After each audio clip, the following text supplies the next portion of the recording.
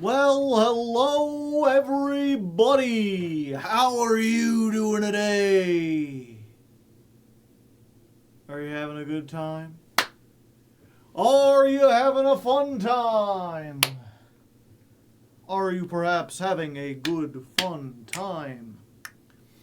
Jump scare? I didn't scare you that bad, did I? Did I? No. No, people are excited. Today's weather, for those watching at home, we did Rainbow in the Dark by Duel. Which, I mean, it kind of, it makes sense. The gems, they're like rainbow colored. The brilliant fusion and stuff, they're all rainbows, but they're gems, so they're buried in the ground. They're rainbows in the dark. It's perfectly balanced, as all things should be. P3 Sig, thank you for the prime hype. I guess that could be Pesig as well. Frost Hollow, thank you for the 46 months. I'm truly honored to have someone join that many months in a row. And then we also did Uprising by Muse.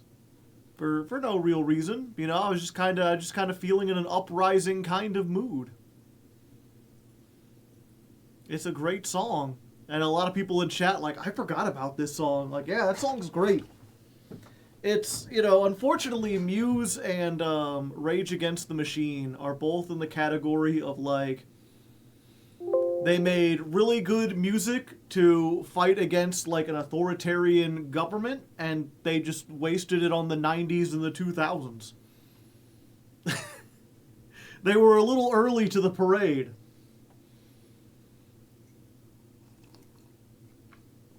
Rip Dio. Oh, is Dio dead?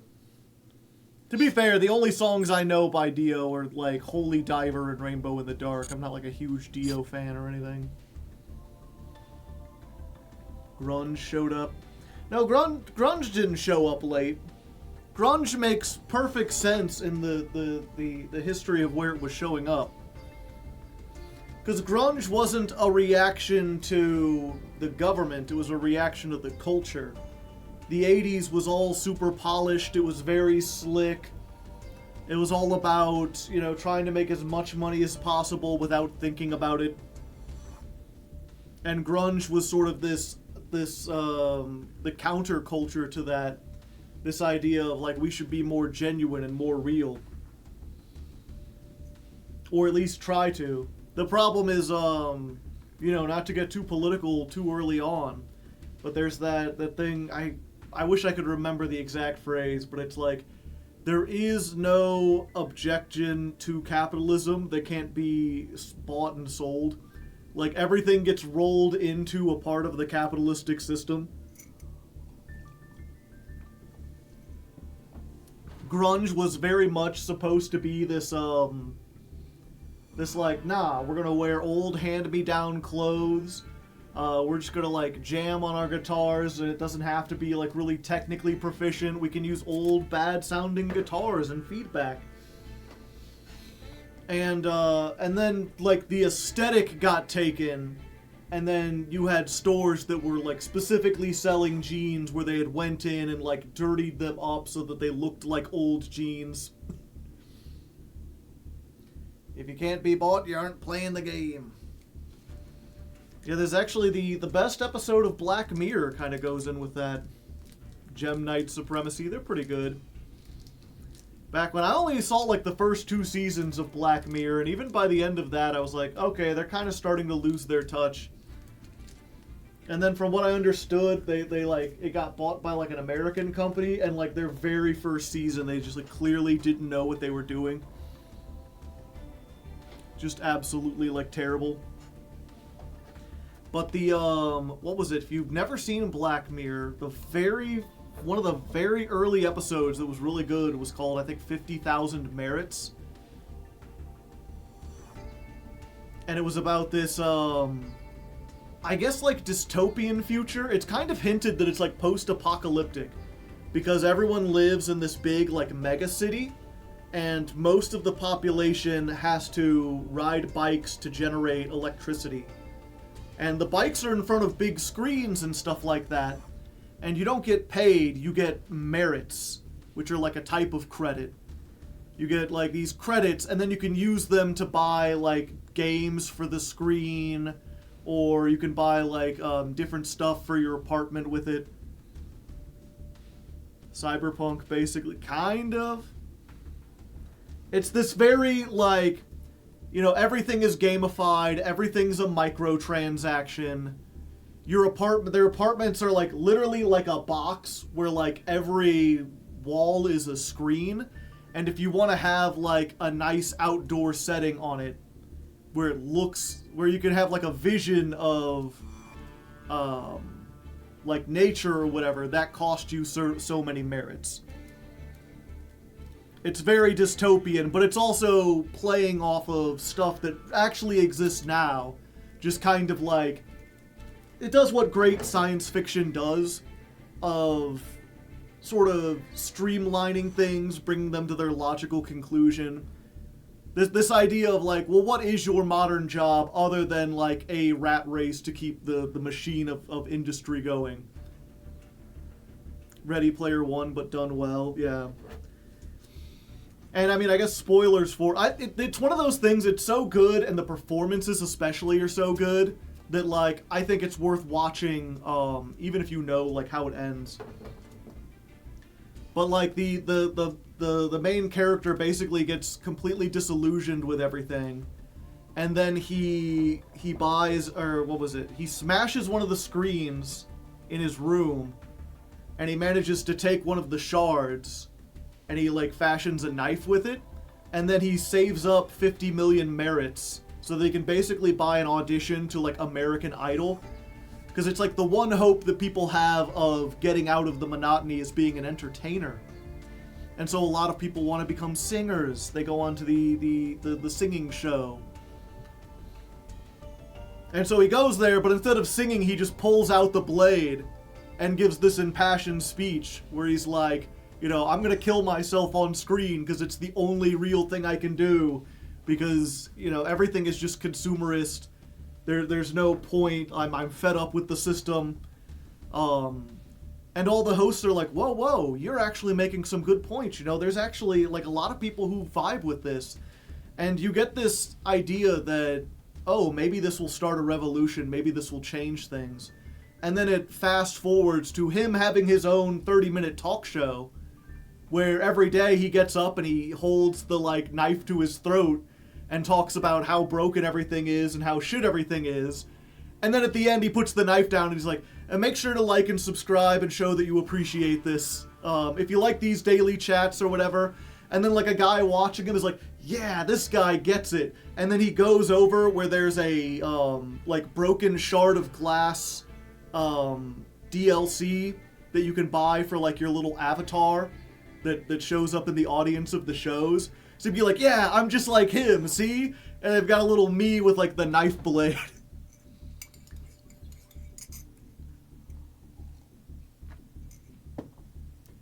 And it just shows like, yeah, he's got a much bigger apartment now and he lives in like opulence. And then he's just like got a little box where he like puts the knife and then changes out of his shirt. And like, yeah, he just...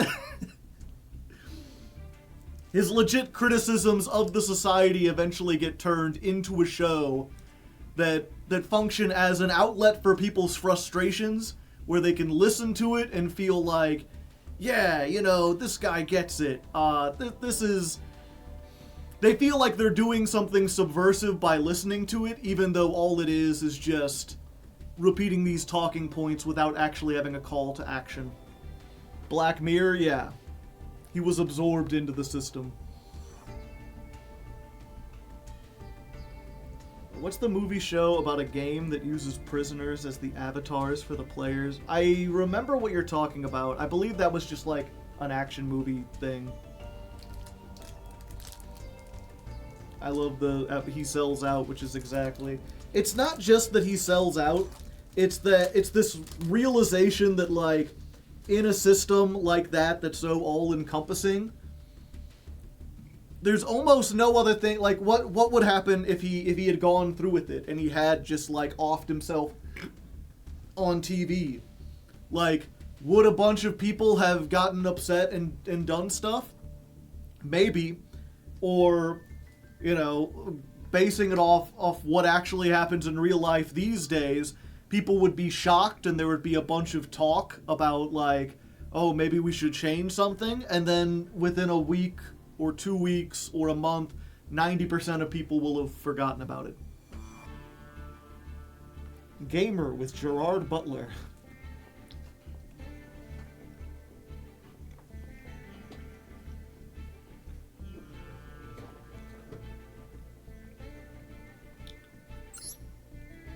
I completely forgot what initially said. Oh yeah, well, I guess we were talking about Muse making the song called Uprising. Yeah, that's it, thanks. Yes, I remember, the first season of Black Mirror, lots of really good stuff in there, very compelling things.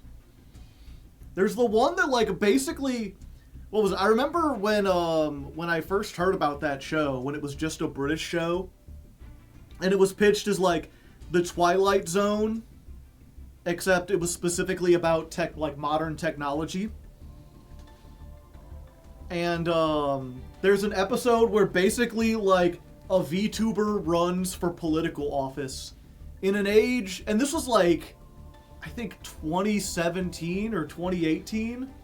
This was like in an age where there weren't really VTubers. I think Kazuna Ai was like out, but she was like the only one.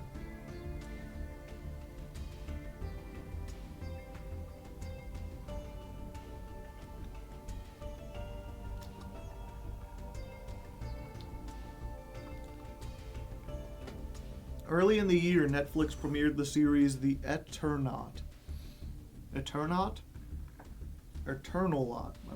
Based on a comic from my country, there was a fear that they'd erase the political messages, which would have been egregious because the author was killed by the government for his opinions. Did they? I've never heard of Eternaut.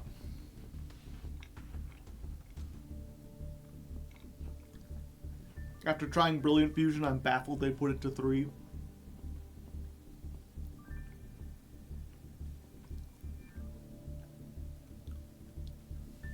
I'd vote for a VTuber, yeah, predicted by the future.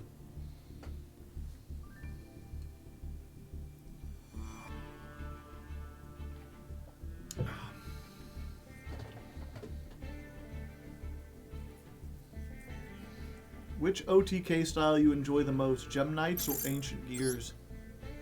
They both have their pros and cons. It's interesting where, like, Ancient Gears is like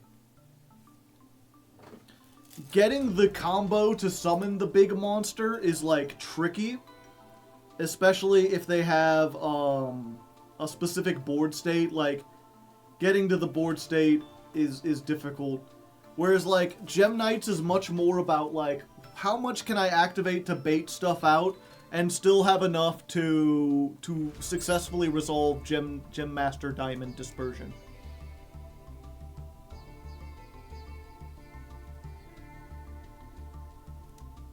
Will MatPat become an IRL Black Mirror? We're waiting for season 2.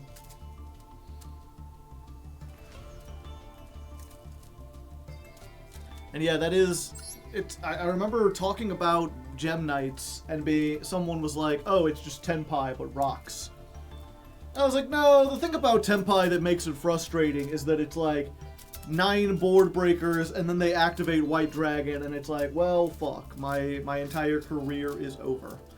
And Gem Knights don't really have that because even though they kind of have they have many one-card combos, nothing really does it entirely on its own, and you always have to go, like, weave through certain lines to get to it. There's many different ways to get to a similar end board, and even at the very end, you have to make a decision about, like, which 3 you get off of this to deal with the board. But, if there is a card that's like the White Dragon of Gem Knight, it's Brilliant Fusion.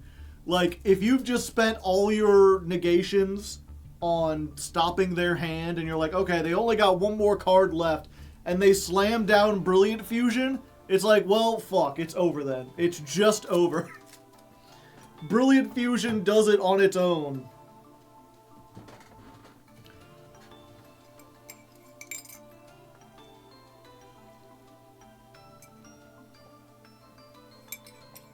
There isn't a car. Yeah.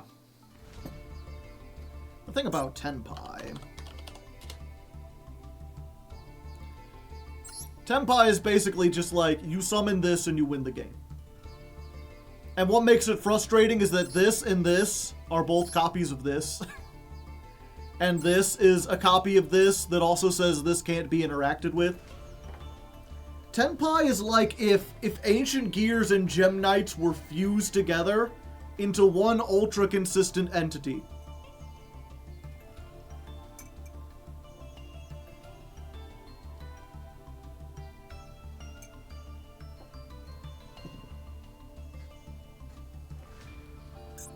Yeah, to be fair,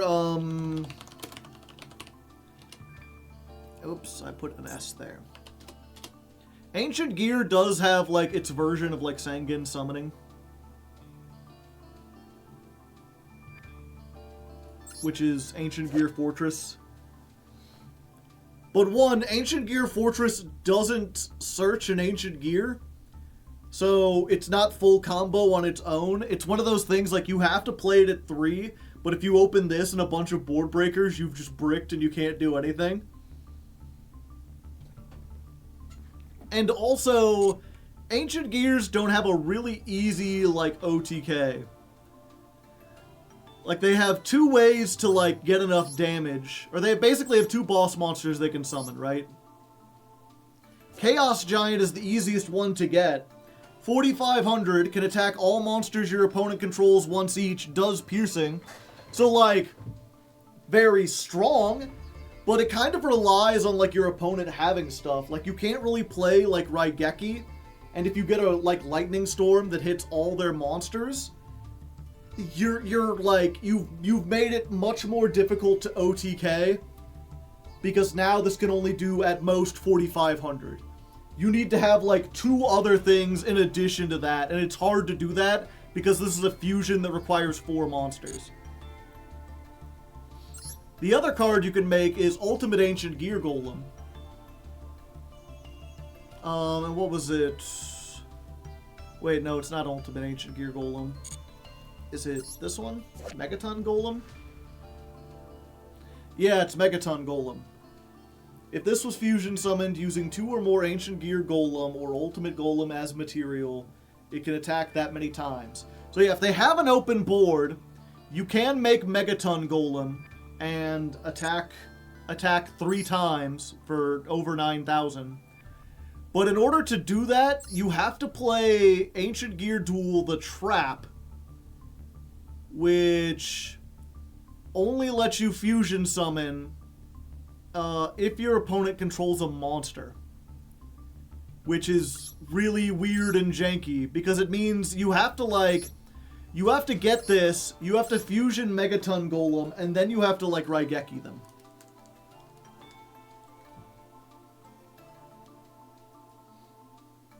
How's the climb? I mean, oh yeah, I guess I didn't put that up there. I was like, just look at the chart, and the chart's not there. There we go. The climb is going good.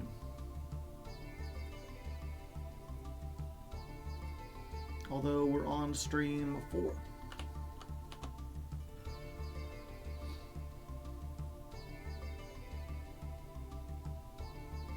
My controversial opinion is a summon limit would be healthy. A summon limit, it's... And I don't say this to be, like, mean, because, you know, I've done the exact same thing. But it really is an example of one of those solutions where it's the first thing you think of, and it's also, like, a terrible option if you actually try it out. Because almost immediately people are like, what's the problem with Yu-Gi-Oh? There's too many summonings. What if we limited the summonings? And all that does is it consolidates the game down to, like, okay, well, what's the most negates I can get from those summons? like, it doesn't make the game any less frustrating. It doesn't make it any less combo-oriented. It just makes it so that different combo decks and different, like, floodgates are more powerful.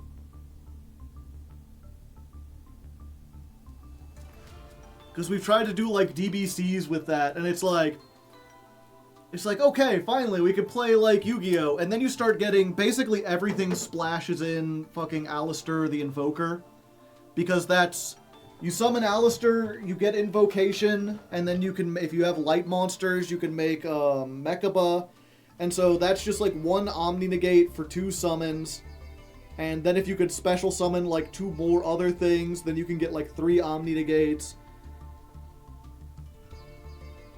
And, like, yeah, you can play board breakers, but the problem is, like, yeah, let's say you break through that board. Because you can only summon 5 times, you can't really, like, capitalize on it. Like, you're not going to be able to make a huge, overwhelming board. It's probably going to take you some summons just to get rid of stuff. So you end on, like, almost nothing. Maybe, like, at most a Barone. And then your opponent is just going to normal summon Alistair again. Like, every turn they have a summon. And there's a few decks that have, like, a loop where it's like, yeah, if they can get out a strong monster every turn with 1 card and they have recycling, like, that just becomes the de facto best deck. And it just becomes insanely, like, frustrating. Yeah, that or Rescue Ace. Rescue Ace is another good example of, like, granted, when we did this, Rescue Ace didn't exist, but that's absolutely, it's like, oh yeah, we'll solve the problem of having all this interaction if we don't have summons. And then Rescue Ace out here just like, okay, what's it called? Hydrant get the big guy sets 4 back row, so there's 4 bits of interaction. Then they're gonna special summon the Book of Moon guy.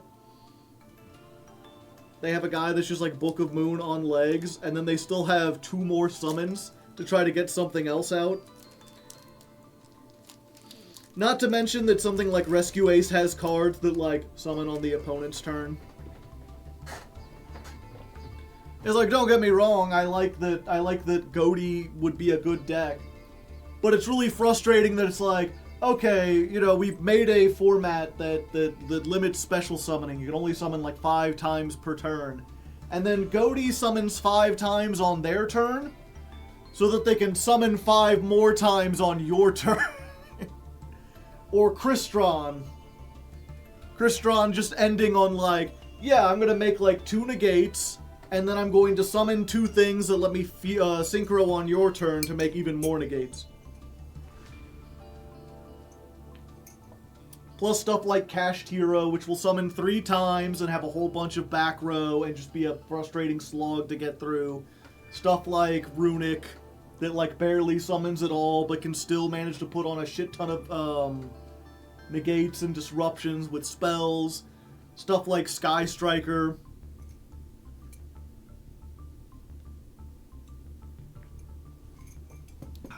Honestly, I think if you want to slow the game down and make something more balanced, you need to do exactly what Genesis did.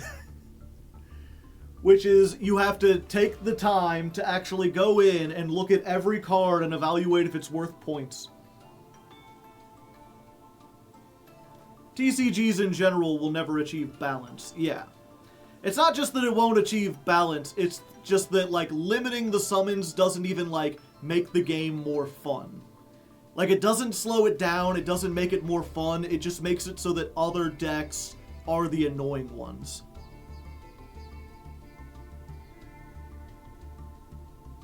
It needs another Rescue Ace on your side of the... Yeah. But that's the thing, is you get Hydrant, Preventer, and the big guy, who sets 4. I'm still waiting for Genesis Joe. It's Joe, but he plays Genesis. As soon as they make it a thing that I can play online. If they add it to Master Duel,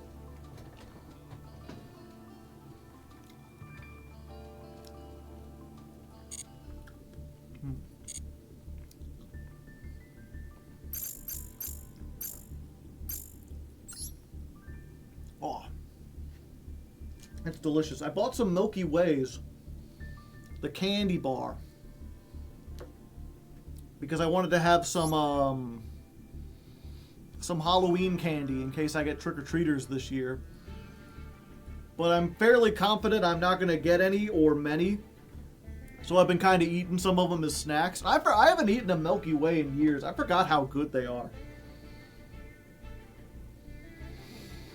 Jonas's, yeah. A couple of unofficial Sims, yeah. Yeah, obviously it's on Nexus, it's on Omega, it's on Dueling Book, or whatever. I just feel like maybe it's just me. Anytime I play something that isn't Master Duel, maybe that's changed. Maybe I should try some Genesis stuff. But it feels like as soon as I play something that doesn't have good visuals, people just like aren't interested. That, and it's, I don't know, there's something about Master Duel that feels official, where it's like, if I'm doing anything else, it's like, you're not playing a real format, you know? You're not going against, like, ranked players. You're just kind of like, whatever. Okay, I got another collaborate ticket. I don't trust myself, chat, so we're gonna do a little poll. You're gonna pick which pack. Top left, top mid, top right, bottom mid. You got 3 minutes. Chat will vote on what I get.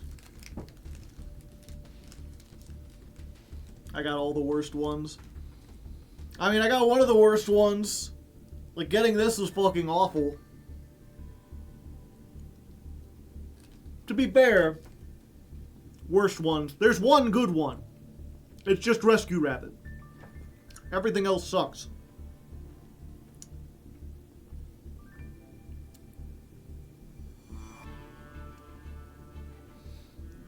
Neymar, I don't even know who Neymar is.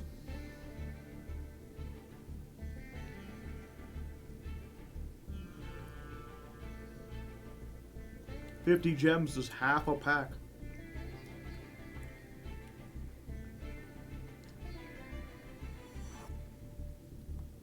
I can't believe they went with 50 gems. Like, if you're gonna have a 1 in 6 chance or like a 3 in 6 chance of getting it, you could at least give us 100 gems.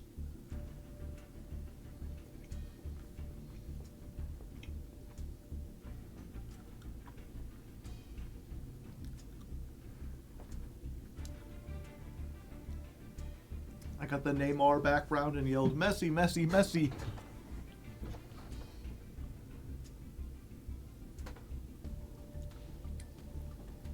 He's a Brazilian football player, but he also played in Europe, currently played in Brazil for a team called Santos. Give me door number 3, Ollie. Looks like people want the middle. 44% are saying top mid. They want me to go like the like whoop, whoop. I used to be really good at the iToy games. I could be a weatherman, you know. I could be like Heat. I could be like, right there, that's gonna be some snow. Get your fucking snow shovel out.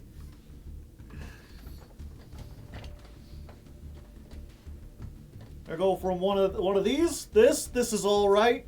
I go up. People are saying maybe this one, maybe this one. You know, this could be, we're going to get some low pressure down in this area.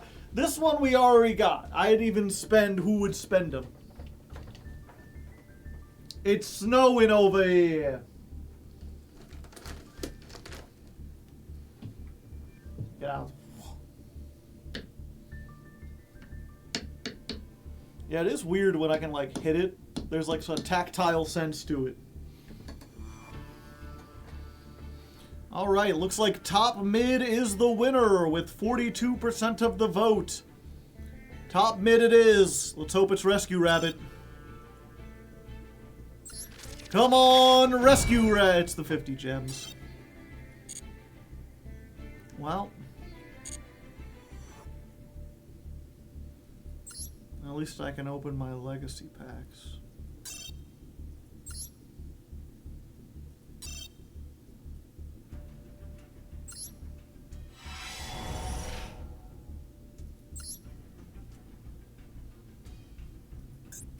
Well, at least I got a playset of Terror Bites, chat.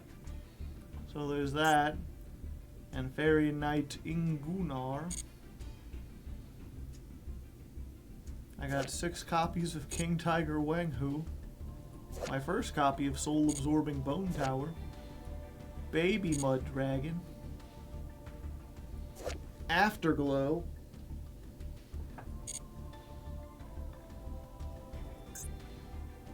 They got it. Okay, we'll do an extra 100.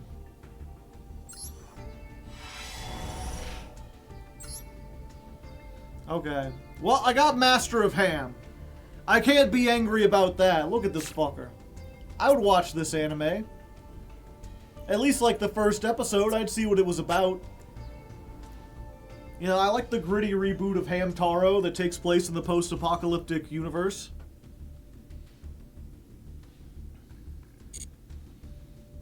I also got Dystopian, the Despondent. He's like, whatever. Not even happy. The Suppression, Pluto. It's like a weird pose / framing where it's like he's not aware of the picture or whatever.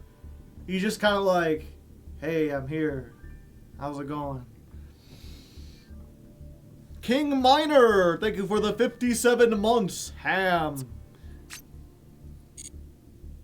I got Draw a Fate. Neat. Berserk Dragon.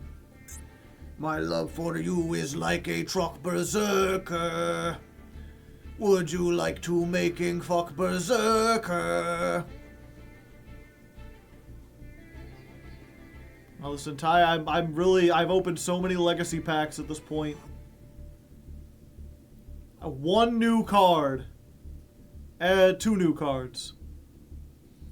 And I have 7 copies of Antitopian.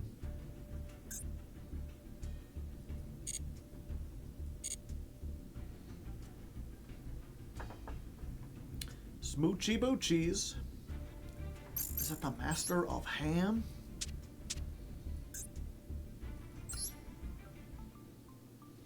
Do we want to change anything? No, I think we're doing pretty good, right?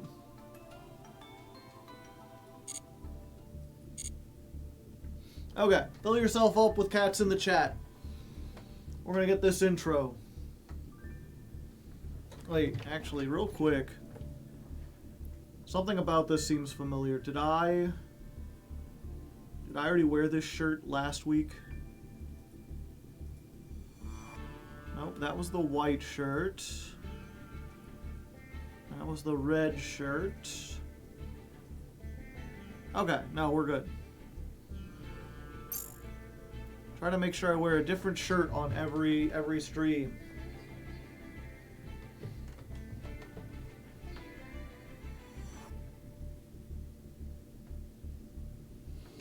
And welcome back, Gem Knight ladies and lapis. And welcome back, gems and non-gems, to the 4th stream, the official halfway point. 3 streams lay behind us, 3 streams lay ahead, and though it has been a full weekend since you've seen me last, I did not play a single duel over the weekend. Partially because we're already in Master 5. I mean, we've got 3 whole streams to just get the 5 ranks, and we're already doing surprisingly well. I don't think I'm really going to need to grind. If I do, I'll hopefully grind this weekend. If I have time. I mean, the other reason why I didn't play over the weekend is because I've been busy. I've been working on The Legend of Lefty Part 2, which, if you don't know, is the big audiobook that I've been writing, my own original content. Been trying to, like, you know, I'm still making the Yu-Gi-Oh content, but I've been trying to make something a little more original, something a little bit more, like, artistically fulfilling. Been working on this novel for years and years. So, you know, I'll take this moment just in the middle of the episode to be like, hey, if you hey, if you like me, if you like my style or whatever, maybe go check that out. Should be at the top thing of the, Oh, we got subbed. Or not subbed, rated. Plushie Raid. Hello, Plushie Bell. How's it going? I'm Hardleg Joe, if'n you didn't know. We were just recording an intro for the ladder climb. Every month I climb the ladder with a different deck as chosen by my patrons, and I put it on YouTube. And I think, yeah, we're just going to do that intro over again. I could probably plug... I'm so bad at plugging stuff. I've said this before, chat. I'm not a salesman. I'm not an advertiser. I don't know what people like. I keep looking up, like, how do I get people to check out my story? Because I think my story is really good. And they're like, you just got to tell people about it. I'm like, what do I say? Go check this out? Like, it's a story. There's like a million books out there. Why should they pick my book? Why is the leg hard? Because it's made out of plastic. Like, I don't know what else to say about that. It's like asking, why is your hair hairy? Why is your pillow soft, etc.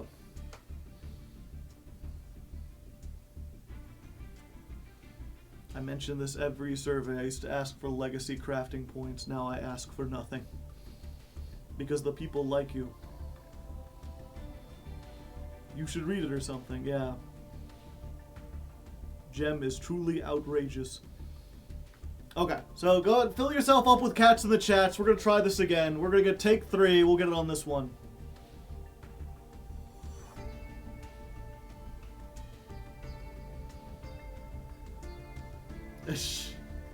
You got me laid. Trust. Read it.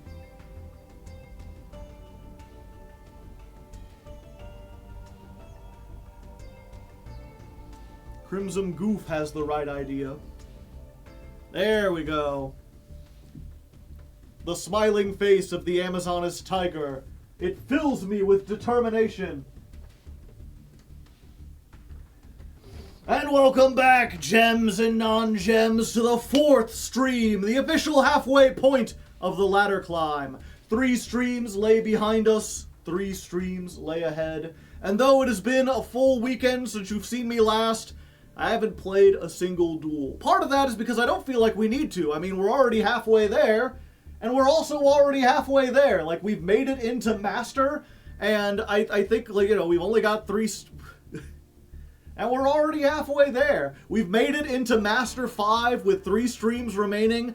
I don't think it's going to be that difficult to reach Master 1. Granted, it's been a while, maybe it's going to be tougher than I think, but we still have other builds, other things we can try, so I'm not really worried about that. I don't think I'm going to have to grind off camera, and if I do, I could do it this weekend, assuming I can find the time. I've actually been pretty busy lately putting together The Legend of Lefty Part 2, which, if you don't know, is my original book that I've been working on. Specifically, it's an audiobook, which I released for free on the YouTube channel. You can go listen to this right now if you want to, and I would highly recommend it. You know, I like to make Yu-Gi-Oh! Content. It's fun to play someone else's card game, but at my heart, I am an artist. I strive to make original content, and I finally gotten off my ass and made this whole ass book. I've spent a lot of time and money on it, getting art made and learning to do voice acting stuff so I can be better at narrating it. So if you like me at all and my content, and you like supporting small indie artists as they try to get stuff,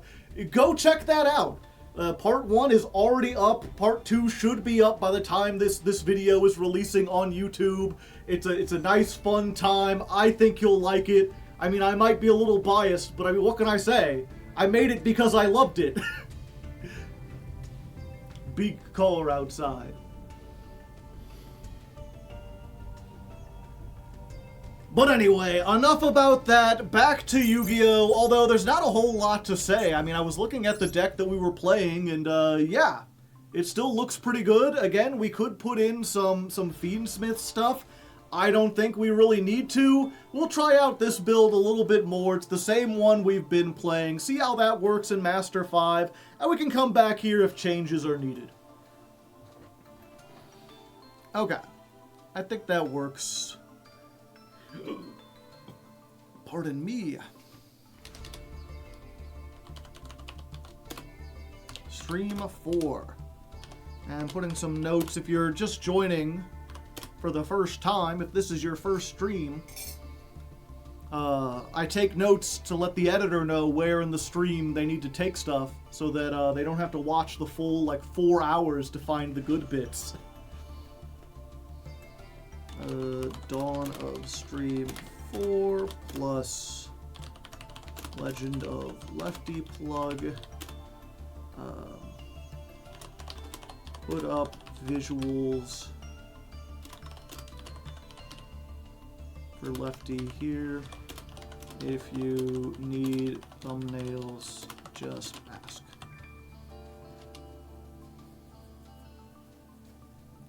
This episode, Mr. Nova edits, or is this one Mr. Metal? This is Mr. Metal.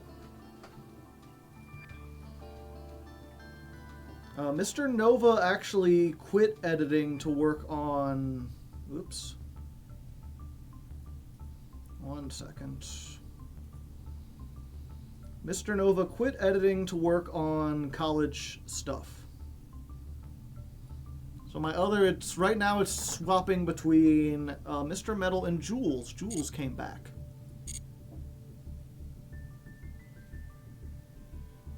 So we no longer have 2 Misters.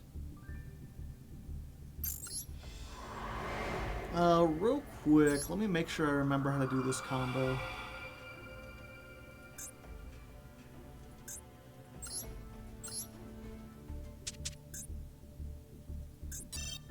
Since it's been a weekend, let me get 1 test duel in.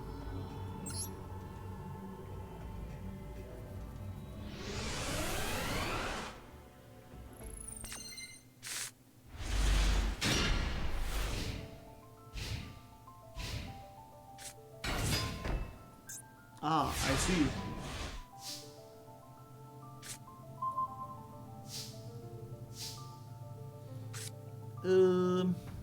Okay, do this first. How does Gem Knights work? Gemlentmini. I'm just gonna activate this so it stops asking me. And also, I'm super confident in what I'm about to do. Let's go. We're gonna make Lady Brilliant. We're gonna send this, and it's gonna send 2 of these.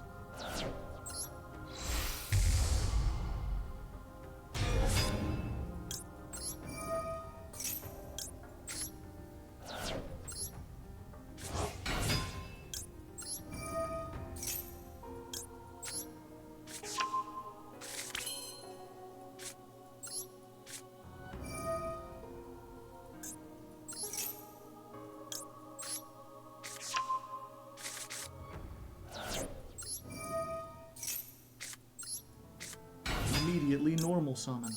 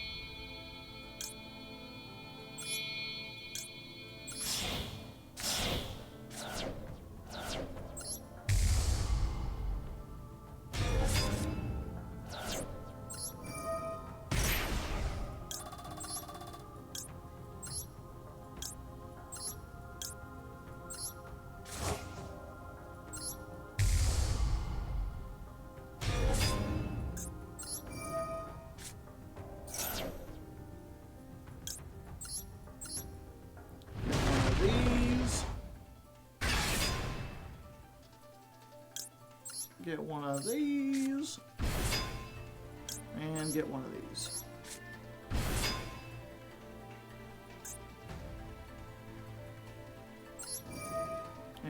tribute off this. Bounce that back to hand.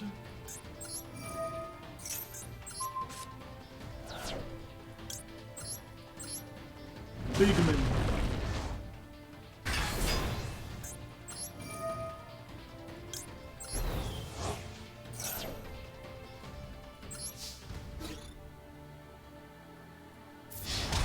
Lowest to highest.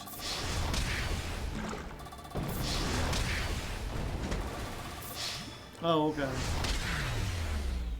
Mr. Diamond, punch this man twice.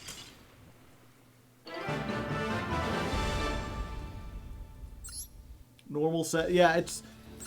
If you missed the Friday stream, we were doing a solo mode challenge, and we beat the solo mode, and then someone's like, but can you beat the new Fire King deck with it? And I had like an hour left in the stream, and ended up staying an extra hour trying to beat this fucking Fire King deck with what I had. It is clearly far and away the best solo mode. Or as far as the most competitive solo mode. The highest power solo mode. Especially if you didn't see that, what we did for the challenge was we have to win via attacking, and we can't declare an attack for 1,000 or more points. So basically we played nothing but like monsters that had under 1,000 attack. We can't steal monsters. We can't boost attack. We can't make tokens. We have to death by 1,000 cuts them.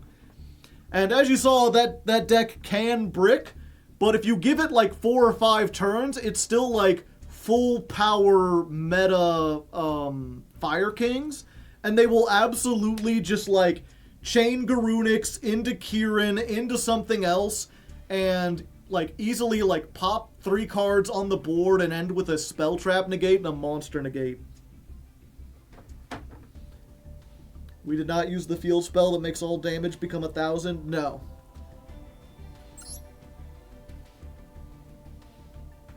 That's like a win more card.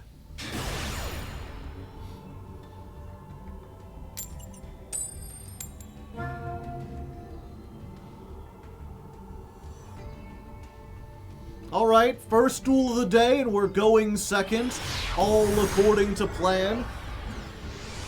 Our opponent is about to rank up, although, which is weird, because I feel like they're a bot.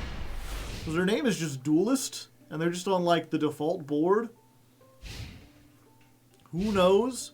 Maybe they're just trying to trick me. They are playing, Malice. Presumably. If they banish a Shadal here, I'll be surprised. No, it's just Malice. Okay. So, we're up against Malice. But we have 1, 2, 3. We've got 3 starters, and the red reboot is pretty strong.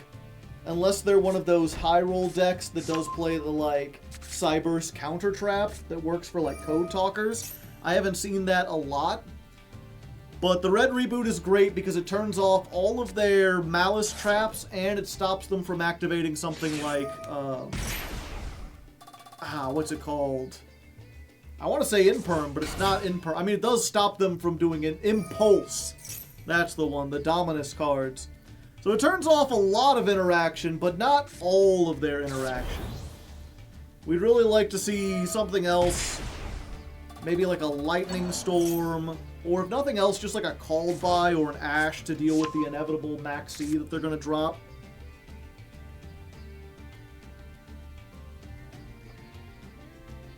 But we'll see. As always with this deck, you know, waiting is the hardest part.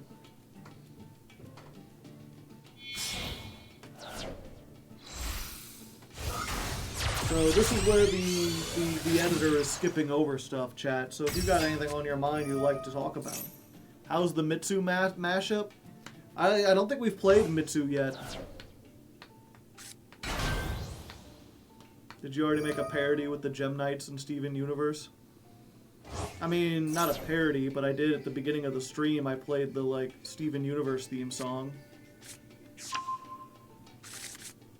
The only great thing about Steven Universe, we are the crystal gems. We'll always find a way And if you think we can't, well, we'll just call you gay, 'cause that's the way we do things here. I'm Steven. Those aren't the lyrics quite. The music in Steven Universe is good, and I don't know. I have a friend who really likes the music in Steven Universe, and like, I get what they're trying to do, because a lot of it's supposed to feel like it's supposed to feel diegetic, right? It's not supposed to feel like you're breaking into a musical. It's supposed to feel like average people are writing a song. Like, this is supposed to be a song that, like, Steven Universe, who is 11 and barely knows how to play guitar and doesn't sing well, is singing and performing. So it has this very, like, amateur quality to it. And that can make it kind of fun to sing along to. It can make it feel a lot more genuine. But if you're not interested in the show, it doesn't have nearly the impact, because now you're just listening to, like, a kid sing a song.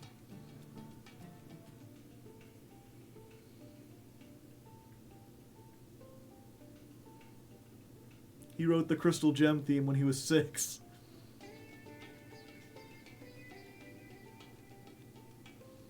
Oh, the lore. How does the actual "we are the crystal gems, and we'll always find a way, and if you think we can't, then something here to stay. We are something the people of this town believe in, with garnet, amethyst, and pearl, and Steven. Save the day. How can I not think of Save the Day? It's, you know, it's been years since the early 2000s, but my mind is still rotted.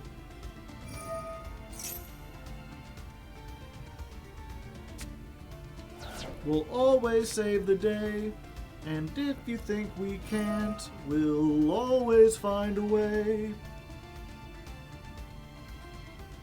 Something, something of this town believe in.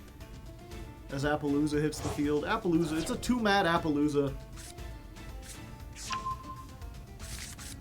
Came out in 2013. Yeah, it's weird, because I know a lot of people who hate Steven Universe for a lot of reasons, and honestly, the only reason... I'm not sure if I've ever talked about this. The only reason I don't like Steven Universe is because it's just too much filler.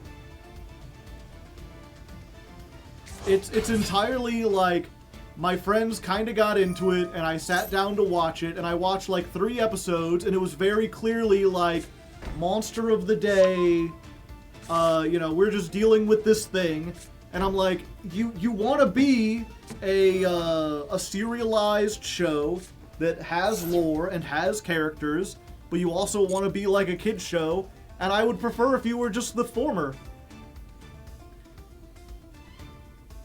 If Steven Universe just, like, took itself slightly more seriously from the start, and didn't also try to be, like, a goofy kid's show for babies, like, I would be able to get into it. But there's too much of just, like, slice of life for, like, yeah, I guess that's the word. Not even that it's, like, a goofy kid's show for babies. It's the slice of life. There's so many episodes where it's just like, well, they want you to know what Steven's regular life is like, and I don't care.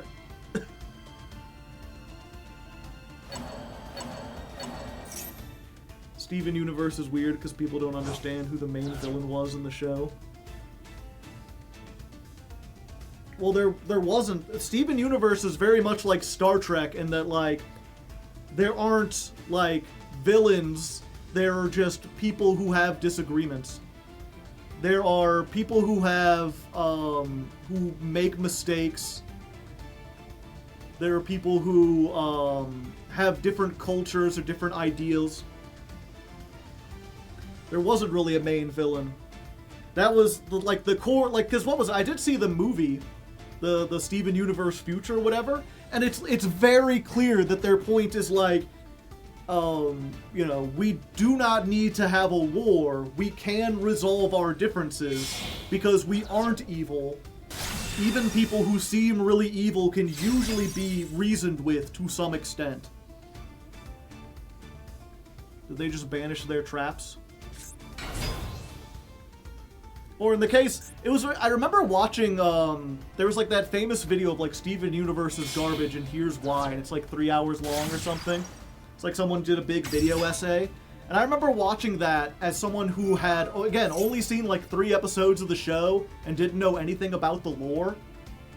Just expecting to like learn about what happens in the show and maybe see some of the gripes with it. And I remember even that video, I was like, well, you're just being unreasonable. That's like overly critical and mean. Like they were trying to be H-Bomber guy and just not, they weren't nearly as rational as H-Bomb is. An absolute, okay. So they have a bad thing. Yeah, and one of their big criticisms was like, you know, we have to make friends with the Diamonds, even though the Diamonds are like genocidal maniacs who have destroyed entire planets worth of people. Their argument was like, they are irredeemably evil. They must be killed. And it's like, they're also like gods, right? Like, it's like basically being like, no, we can't negotiate with Galactus. We have to kill it. Like, I'm sorry, dog. Some things are too powerful to kill. You have to reason with the Diamonds. They're like 50 stories tall. They can create life. You can't, like, just shoot them. Anyway. Lightning Storm. Destroy all attack position monsters. Do you have anything that stops that? Because I don't feel like you do.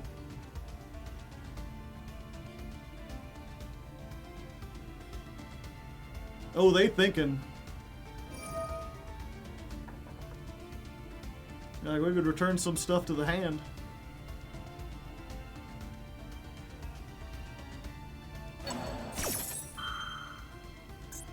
They're returning Splash Mage? Well, you think you're gonna rebuild for next turn, or you not have, like, anything... I feel like there were better targets. Oh, I just realized, now that they don't have monsters, I can't do a whole bunch of shit that I wanted to do.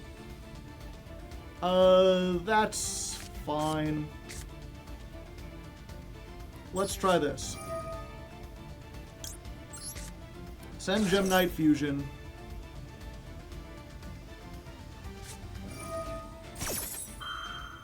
Okay, they're special summoning this.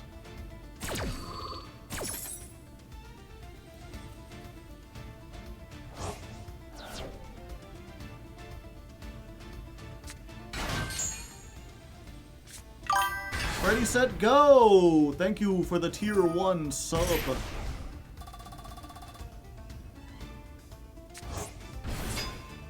Oh, maybe that was a bad move.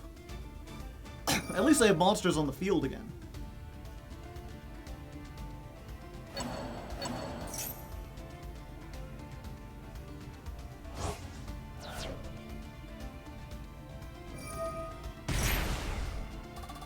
So this gets them what, a banish? Oh, they didn't know. Our Gem Knight Fusion is safe. They could have banished it and they chose not to.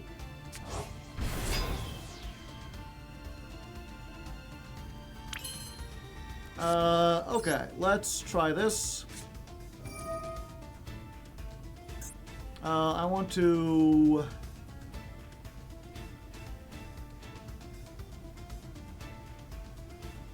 Yeah, you know what? Let's fusion summon. Ash Blossom. Okay, either way, that was getting negated, probably. Alright, normal Gem Armadillo. Searchy, searchy. Get one of these.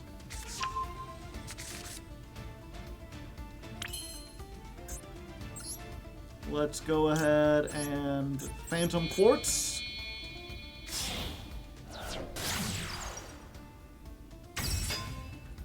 All they have is like one banish, and that's just all I need to bait out, really. And now we almost have the ability. No, we do? No, it needs to be a Gem Knight. Okay. Let's try this again. Twice per turn.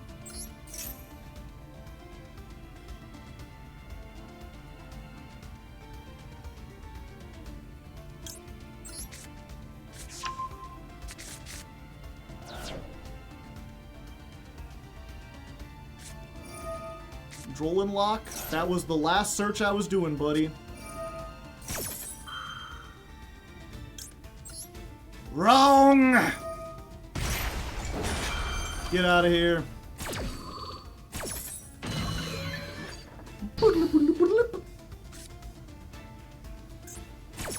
And... okay, let me read this exactly. I need to have a Gem Knight fusion. So...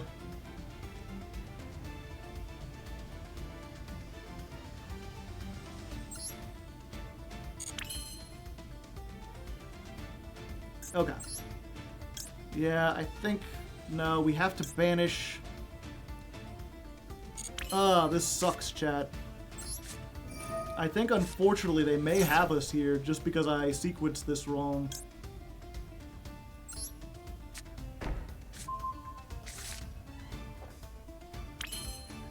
We set that. We activate, banish the quartz.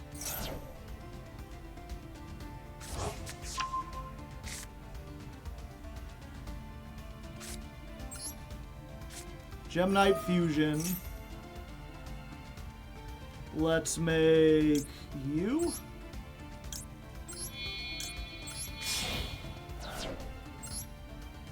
Okay, they didn't do it in time. Either that or it has to be like a face-up card.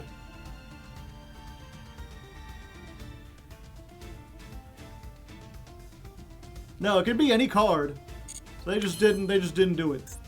Okay, now we Brilliant Fusion.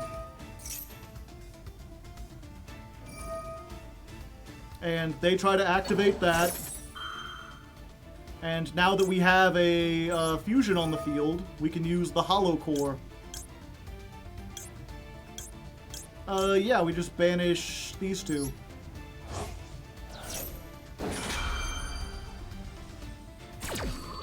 Did you not think I had a negate in the graveyard? Everyone gets bigger! 1, a 2, a 3. You fill it up.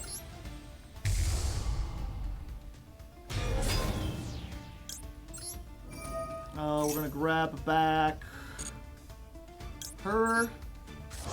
We might be able to use it later. We're gonna Master Diamond to get you and you. And you. Yeah.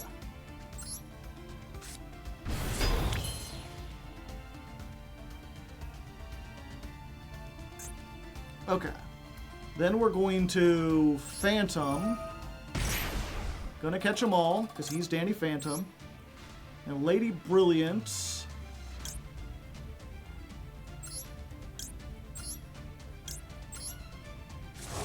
Shuffle these 3 back.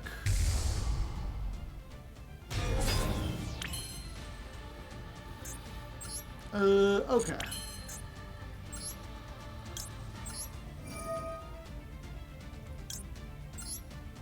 I shouldn't have banished that one, but I guess it's fine.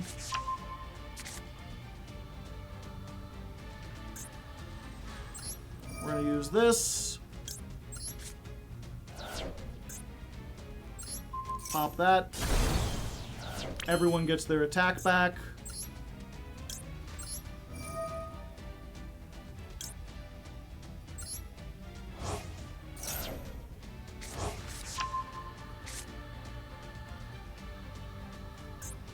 Fuck, if that last card is Nibiru, then we're like doom screwed.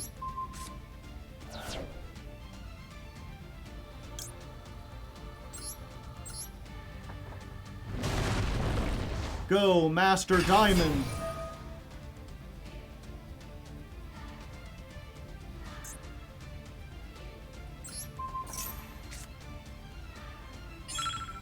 Bounce that.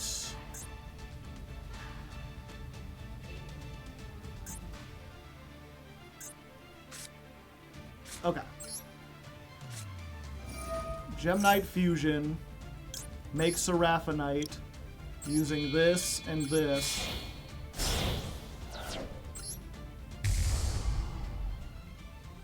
I probably have enough for game, actually. Now that I think about it, this is probably, like, way overkill. Battle phase? Okay, no Nibiru.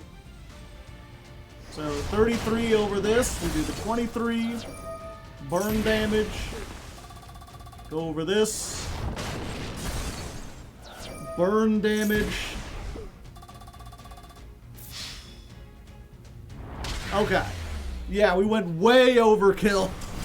I am being silly. They had too much stuff. It's fine, though. Another clean win to start the day.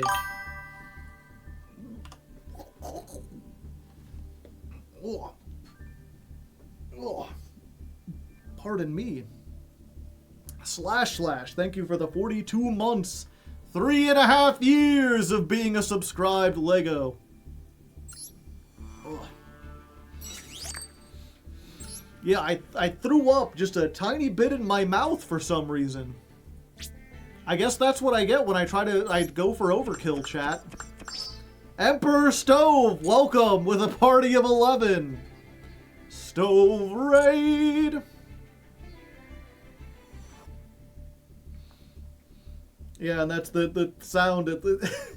I became Daffy Duck for a few seconds. Just like... Are you having a good gem? I'm doing pretty good. We're here. We got stuff. How was your stream, Emperor Stove? Is the Empire doing well? It's the deck that kills you. That's every deck. I also got, chat, a tiny piece of bread. The Empire's crumbling fast. Shit, you guys.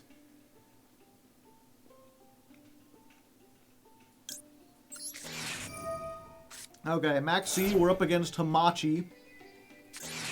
Ash Blossom. Alright.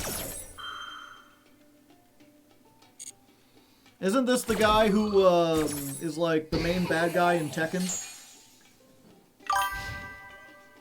Carl the Wizard! 6-7. Can I get some 6-7s in the chat?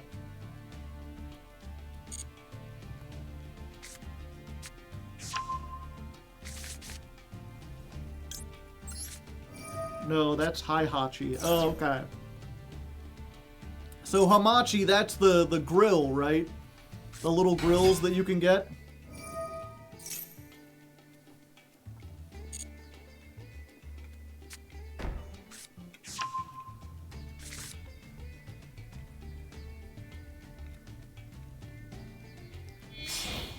That's a George Foreman. I don't think it is. No, that's a hibachi. Oh, okay. It was one of those little vibrating magic wands then, right? No, that's a Hitachi.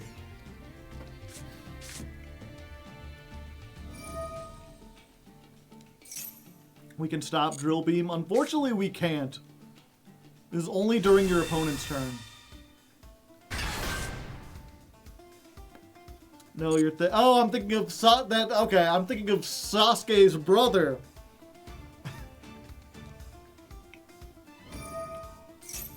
No, that's Itachi.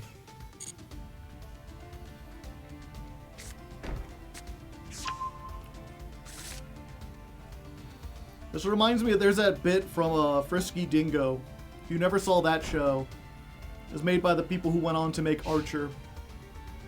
And they find this guy who has like some mental problems, and they're like, it's fine, I've got this brain chemical. You ever seen Flowers for Algernon? And they're like, oh, that's the one with the guy in the chains, and he burst out and he's got the shotgun at the end.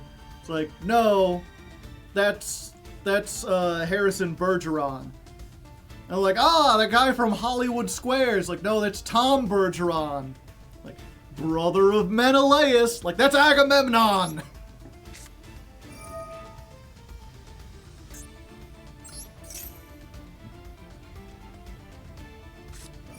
Yep, there's the drill beam.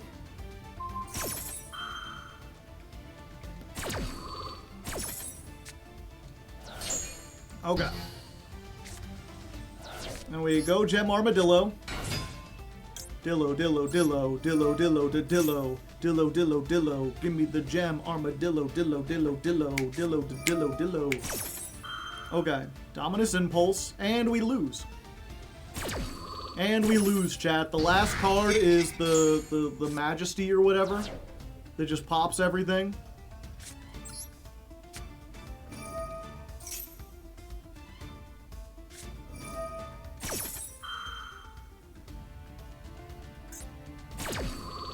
Yeah, and then they can just get back everything. Unfortunately, yeah, they had all the proper traps. And the Lancia was useless.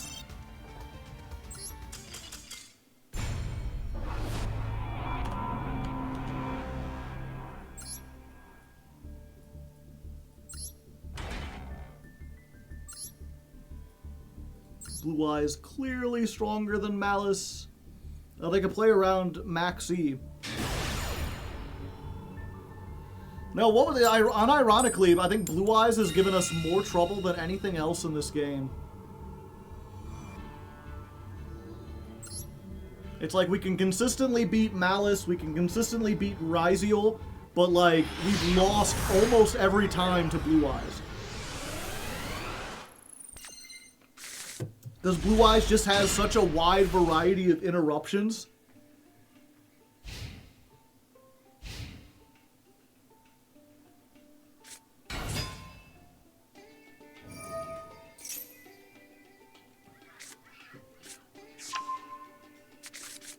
Kids just running around right outside my house. I assume you can hear that, right?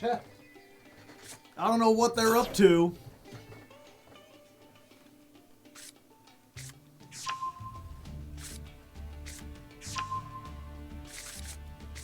Well,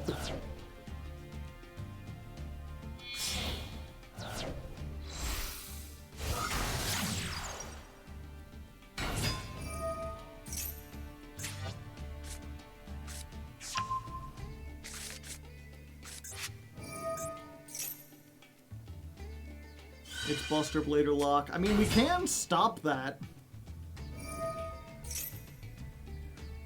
Or we can't stop the Buster, we can stop the Buster Blader, we can't stop Whelp Lock, but I don't think they're actually doing that.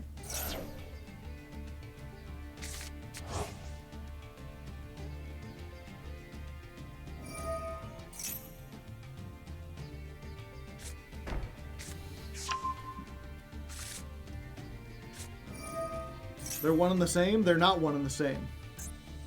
Buster Lock is equipping Buster Whelp to something so that you can't summon out of the extra deck. Buster Blader Lock is summoning the Fusion and the Buster Blader Fusion and the Synchro so that all my cards are Bagooska'd.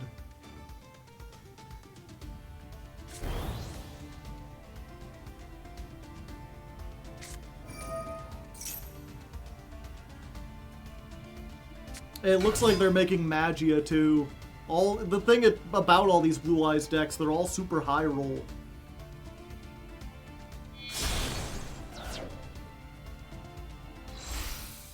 Am I gonna have to just like discard everything Brilliant Fusion?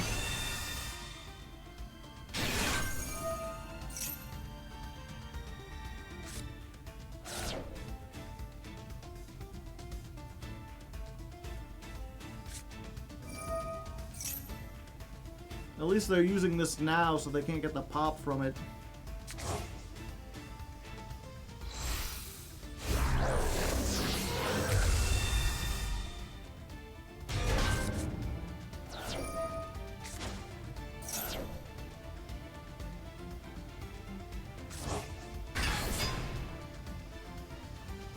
We lose.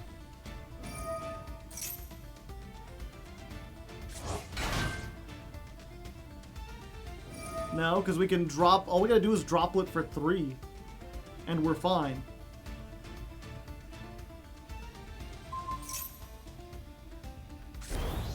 Unless they also have back row.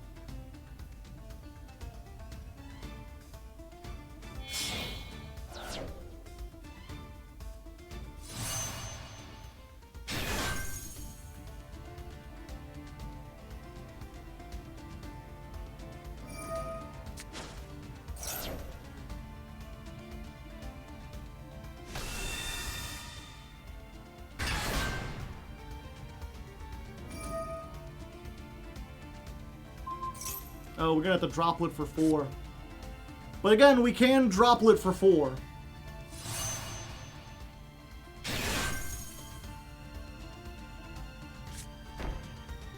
And set 1 back. Oh, it's the thing.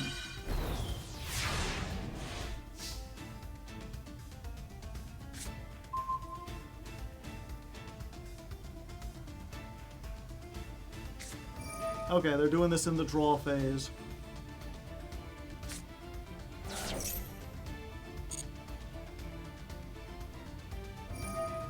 Yeah, because we don't have to hit the fusion, we just have to hit the synchro, right?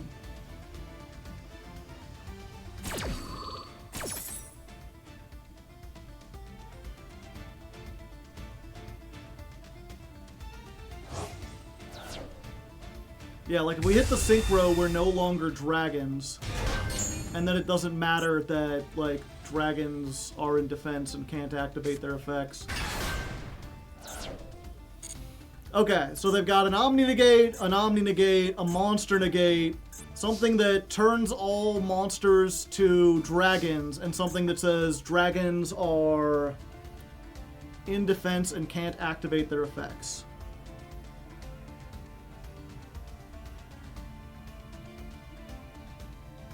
Yeah, so we just like Forbidden Droplet. 1, 2, 3, 4.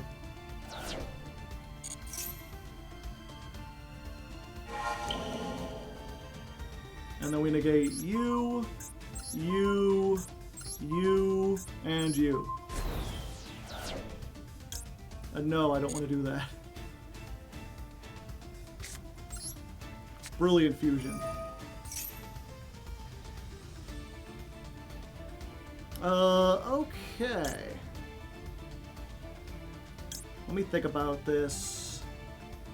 Yeah, I think we actually make this, because we can still normal summon and stuff. Yeah. We make her, we send you, you, and you. And they surrender.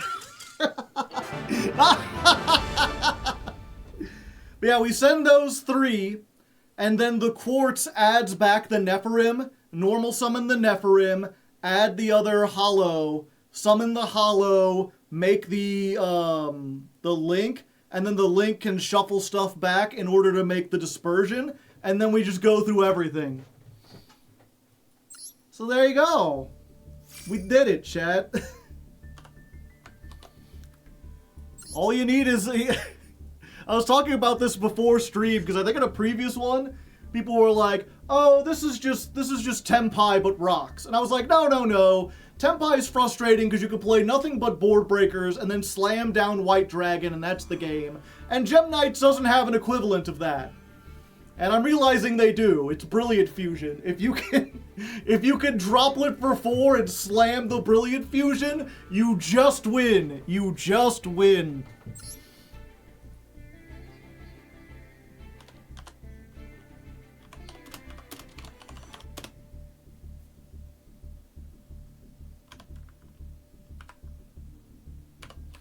Duel 52 versus Blue Eyes. Unless they have Imperm, or the Majesty set, or... Yeah. If last card was Ash, or, Imperm was set or Majesty. Well, does Imperm... I think we'd still do stuff through Imperm. And yeah, someone was like, how come... okay, someone already explained it. They're like, why didn't they activate Magia in response to the droplet? You can't activate a monster if they discard a monster. They scooped so it wasn't Ash, yeah. How much do you want to bet it was the other, oh no, they're not playing it. I thought that would be the other Dominus card. Yeah, this big 47 card deck where you're playing... How many Garnets? 1, 2, 3, 4, 5, 6, 7. 6, 7.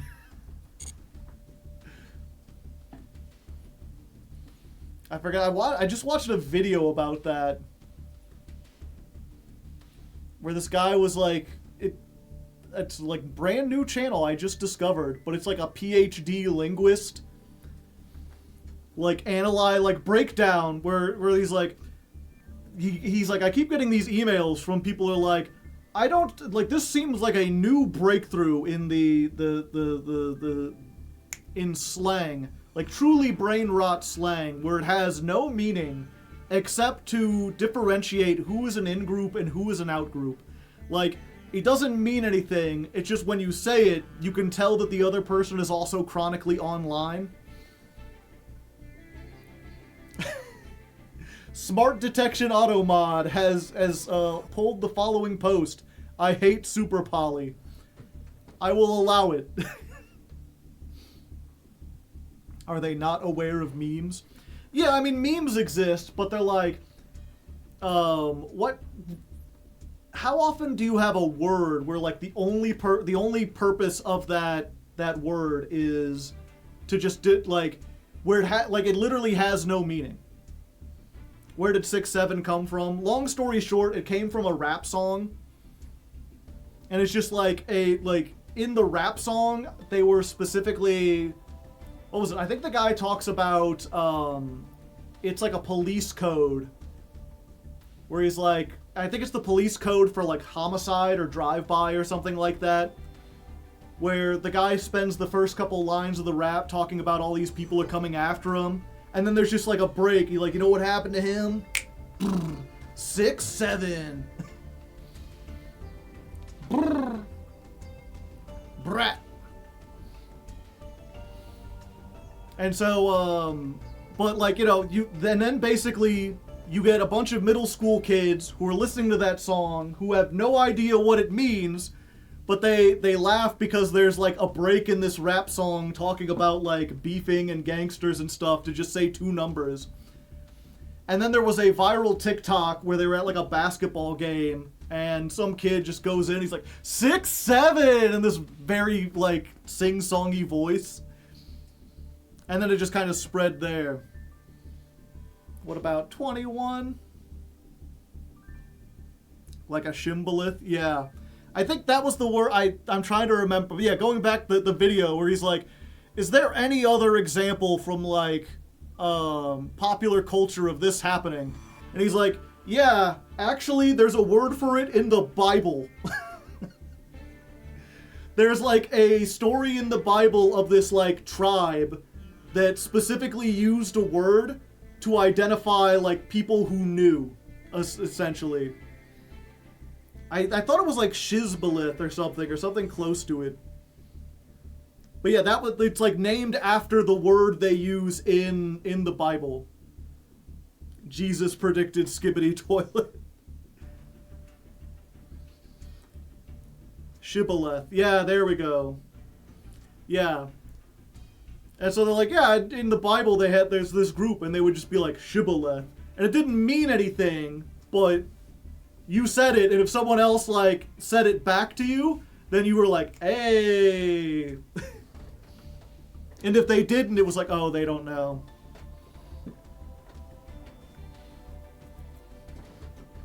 And so that's basically what 6, 7, it's like Skibbity Ohio on crack, you know? It's like you say it, And if someone's like, huh, what does that mean? They're a square, they don't understand culture, they're not hip with it. It's like hip-hop bro code. No, at this point, it's been so divorced from hip-hop that it has nothing to do with it. It's entirely, like, again, like middle school kids. It's, do you know what the youngest generation thinks is funny? I think I skipped a lot, because what was it? It was in a rap song originally, and then people use that rap song in compilations about a basketball player who was 6'7". Because he was 6'7". And I think that's where the kids found it, because it was on TikTok or something.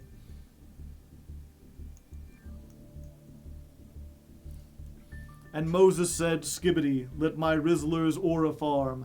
And Pharaoh said, "This is a Facebook comment section." Moses, your followers are so Reddit-pilled. Leave my place, leave my site, go to Ohio, and Riz here no longer.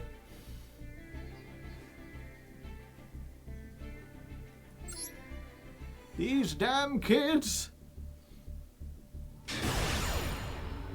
I used to be it, and then they changed what it is, and now it seems scary and strange to me. It'll happen to you too.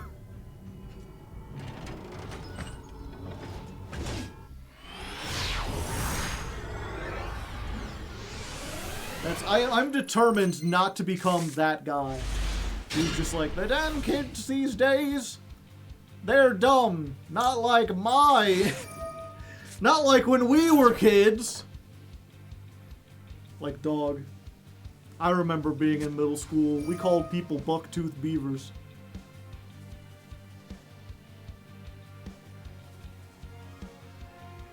Okay, this is like the first time we're playing against Mitsurugi.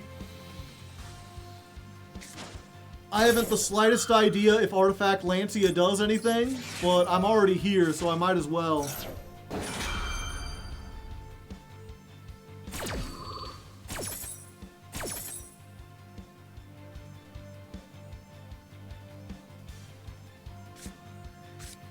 It doesn't do shit. Well, it's not like I can use it on my turn. Bubble. Fool will give 1 or 2 draws. That's all I need, baby! Habakiri no Mitsurugi. Thank you.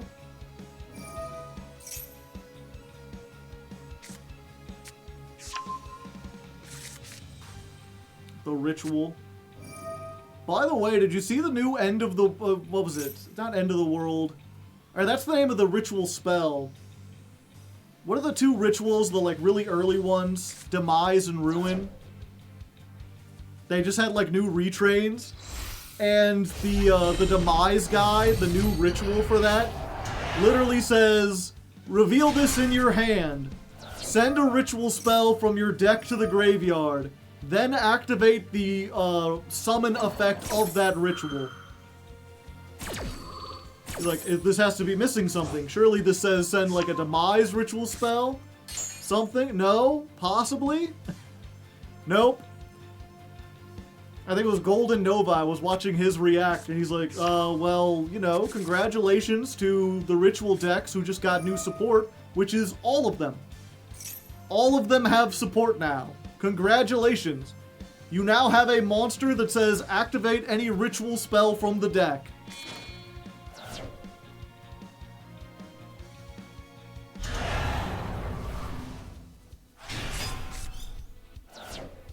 Okay. What does this fucker say? Card or effect. You must discard or it's negated.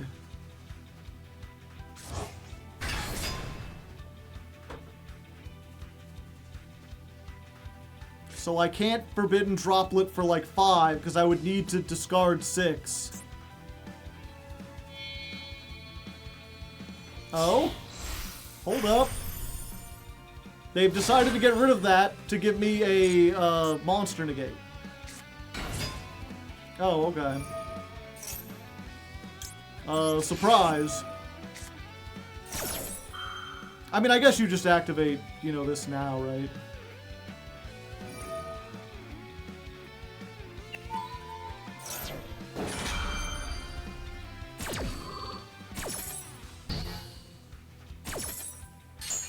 But that means if I draw another Fuelos, then the effect is on.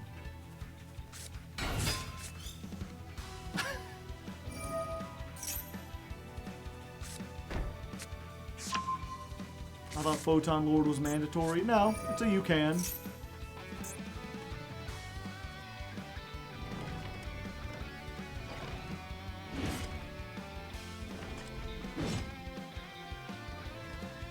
Man, I gotta say, seeing this, you know, Dingirsu, very imposing when you're looking up at it.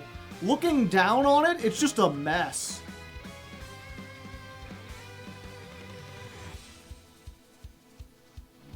Also, I'm like doing the clicks on it, and I get they're like, yeah, it's like a giant, so it like moves really slow and lumbering. But it's like the same pace as this guy, who's just like, click open.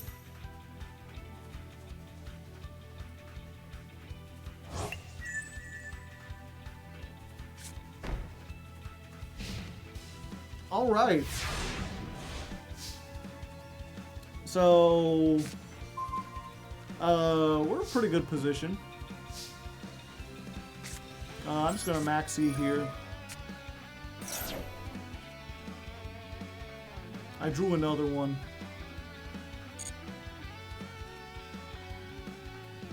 Let's go ahead. We're just gonna see if we can bait out an Ash.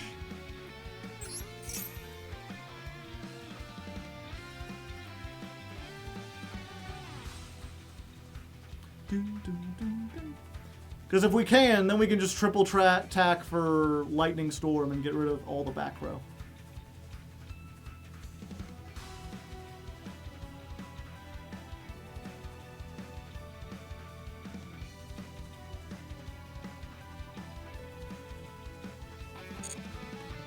Okay.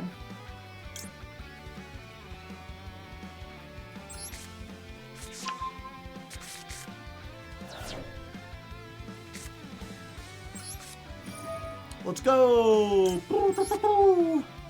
Send for cost!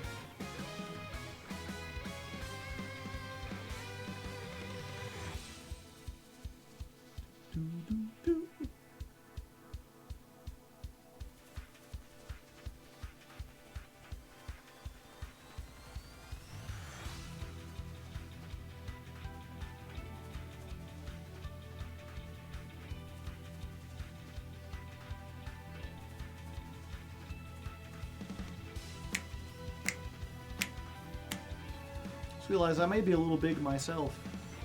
Talking about how Dingirsu's too big.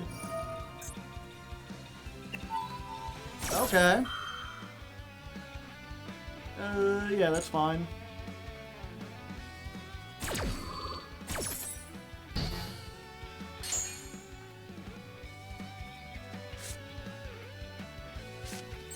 Let's up thrust the volume.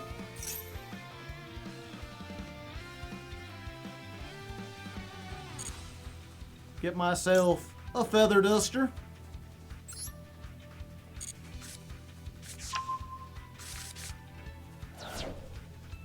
You know what they say? Dustin makes me feel good.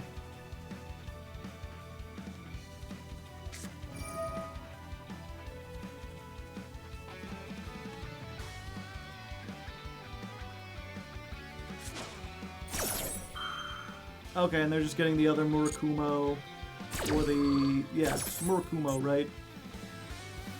Yeah, Habakiri's the Searcher, Murakumo is...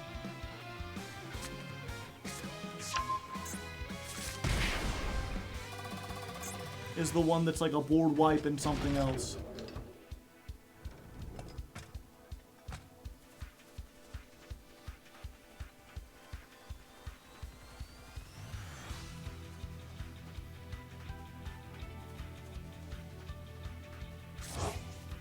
Saxophone, thank you very much. Oh, they went with the Habakiri.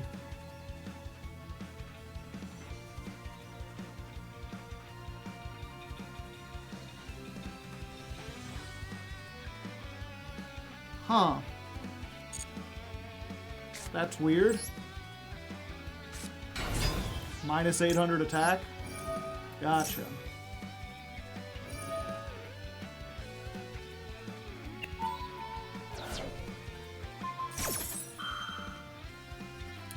Not today, boyo.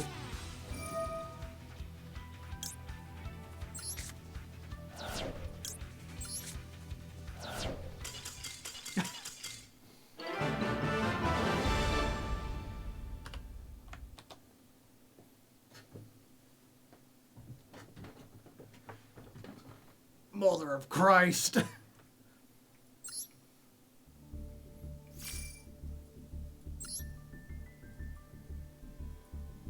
Yeah, it's like we beat them, and all we had to do was activate Fuelos Maxi, draw Droplet, 2 Brilliant Fusion, plus starters.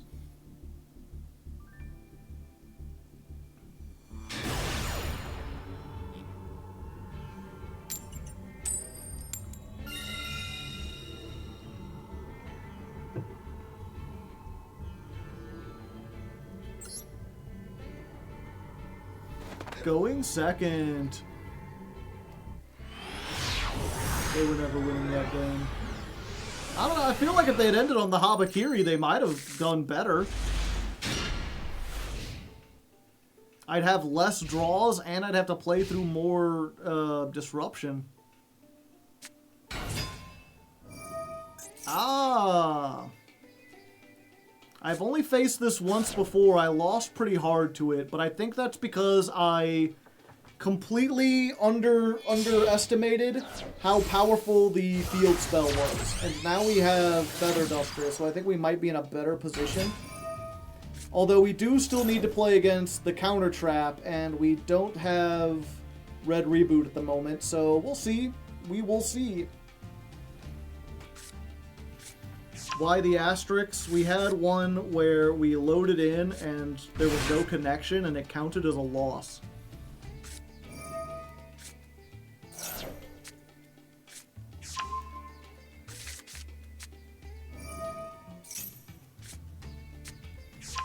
Why didn't they summon the token? They didn't want to give me a token.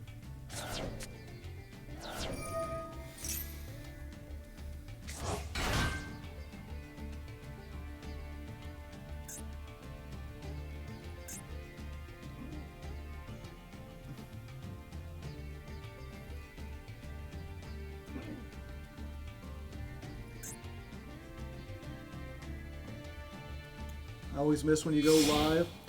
Tuesday, Thursday, and Friday at 6 p.m. Central. That's always when I go live.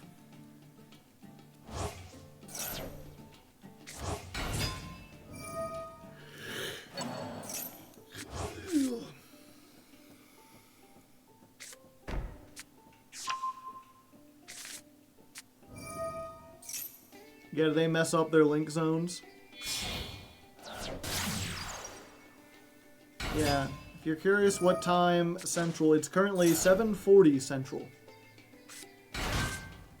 So if you know it's 7:40 now, you can use your math skills and you know what time it is where you're at.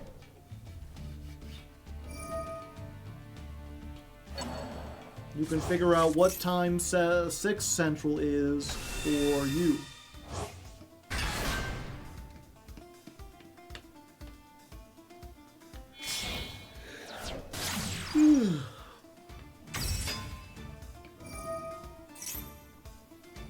Yu-Gi-Oh! Players can do math.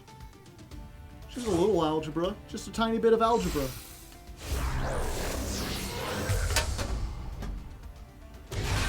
It's so weird. I can think of more than one show where there were like a bunch of like the students were up in arms where they were like, why do we have to learn algebra? You're putting letters in our numbers? this is stupid, this is a waste of our time, we should have something more practical. And, like, now that I've been an adult for, like, 10 years, algebra is super practical. Like, what the fuck were those people talking about? Like, I use algebra, like, not daily, but, like, on a weekly basis. Like, yeah, the quadratic formula, I have not used that. Once you get into, like, complex geometry, no. But it's not hard to imagine a career path where I did, because if you do anything, like, if you want to build anything, if you're dealing with anything physical, you kind of have to understand that.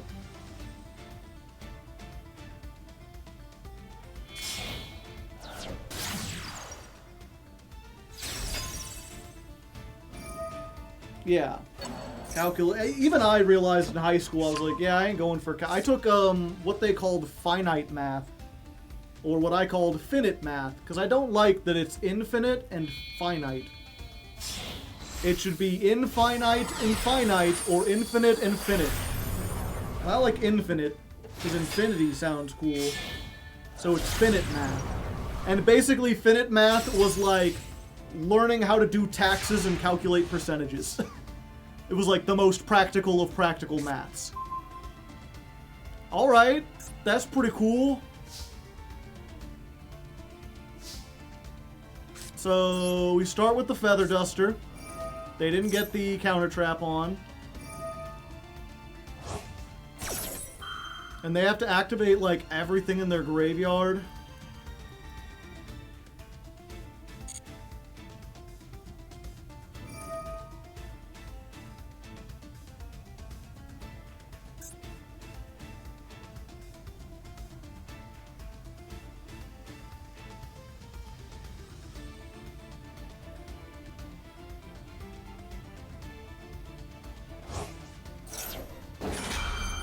Quick, fire it all!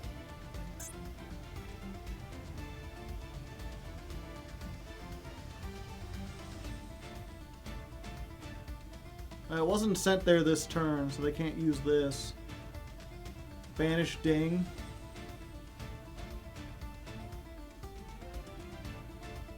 Yeah, I guess they can't bring it back.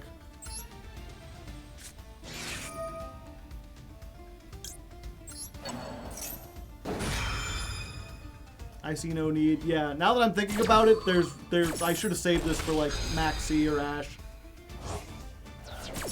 Because if they have those, it might be a problem, chat.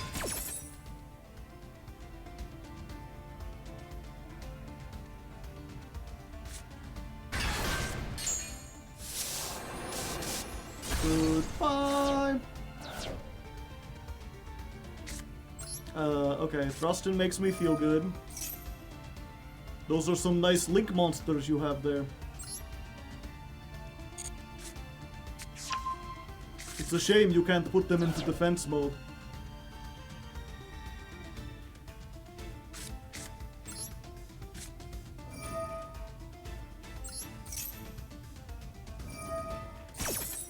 So whatever they make with Masquerena will be fine. No one Raigeki, nah.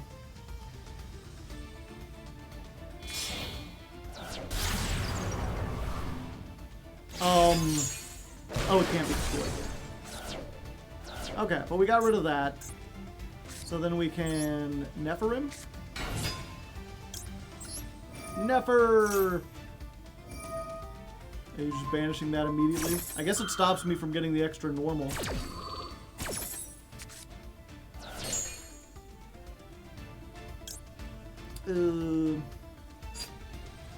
Quartz, yeah.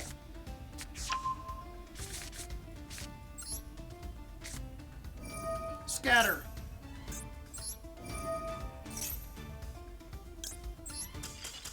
Okay.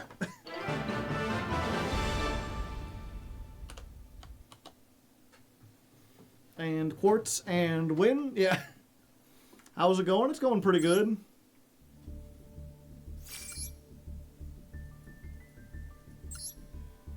Two more wins and we rank up.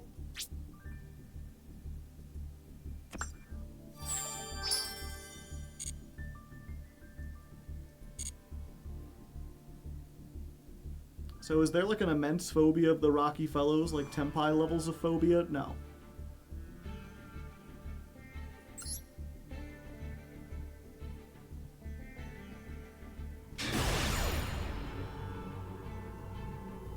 I've yet to get someone who just like, as soon as I activate a, winning a lot of coin tosses today. I've yet to get someone where it's like, as soon as we normal summon a Gem Knight card, they surrender. But it is a lot of like, you know, if I hit them, yeah, we're gonna play around triple tack.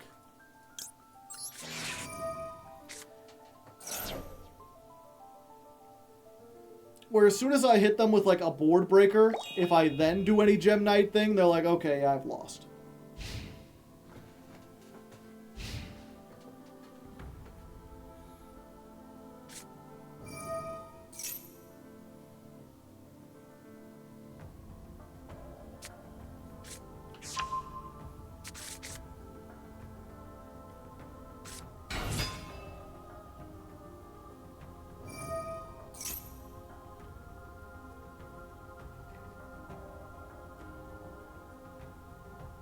Yeah, and now I'm realizing more and more, like, playing around... What was it? I've been playing around triple tack because that's what a lot of people have been playing to stop the Ryziel decks. But I think I really should start waiting for people to do stuff, especially if it's clearly like a Blue Eyes deck. Why aren't you using Ruby Carbuncle? Because the Moai is cooler.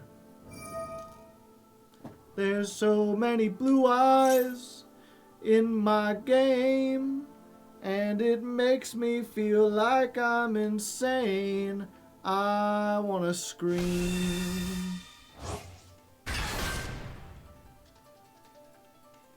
Unfortunately, I like that song, but you need like 2 people to sing it at least.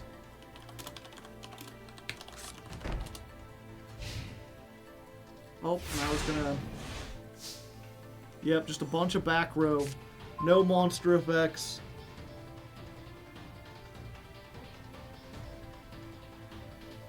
These are going to be useless unless they hit me with, like, something good.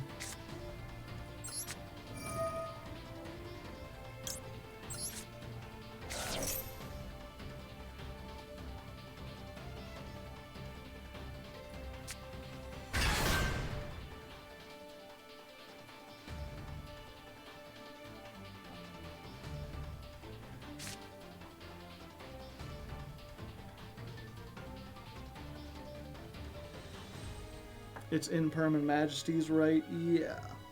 And I can't even use Forbidden Droplet. This just sucks.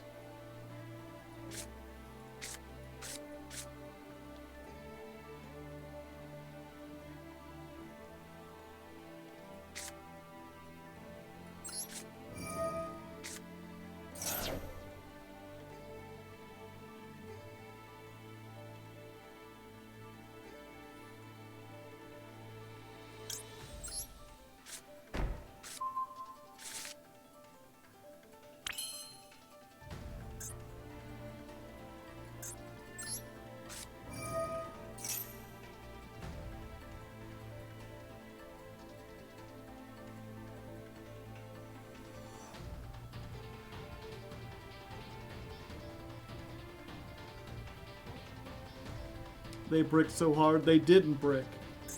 I hit them with Fuelos and they decided to give us no draws. We droplet the blue eyes? We can't. It doesn't have an effect.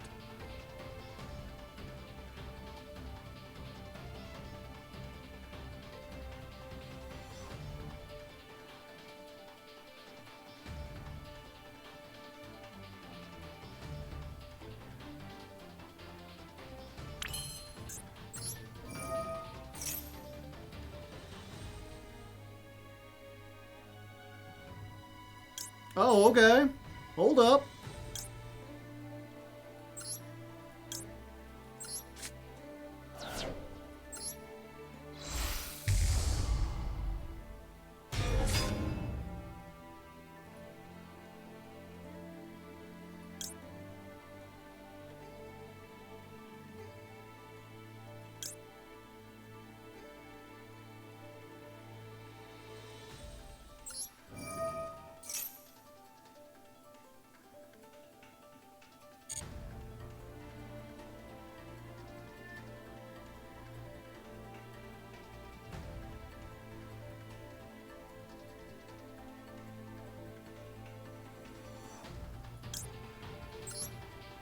They're letting me play. I didn't think we would get this far, chat. See, I'm playing cards they're unfamiliar with.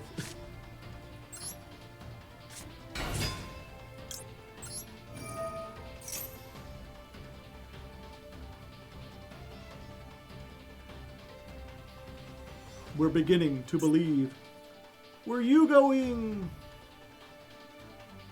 They wanted to save it for Brilliant Fusion, and they're like, this isn't Brilliant Fusion.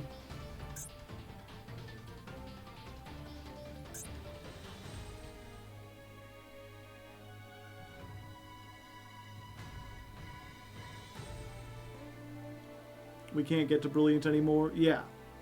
But they don't know that. They see that we have all these cards in hand, and they're like, they must be saving the Brilliant Fusion for something even stronger. Droll, that's perfectly fine. Yeah.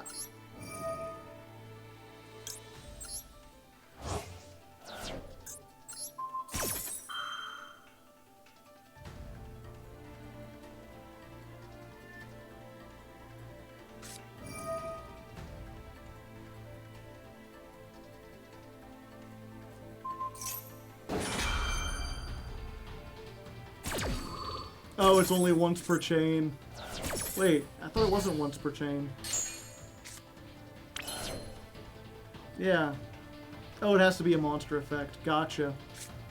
Wait, they activated a monster effect. Hold up.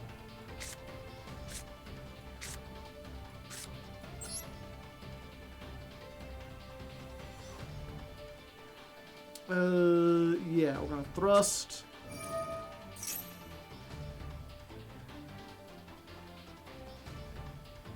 Oh yeah, Droll.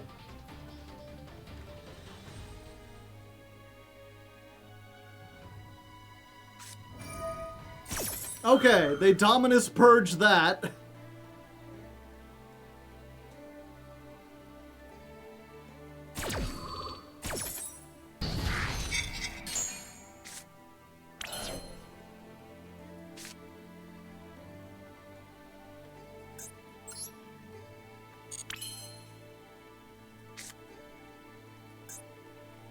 Okay, I think we draw 2.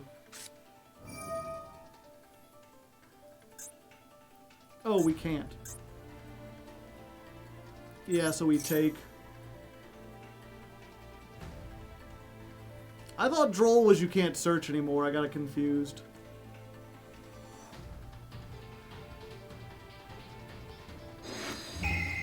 Oh, they're not gonna blow anything up? Okay, we'll take that. Now they have a blue eyes in their hand. Fusion Hua!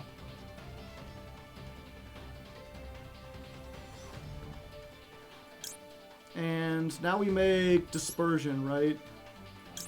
We send this, and one of these, and this guy.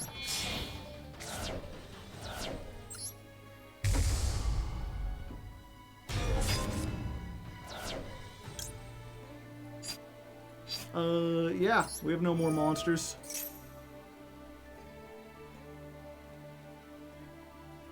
What are we gonna send off this for? Nothing. There was no Brilliant Fusion at all!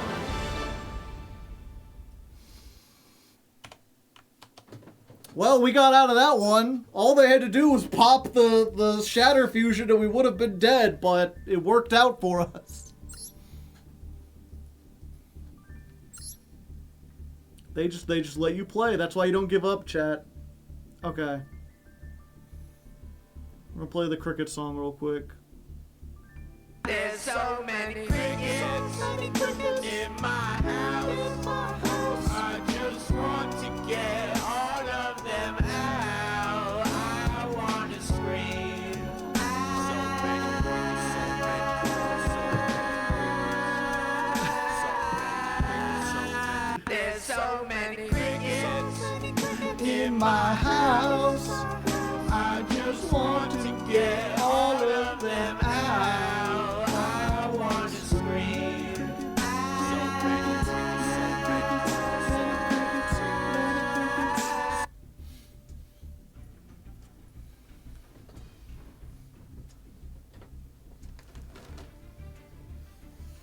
Yeah, it's one of those, it's like that last part especially.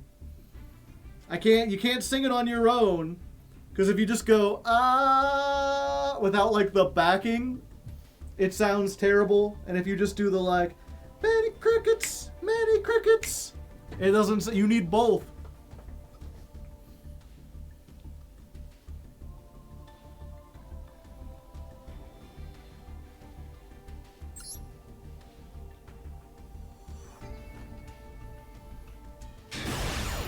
All right, squires, locketh the fuck in. We're about to rank up. We win another coin toss. And we're just gonna wait. We're gonna wait and go second at the last moment. I don't know if that actually helps. It might just be a placebo thing, but I feel like if I windmill slam the 2, then they prepare to go against Tempai. Here, there's a little bit of a doubt, you know? Who knows what I could be playing? Also, we're not keeping the it's unfortunate, like, during the weekend, it finally got to, like, October-style temperatures. It's like, okay, we're down where it's like, it's nice, it's a nice, cool autumn evening. Do we just max C here? Oh, it's too late. Gotcha. Well, add a fire, and then we do it. The node! The node knows. Yeah, so it was nice and cool, and then today, it's like back up in the 80s. It's like so hot. Oh, they're like, fuck that. I ain't doing shit. Okay, well, if you got traps, I've got reboot. I'm not afraid. Right in the in-perm column. And that's all it takes. It's again, we just came off this episode where I was like, this is not Tempai. And someone was like, is there a fear? Is there something like you activate a Brilliant Fusion and people just surrender? I'm like, no, not really. Usually they play it out. Not this time. This time they're like, nope. I know when I'm cooked. I see that Brilliant Fusion. It is over. To be fair, Max C as well. Which, I mean, you know, I complain about Max C. It's not just because I lose to it. This could have been a much more interesting game if Max C wasn't in the format.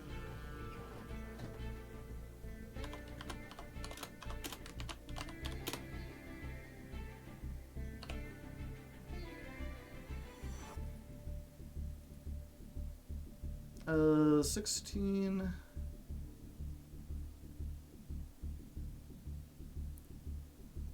56...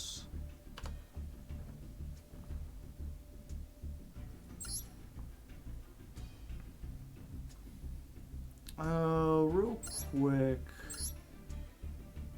Okay, so it wasn't that. That was their first duel of the day, right? And then this was the Blue Eyes we beat. So that was duel... The TKO? Yeah. That was duel 52, 53, 54, 55. Okay. Just wanted to make sure I counted right.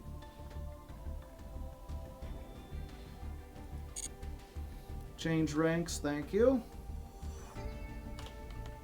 Master 4.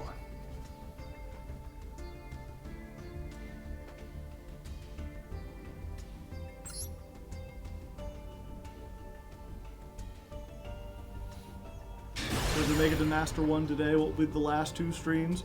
Well, I mean, the thing doesn't just end when you reach Master 1, right? Like, you can try to go for more ranks. But also we could try goofy versions of the deck.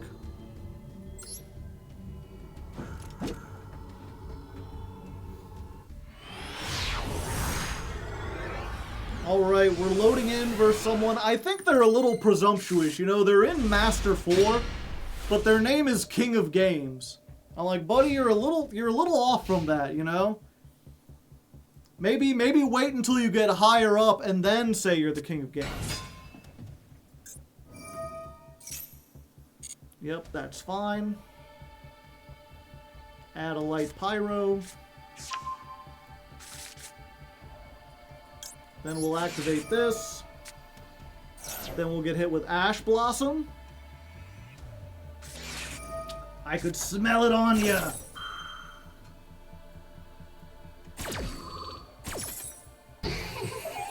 Okay. So we're gonna have to be pure Ryziel. Maybe with some other stuff. We'll see.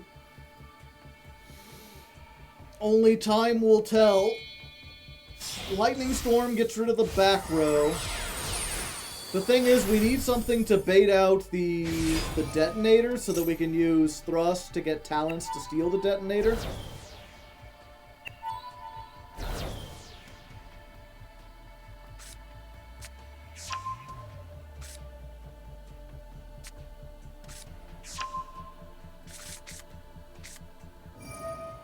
At least we can blow up the field. We can blow up the back row. Detonator gives them protection for the front row.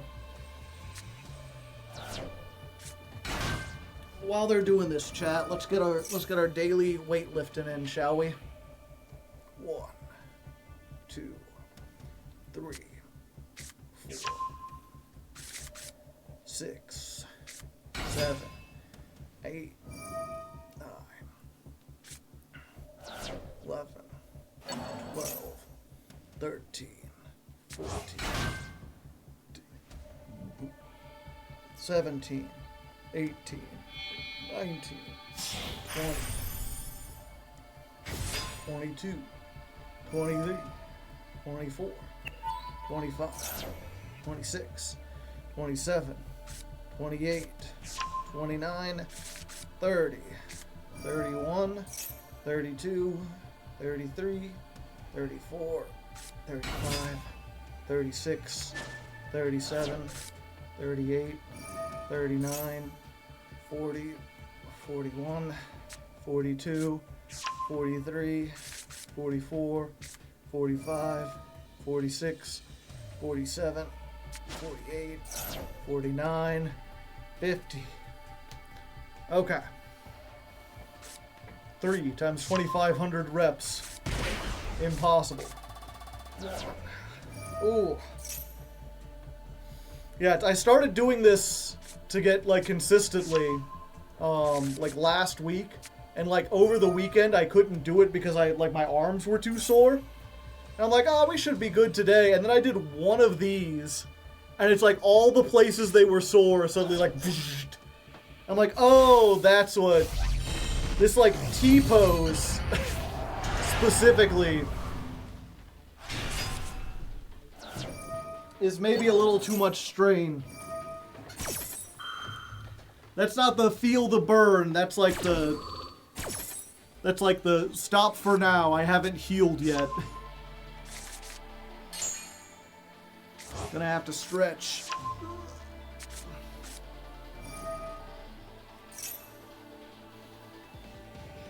Laterals, is that what those are? Lats? Consistent exercise is hard, Mr. Leg, yeah. I have been consistently, I get 100, there's an important thing when you have a job where you sit all the time. You gotta keep blood flow going in your legs, Chad. So I do 100 of these, like, toe touches, or toe lifts, or whatever. You get the blood going in your calves. Just, like, up onto your tiptoes and then back down again. Yeah, I know there's an actual name for it, I just don't know what it is.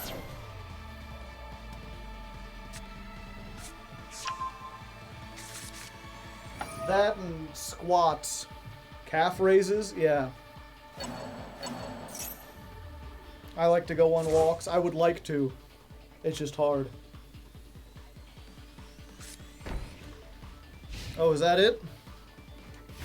They didn't end on any, stuff.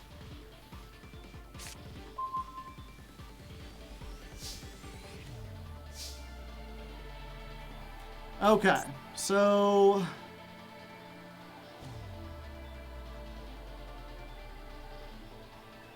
Each effect once per turn. Okay, yeah, so we just, like, storm,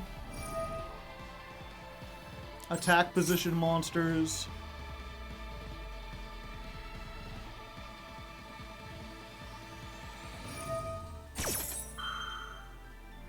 and then we just, like, droplet, right?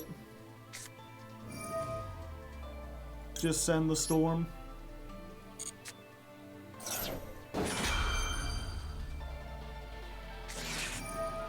Maxi. Called by the Maxi.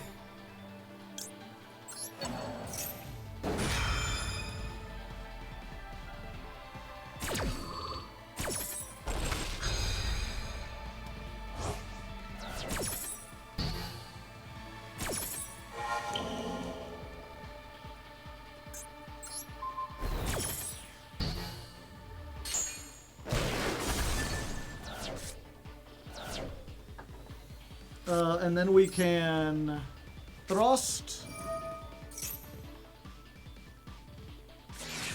They have Ash for that.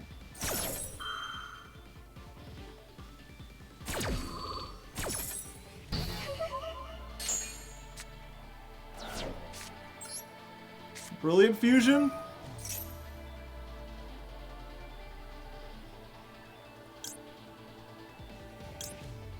Yeah, I think we play it safe.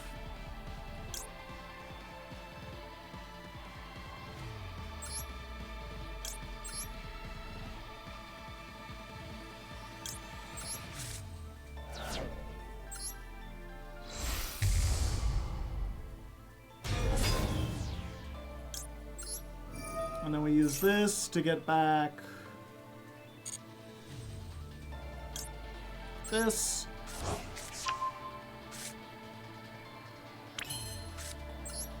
Normal summon.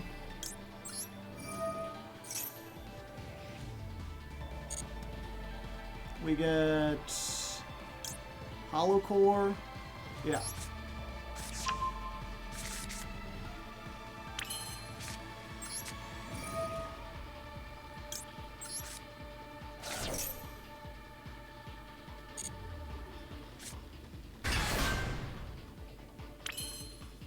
The key here is to make sure we always have a fusion on board. Oh, we can't do that.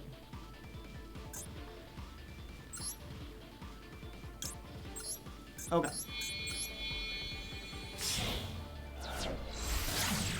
Make Phantom Quartz. Quartzin makes me feel good. We're getting Dispersion. We're gonna disperse, chat.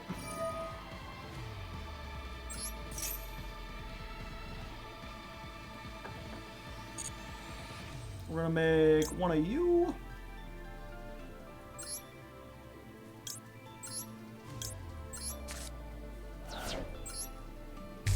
Okay, so now we've got a second fusion on. Nibiru.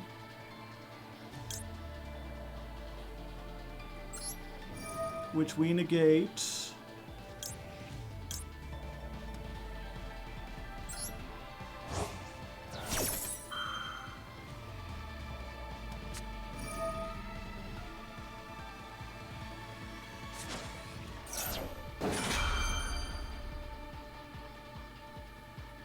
Yeah, and this is the first time Gem Knights would be destroyed. They are not destroyed. Okay, so we do this now, because I can't negate it. And Rose protects everything. So we just go for all the usual suspects.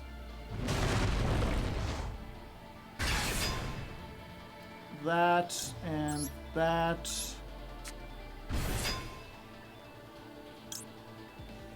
And I think we go Prismora here.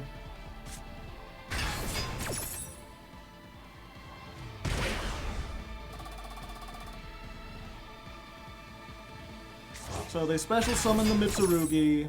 We negate that. Everyone gains 1,000. They try to blow everything up. But this says the first time they would be destroyed. They are not. And we can go ahead and activate this too, right?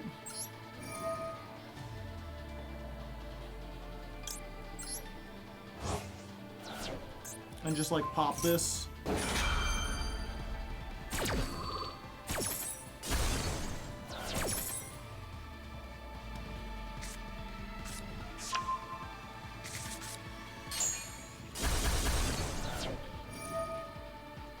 Huh. I'm a little confused, chat.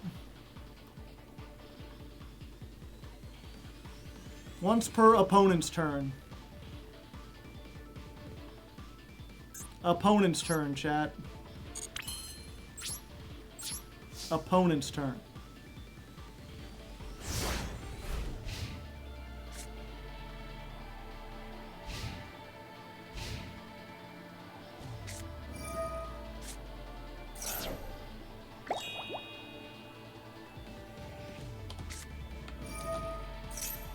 That's what I get for listening to chat.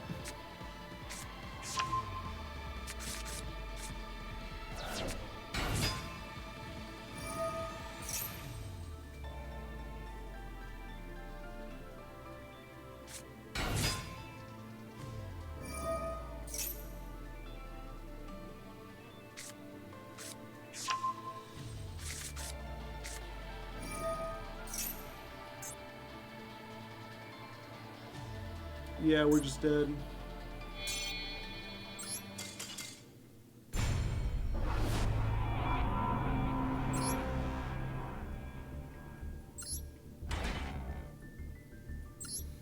Yeah, to be fair, they had one Nibiru. If they didn't have exactly Nibiru, we'd be fine.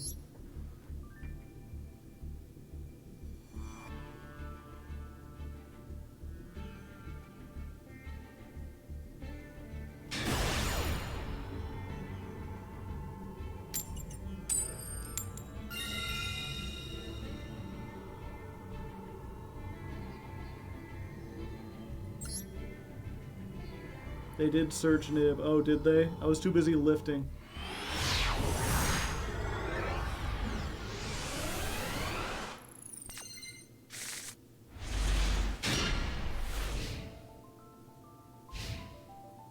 Winning a lot of coin tosses, yeah.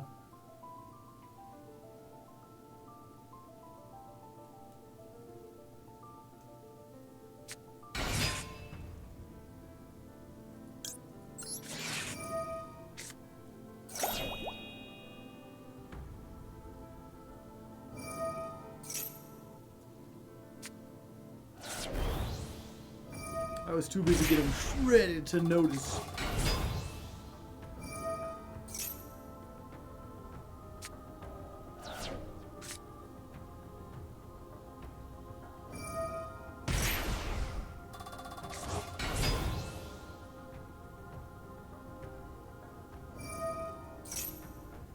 You cannot lose to full breast.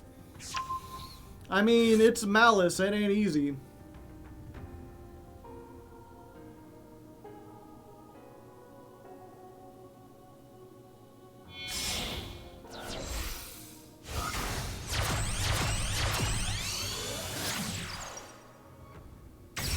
One. That's a pretty good one.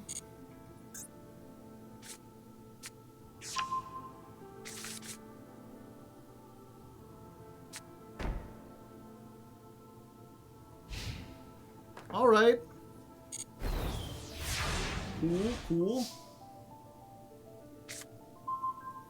Another. Well, it's something to discard off of the Nephirim, maybe.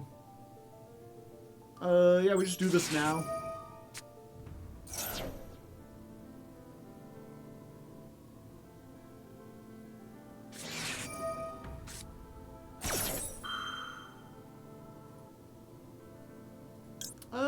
No. No, I don't think you will.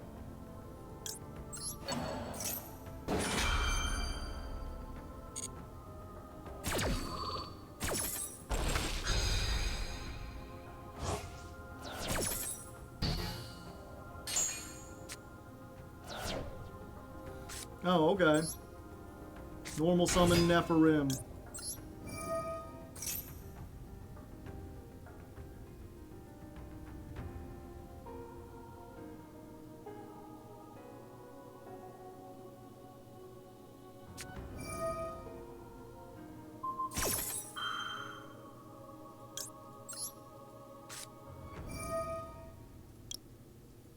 You can't negate me, I quit.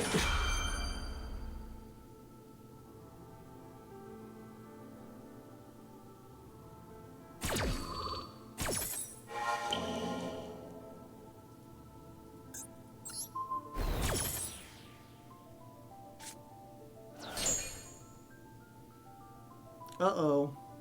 That might be a problem. Oh, they'll just banish it and bring it back, right? Right. I'm gonna grab this and hope they don't have exactly Brilliant Fusion. Or, Droll? Yeah.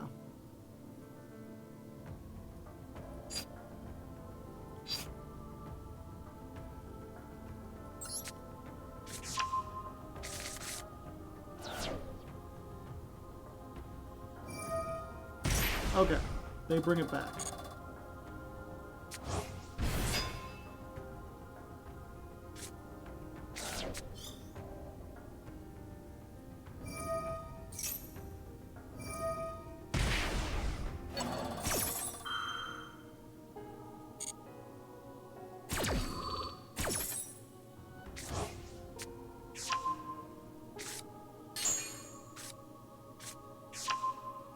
Okay, Malison Underground.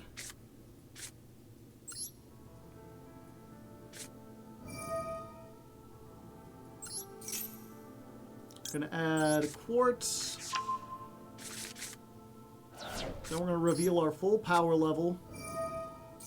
Scatter, everyone!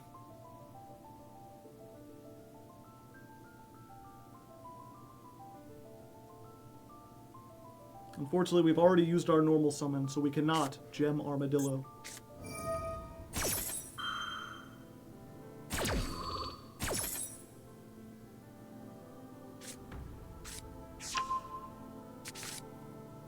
Okay, they are banishing the Scatter Fusion.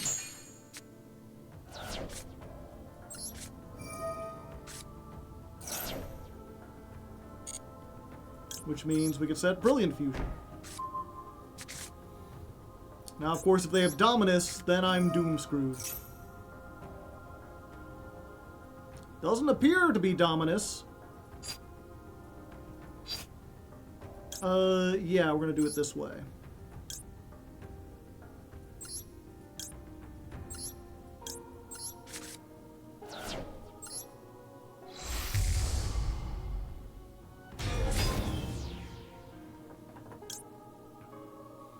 Add one Gem Knight monster, yeah. We use this, and we use this.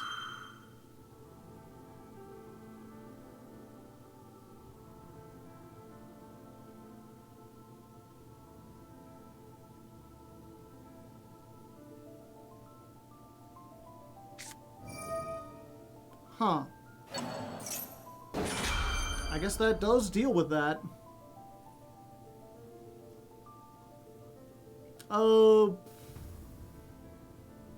Yeah, we just gotta have to let it happen.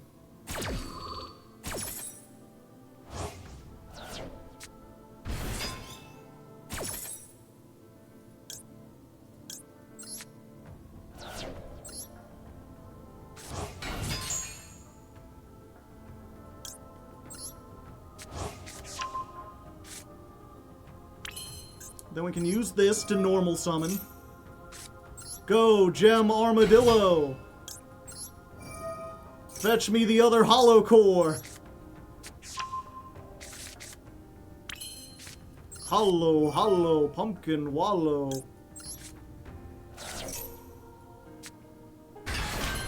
Something, something candy sack.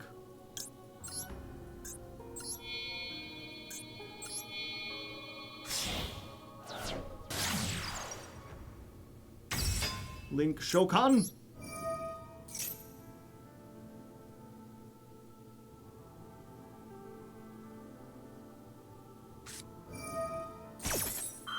Okay.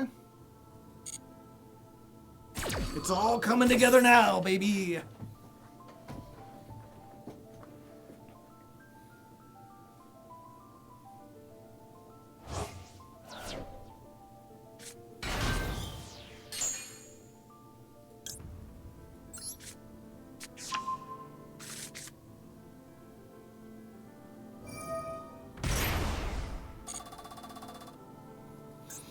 Yeah, they've already used their one banish trap, and now we've got red reboot, so we're good.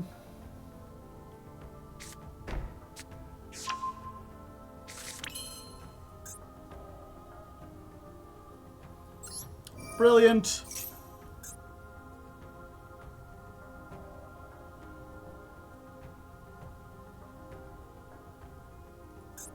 Oh. Yeah, I guess we tribute off herself. I thought it was any gem monster. I was like, we'll get rid of the gem armadillo. Mistakes might have been made.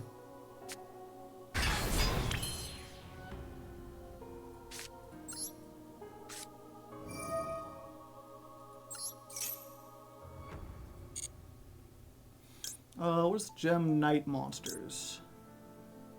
Gem Knight and a fairy monster.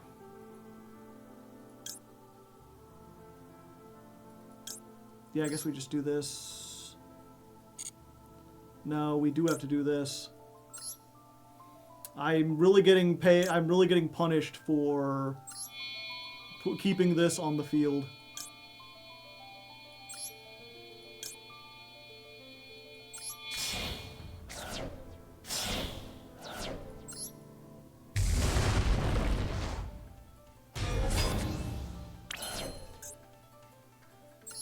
Okay.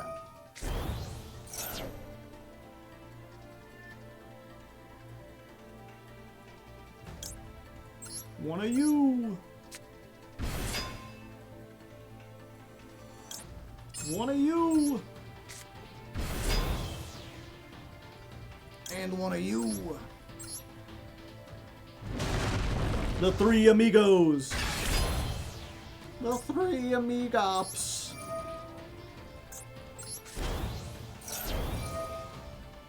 Put this back in your hand, please. I don't want to have to deal with it.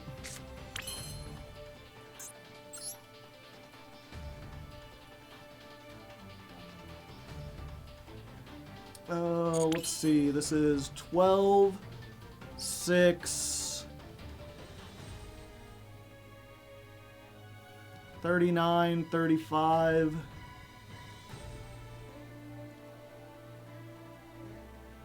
Yeah, I think that's game. You know what? It never hurts to be too safe.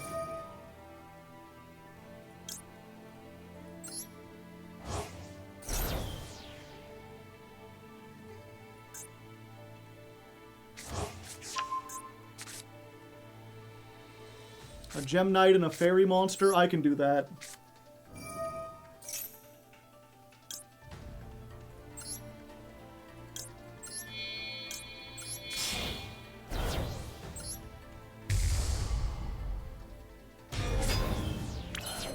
Okay. Do I have anything to steal? Not really. Yeah, we just go to battle. Battle phase!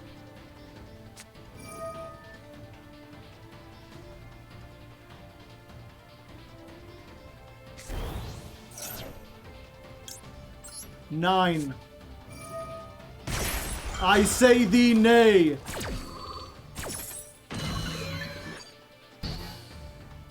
Get back in the fiery water!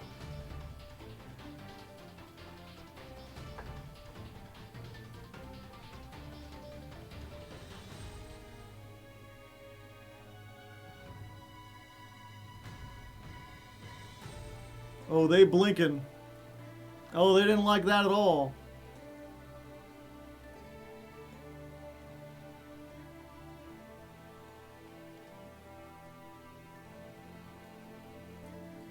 Oh, he didn't like that. He'd rather that not happen. So I bopped him. Gave him the old head bop.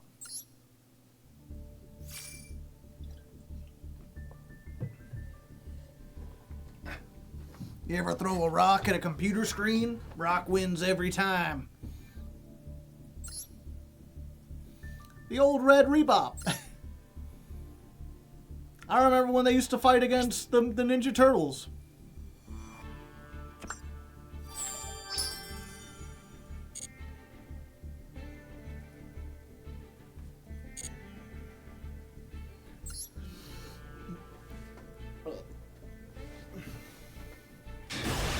So I bopped him. Gave him the old head bop. Finally, we lose a coin toss.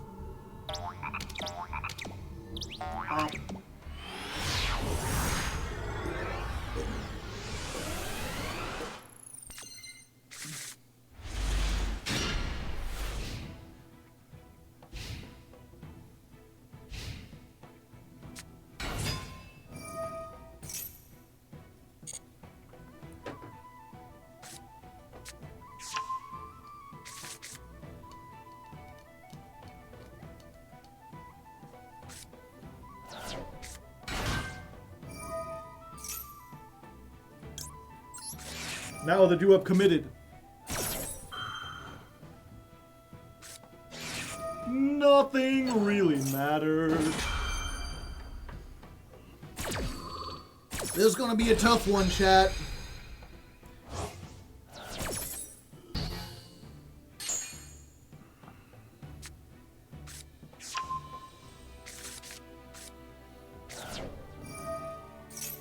Permanent note to shelf. You always use Gem Armadillo as link material. I was like, I know one of these monsters just says a Gem Dash monster, and it's like, yeah, it was the link. You should have used it for the link.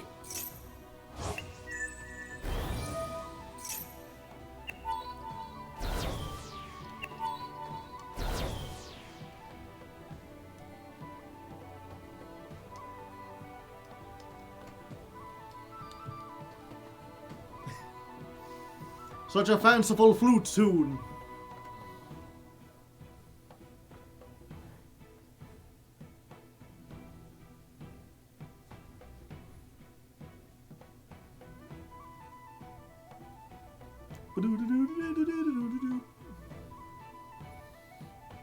Oh, saxophone. Did I thank you for the sub? I don't remember seeing that. My apologies, I'm catching the stream on my new TV. Well, congratulations about your new TV.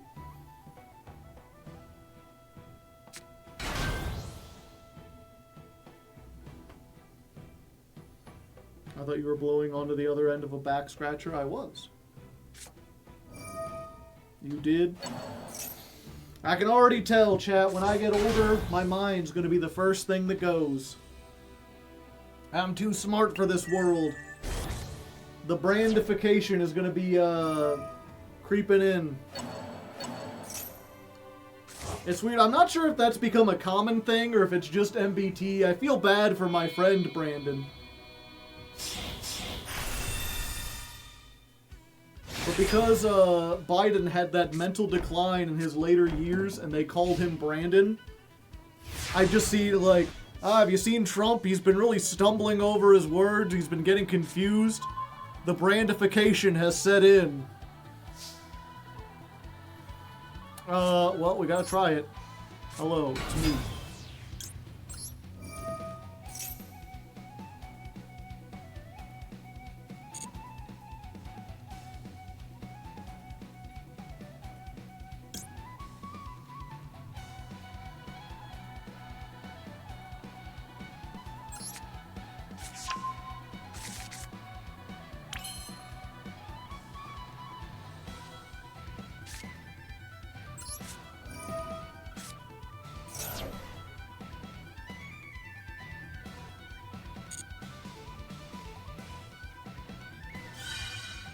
Damn.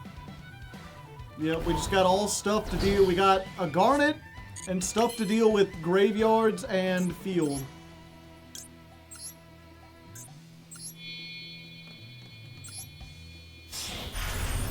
All we've got here is Typhon.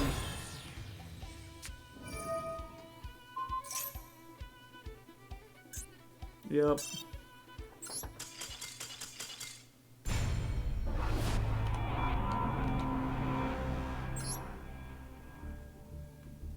It's tradition, Chad. You've got to lower Typhon's win record.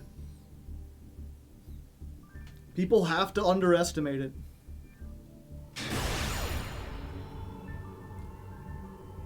Oh, hey, I've heard of this game.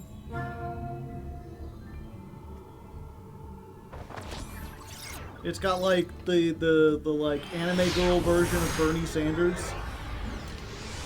She like dances around.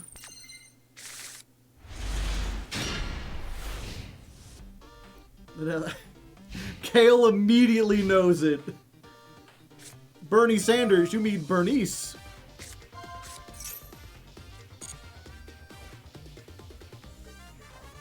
What always bothered me about that, chat, was that she starts by saying, "My name's Bernice." And then the singing was clearly like a different person. She says, Bernice, Bernice, Bernice, Bernice, Bernice, Bernice, go. It's like, I thought your name was Bernice, not Bernice.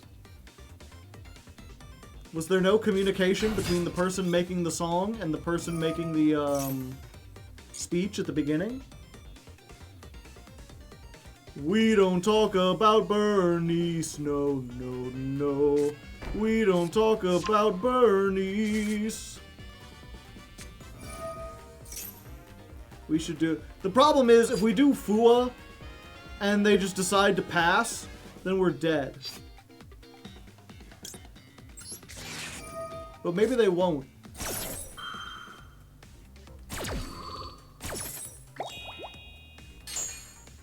Mocktails, mixers, ice. Snacks are real nice.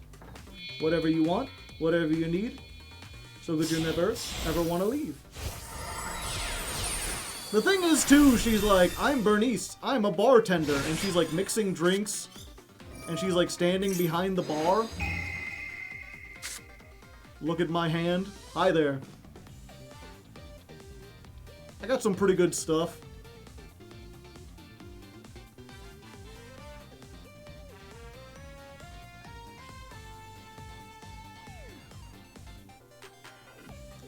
So I know what the pick is, but do they know?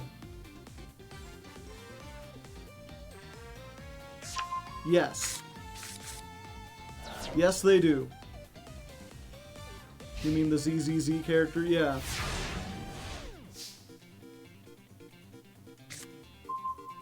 Nice.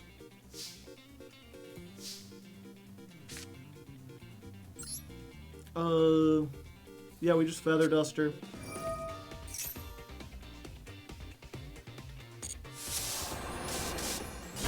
But yeah, she's like, I'm a bartender, I'm mixing drinks. And then if you actually listen to the lyrics, she doesn't list a single alcohol. And that's because she can't. Because this is a kid's game for children.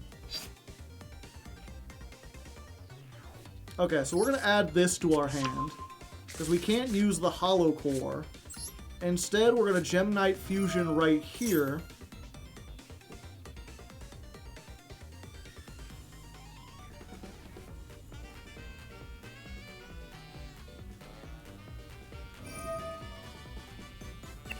Interesting, blowing up the Gem Armadillo. They don't know that I can't use it as a material.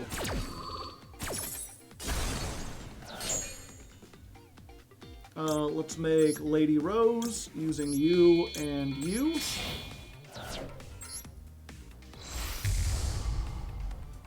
So we get this. And then she activates. And... Fuck it, you don't play traps, right?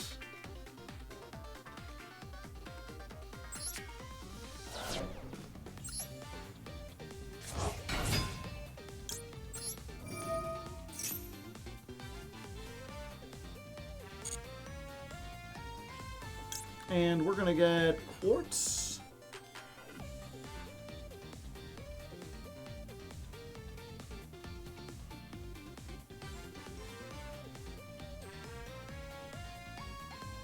No, we're gonna get dispersion.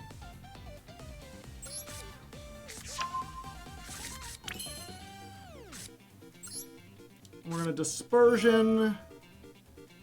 We're going to fusion summon. And we're going to use dispersion to make dispersion.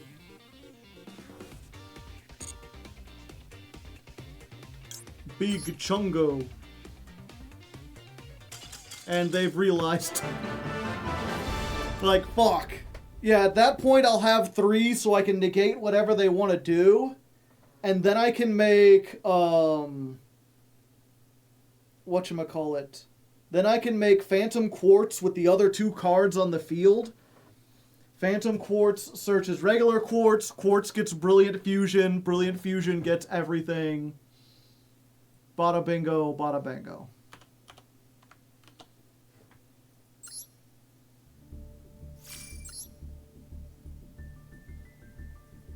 Isn't it Chinese? Yeah.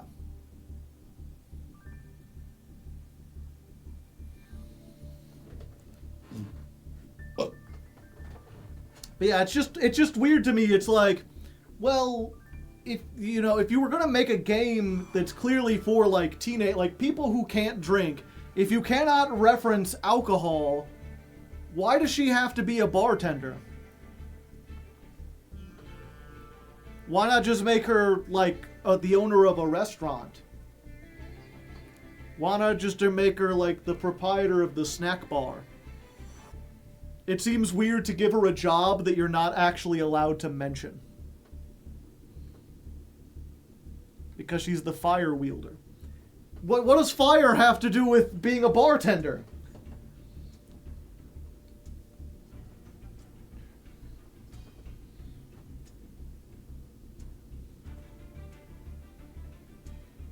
You gotta make an alcohol allegory and hide up mixing volatile substances. Then why not make her like a chemist? Put her in like a lab coat. She could still jiggle in a lab coat. I've seen it done before. Bartenders are clearly pyromaniacs. Also, it's still funny to me that the currency in that game is called Denny's. Because I could think of 2 Denny's, and neither of them wanted to be it's like, I like to imagine that, like, in the future, all fast food places have been replaced by Denny's. There's a Denny's on every street corner. They've so saturated the market that people no longer use regular currency. Instead, they trade Denny's stock as if it were money. And so what you're actually trading in that game is ownership of one of many Denny's. Denny's like the breakfast place? Yes. It's either that or the room. It's like, oh hey Denny.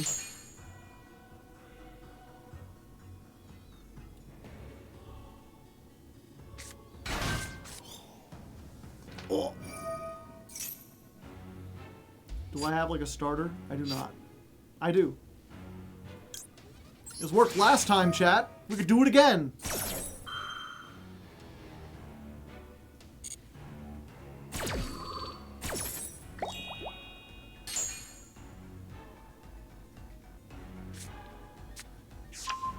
Denny in general is a weird name because it strikes me as like you wanted to be named Danny, but you're like that's too basic. That's too simple.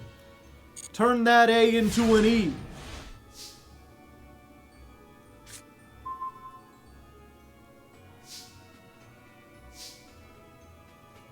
Okay, go Nephirim.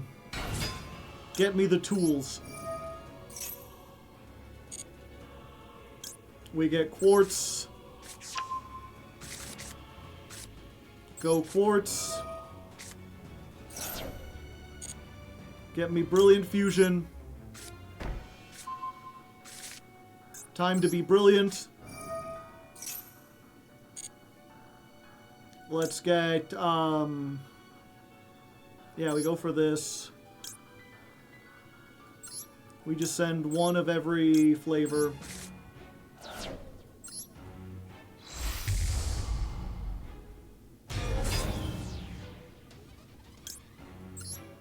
We just use this one.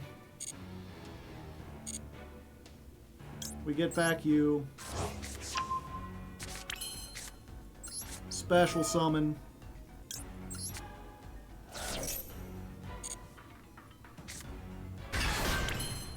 Just in case they got Nibiru.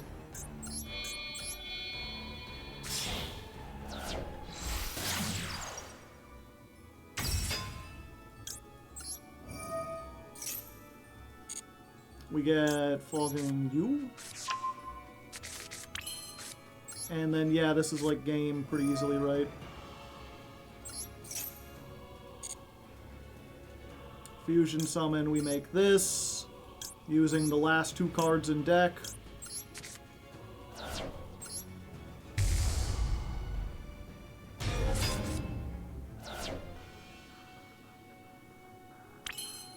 Then we put some cards back into the deck.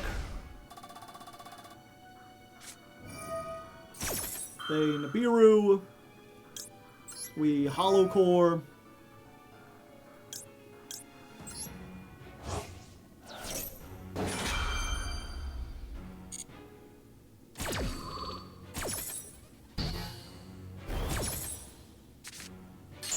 And we all go up in rank. And now we can just use the ones we just banished.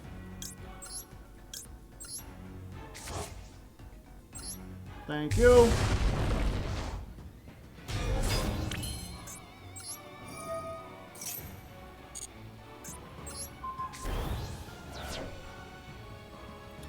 Where's it at?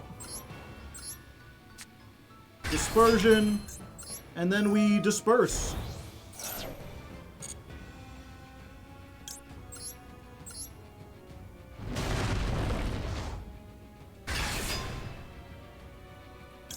And we don't even need to do anything. We've already got so much, like, fucking attack. It's like discount attack warehouse.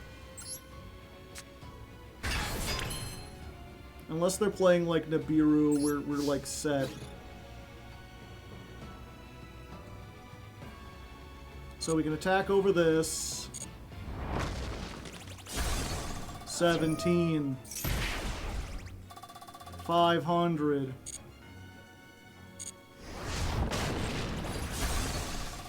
Second attack for 18. Wait, what do they have? 2450.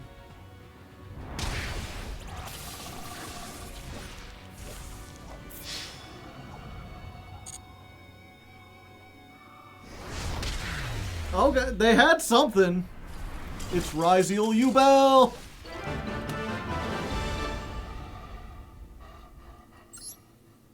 Was that a rank up? That wasn't a rank up. I forgot to write down what the rank up was.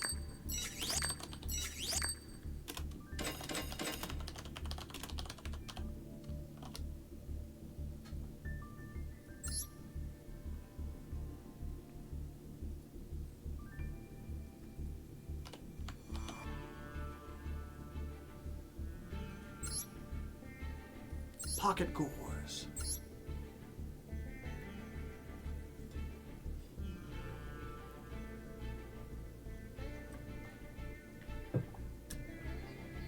What do they have? Droll? Oh! I bet it was Fuelos. Because I cleared their field and then they could have activated it. Is my dual pass enough that I can get a turtle?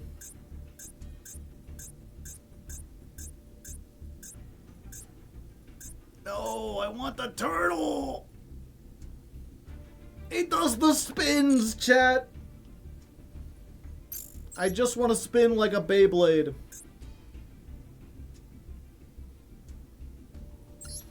Beyblade, Beyblade, let it rip. Metal fusion, let it rip.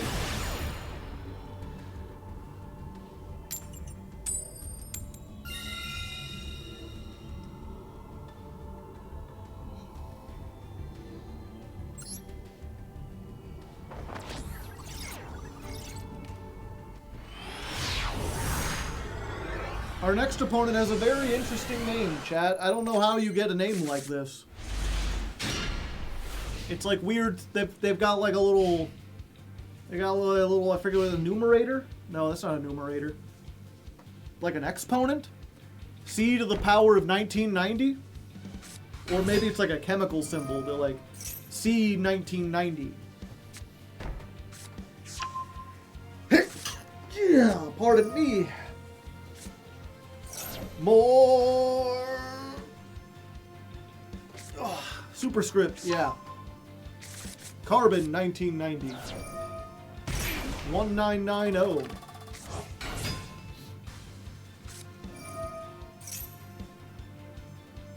No more of your algebra, Joe. I came here to game. Solve for C, chat. If C 1990 is 7,700, what is C?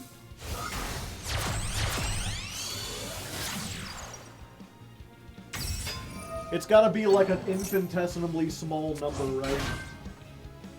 Like 0.0000 something.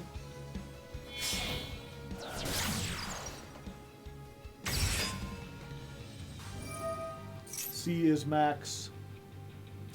Yeah, that's how many life points they have.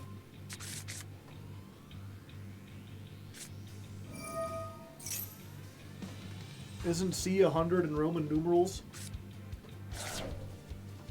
What was it? I don't think it is. It's like 1,000 or something. You would think it would be 100 because a century is 100.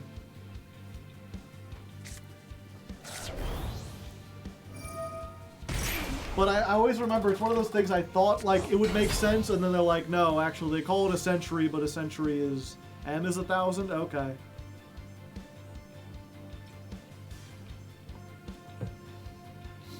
C is 1.0045299914. Interesting. Who's Desmos? Is that one of them AIs?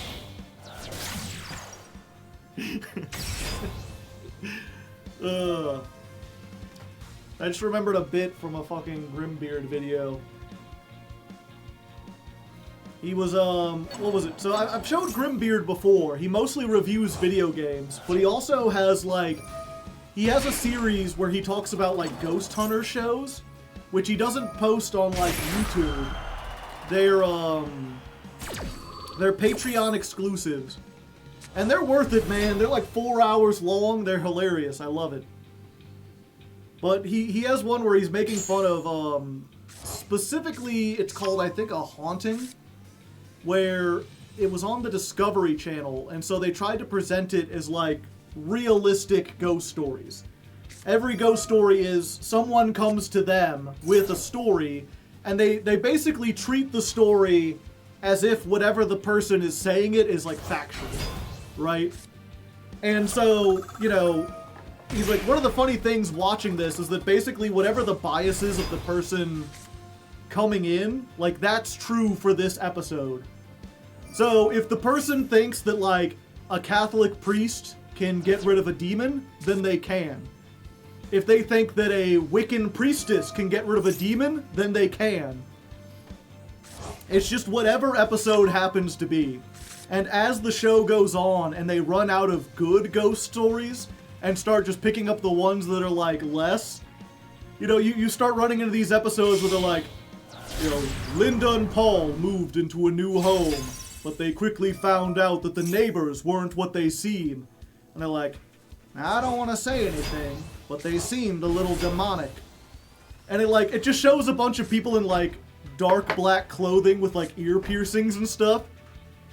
And Grim is like, oh, come on, they're not demonic. These people are just, like...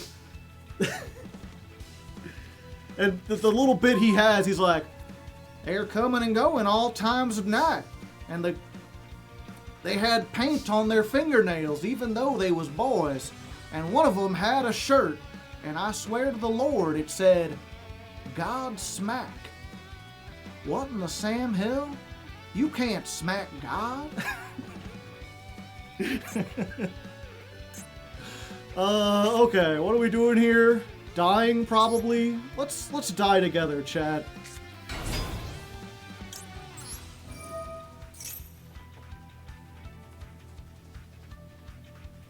Go, Nephirim. Fuck. That's a good one. That's a non-monster effect. And now I can't use my, like, extra normal summon, which I want to use. I guess we try this.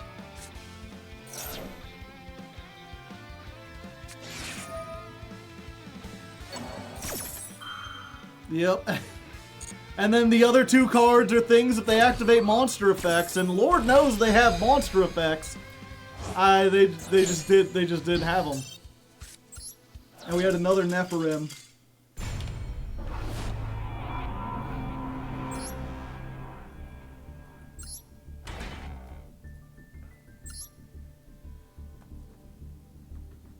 Yep. As I always say, you know, Malice wouldn't be as bad if it were just the Malice end board, but they get to draw into all the non-engine in the world.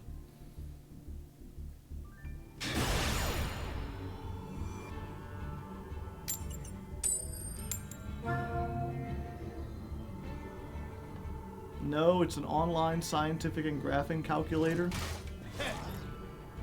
I will not tolerate Desmos slander. Oh, okay. I just didn't know.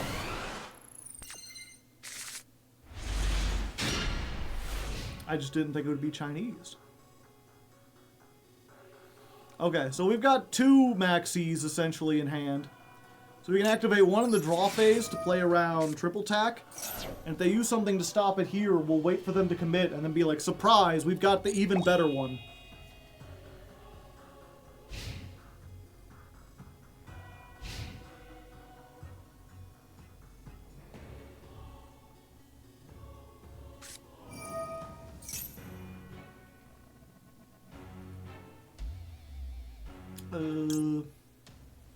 Yeah, double.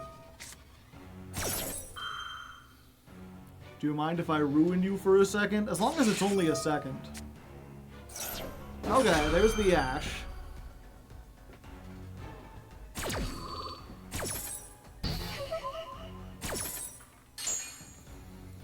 So Ricky had the Ash, and they're like, I ain't using it on the Foolos.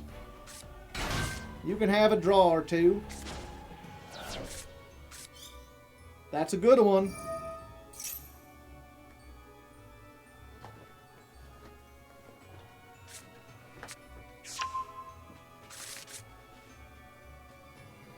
I need you to think about Karma Chameleon. Go replace it with Armadillo. Karmadillo. Karmadillo.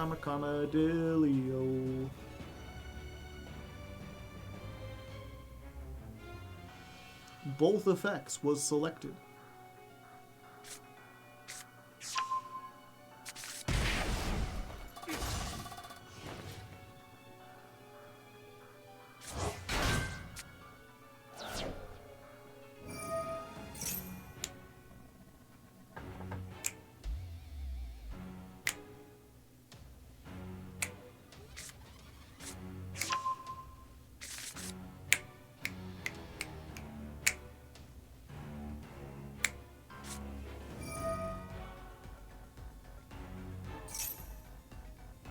Shouldn't have left the mental press on that one.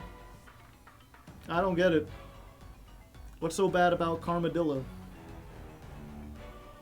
See, that just makes me think of like some kind of weird 80s show about a man with a pet armadillo and then like an alien spacecraft hits him with radiation and gives him the ability to turn into a vehicle. So you got like a transformer that turns from like an armadillo into a car and they call him Karmadillo.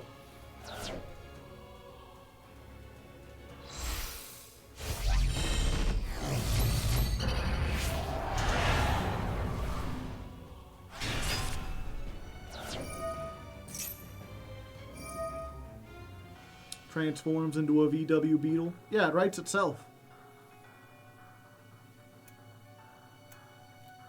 Are armadillos friendly enough to be pets? I don't know. There's a lot of things I didn't think would be. But then I got another frequent channel I watch is Dime Store Adventures, where they specifically tell stories from like turn of the century America. Talking like late 1700s to early 1900s. And I've seen more than one story of someone who talks about like their pet raccoon. And the story just kind of treats it as like, oh yeah, Miss Mary who had her pet raccoon and it got lost the other day. And the newspaper's just like, yeah, lots of people have pet raccoons. It's like, I didn't think you could keep raccoons as a pet. I thought they were too ornery.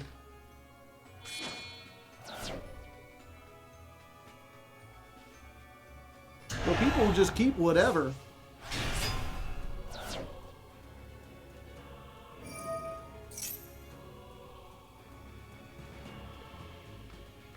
Ornery? It means they get like angry.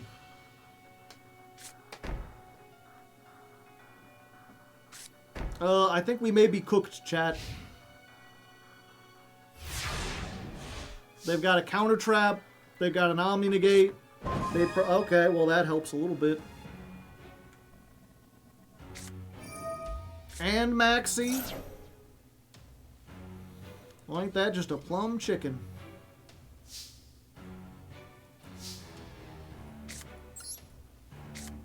Try that.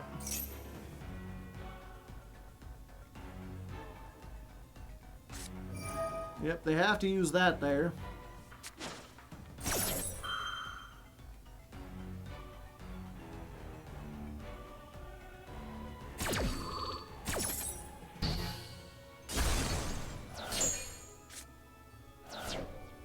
And then they tributed it, so it gets to do something.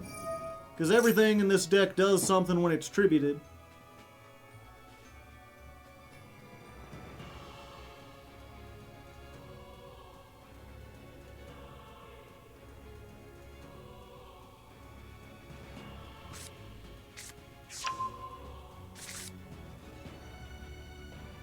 Okay, they got the Kaiju, but the Kaiju doesn't activate during my turn. We're getting rid of them back rows one way or another.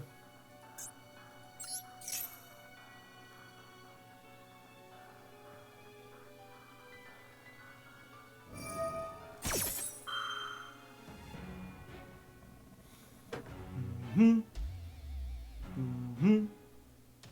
Mm-hmm.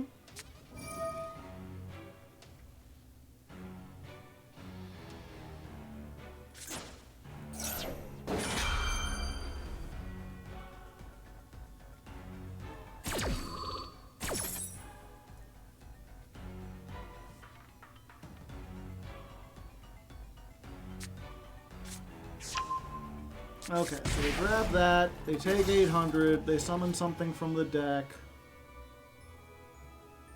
I will discard the armadillo to negate, or to not be negated. And then that's like all their interaction, right?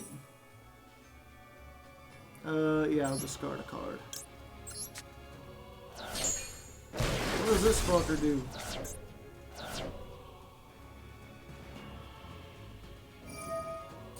They contribute this instead.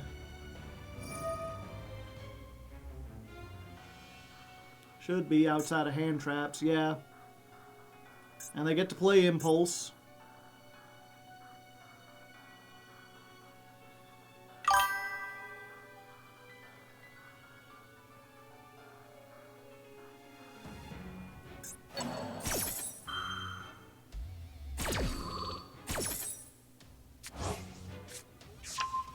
Yeah, we must destroy them this turn.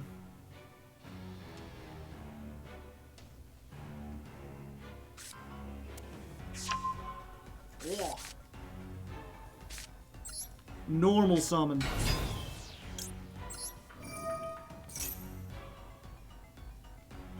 Skippy, thank you for the 5 gifted subs, and if you didn't get one, you gotta type evaded in the chat. Let me think. Yeah, I think the best way to get more damage on is Quartz.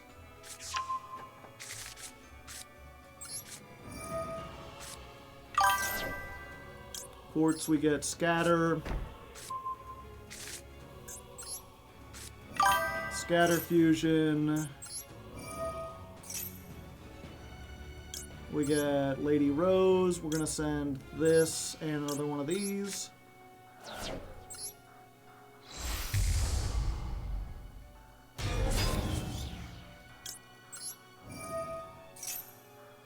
We're going to get this back to our hand. Yeah, we have to give them like 4 summons. That's just the way, you know, Nibiru doesn't exist, chat. We've got to take the Max C challenge. It's the only way.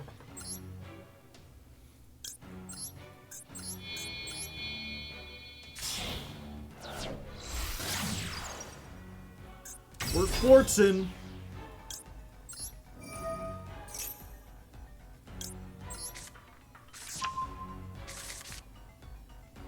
This is where you droll. That would be nice.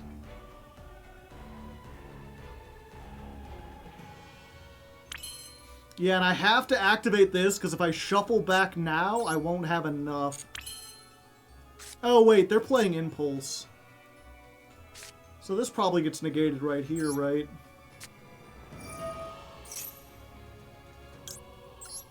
No? Okay.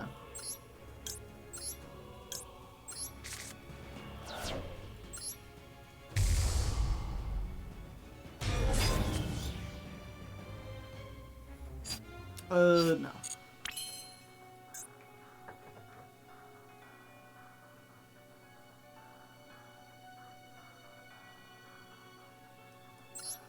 Yeah, we're gonna do this. We're gonna make the Bigman.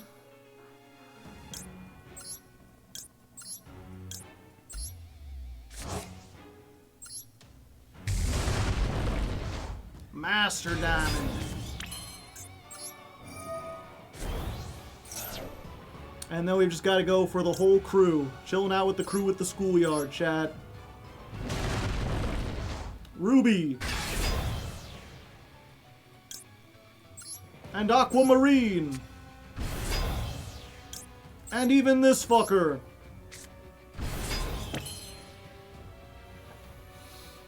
Okay. Sent from the field to the graveyard. So we can crash this and get the effect right.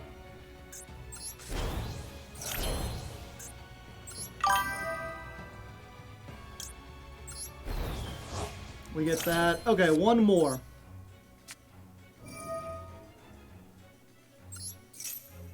We get Lady using you and 2 things from the deck.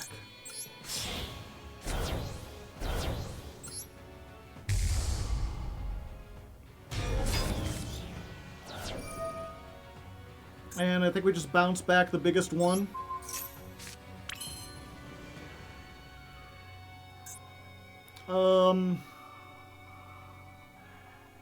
Yeah, we're gonna save that. Battle phase. So we attack over this.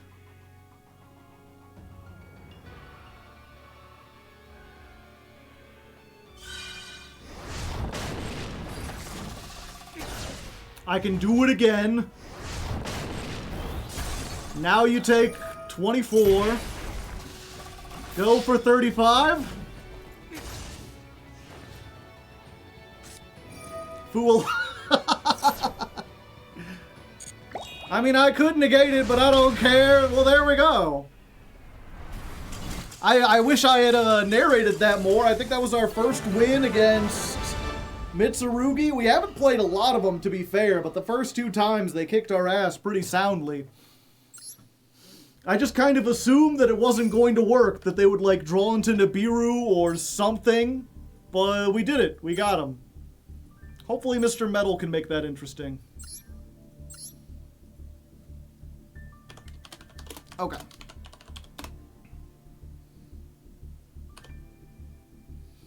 $63 versus Mitsurugi.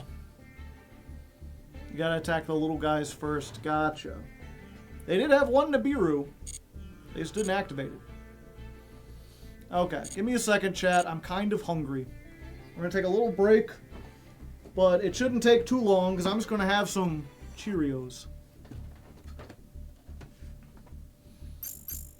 Back to that list.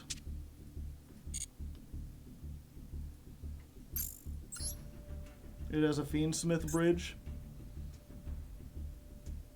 Is that like a big deal? It you know, it's not surprising. You put Fiendsmith into anything, right? No, it doesn't have Fiendsmith. It's just pure Mitsurugi. Oh, it has the bridge, but no Fiendsmith.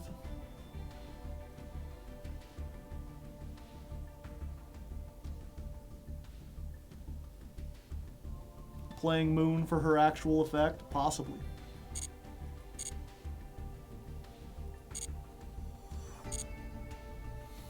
Okay, this should only take a minute to get. While I'm eating, though, I'll just find another funny video to watch, chat. Yeet.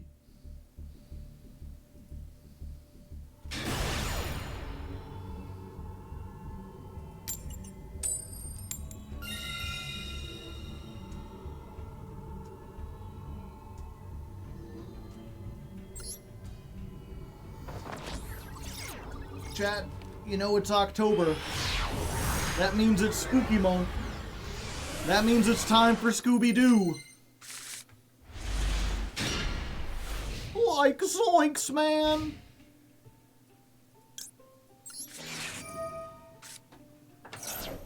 This duel is totally wacko. Silent Duel F.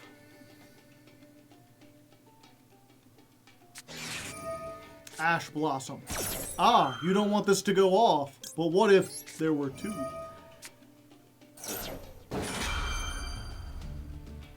Do you have a called by as well? Oh, it's Pearly. Huh. That's a blast from the past.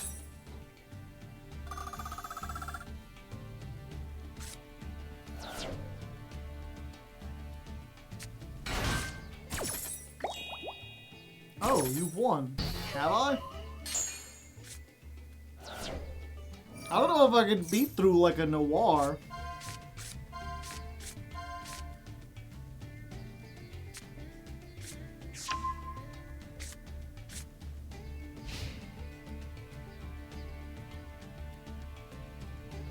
Like, if they just go noir pass, I lose. Especially if they get like 7 materials on it, right?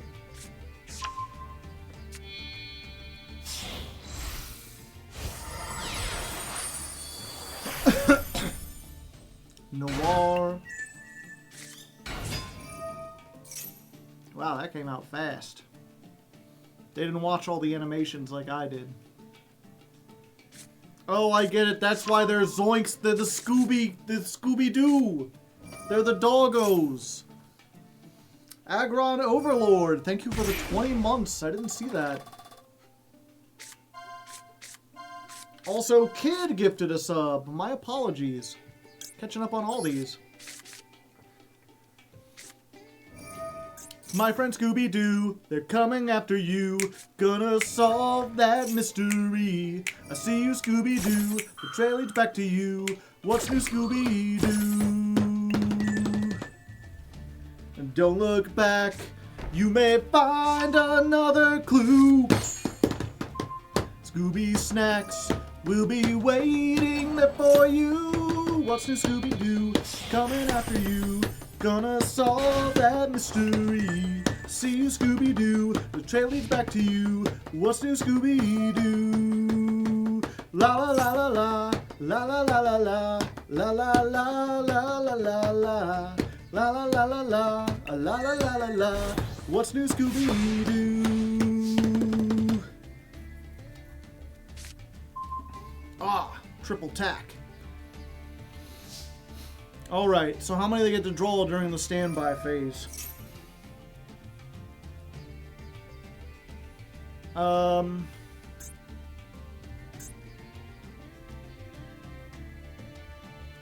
one card. Yeah. I think it's just one.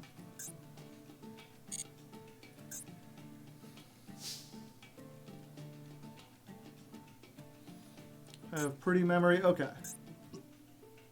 Target an effect monster, negate its effects.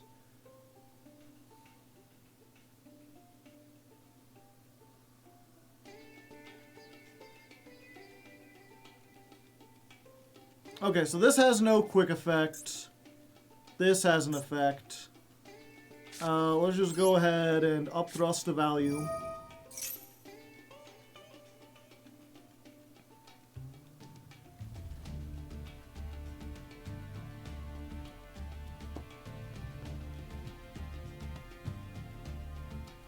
I think we just get Feather Duster, right? Just blow up all the back row.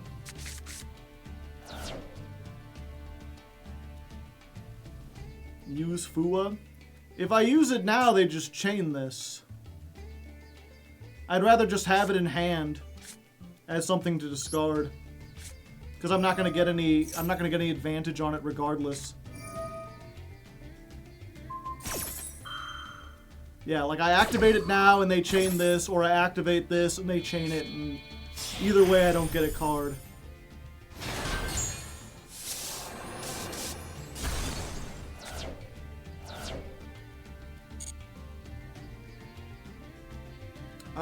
Okay.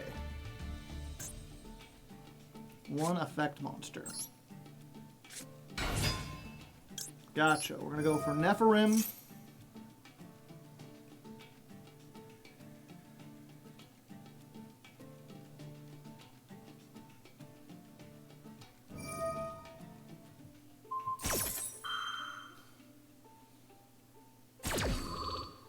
They negate. Then we go for this. Add a gem. While it has 5. Okay, so once it detaches once, it's affected again. Yeah, we just add this. We're gonna do the thing.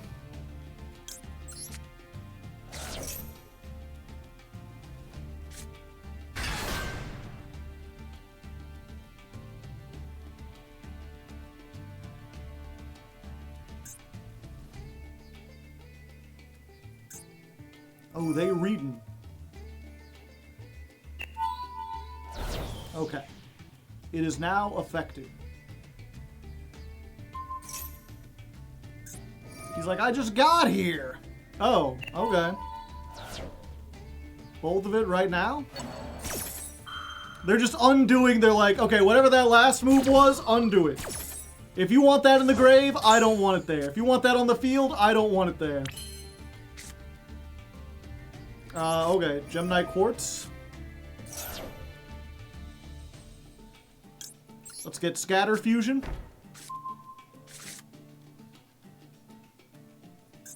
Scatter!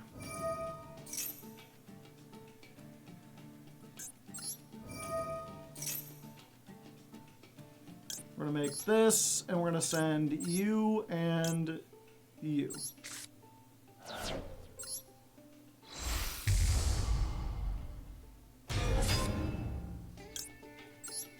We're going to activate this, and see, this is why I kept the Fuelos. It's just free. Now I'm going to go for this.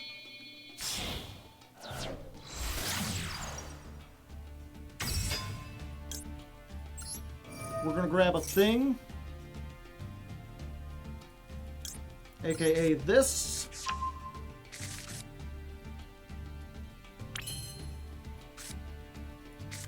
Oh, I've already used both. Okay, well. Gemini Fusion. If they've been saving the Ash the whole time, it doesn't look like they have.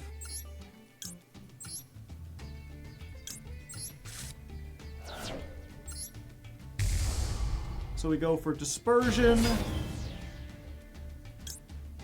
Do I want to add anything back? I don't think so. I mean, I guess it don't hurt.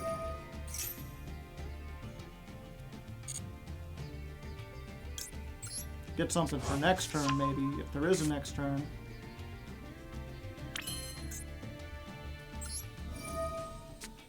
Okay, we're going to disperse. And we're going to go for you. And you. And you, actually. This face up because... Okay. So we can Prismora. Send this. Pop my friend.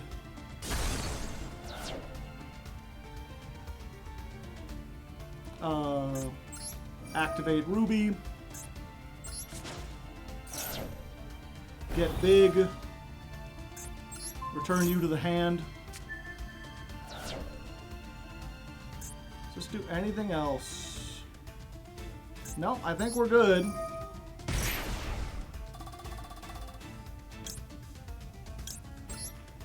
And then we're just gonna make big fucker.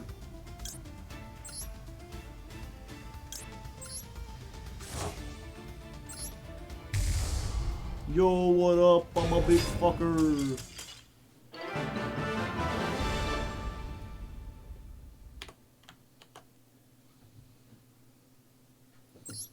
Always call them the Garfield archetype.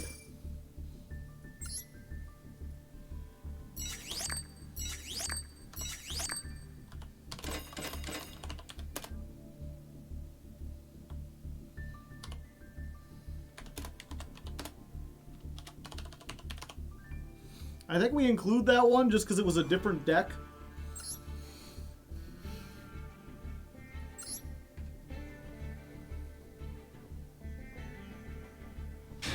different type of duel.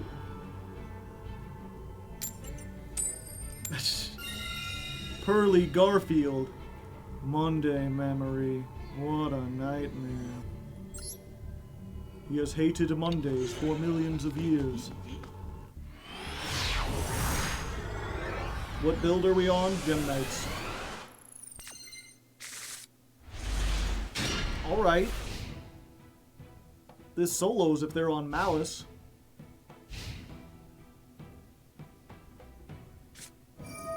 They ain't on Malice.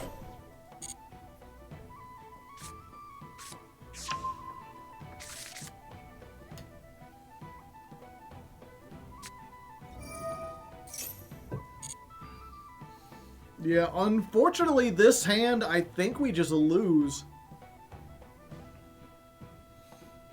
We got two of our cards. We got, like, the one of that we deal with Malice. And we've got two cards that we play specifically to stop Max C.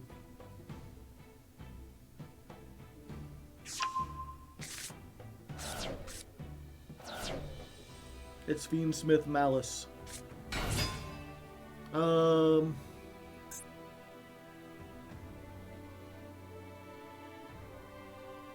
Orchist? Wait, this might be good.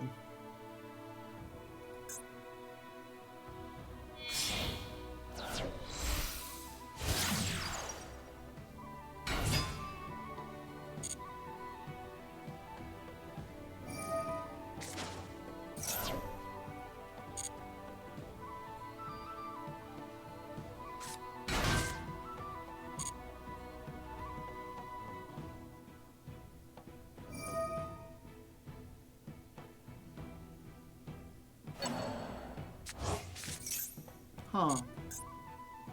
Are they only playing one of this, or is the other one in their hand? Why wouldn't they send off of Crimson Tears?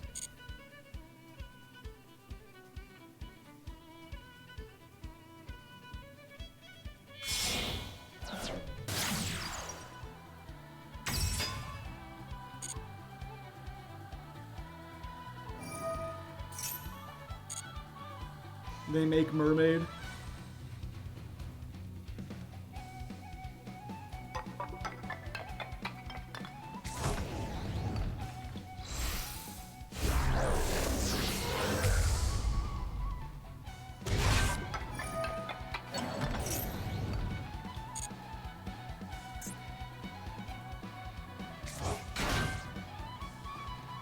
Oh, the Apo line.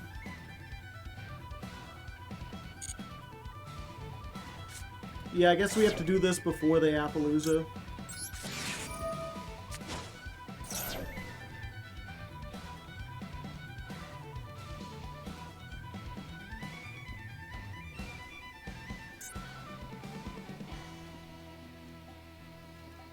I mean, if they just end on Appaloosa and hand traps, we're fine.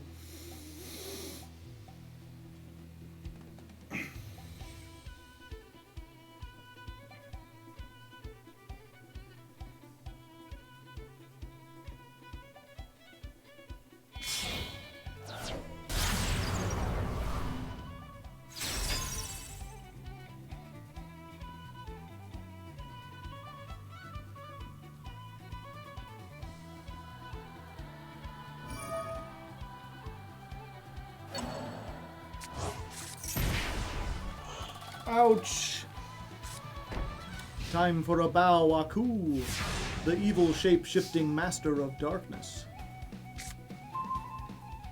Alright. Do I have Imperm in my deck? I do not. I just wanted to make sure before I tried to do like a cross out or something. Okay, so we do this, we try to hit all the monsters. That forces this.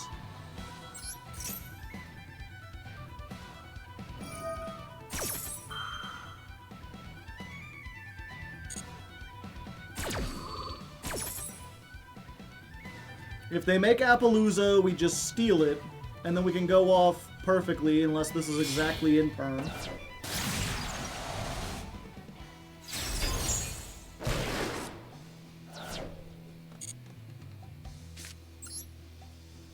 Thank you kindly.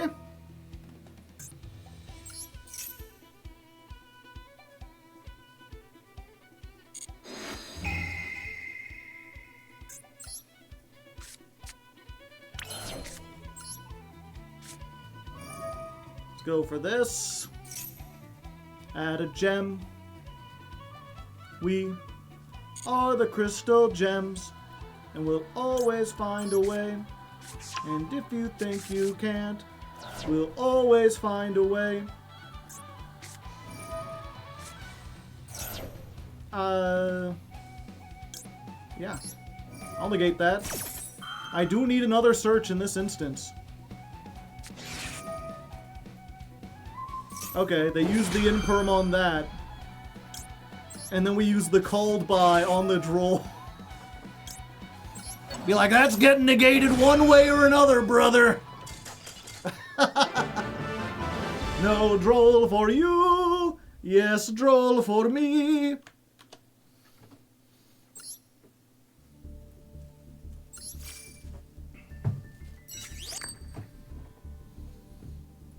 Slime Toad.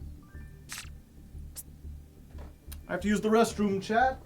While I'm gone, enjoy Slime Toad. Alright. Oh, did I still leave that Slime Toad up there? I'm sorry about that. No one should be subjected.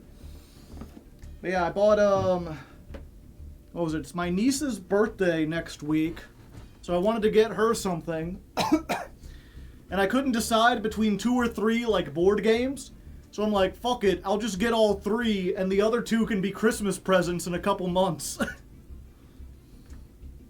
So I got 3 games. One is Apples to Apples. I assume you've all heard of Apples to Apples already. It's just like the kid-friendly version of, Cards Against Humanity. No? Yeah. Apples to Apples is just like Cards Against Humanity from kids, for kids. And then I got Telestrations. Anyone familiar with this?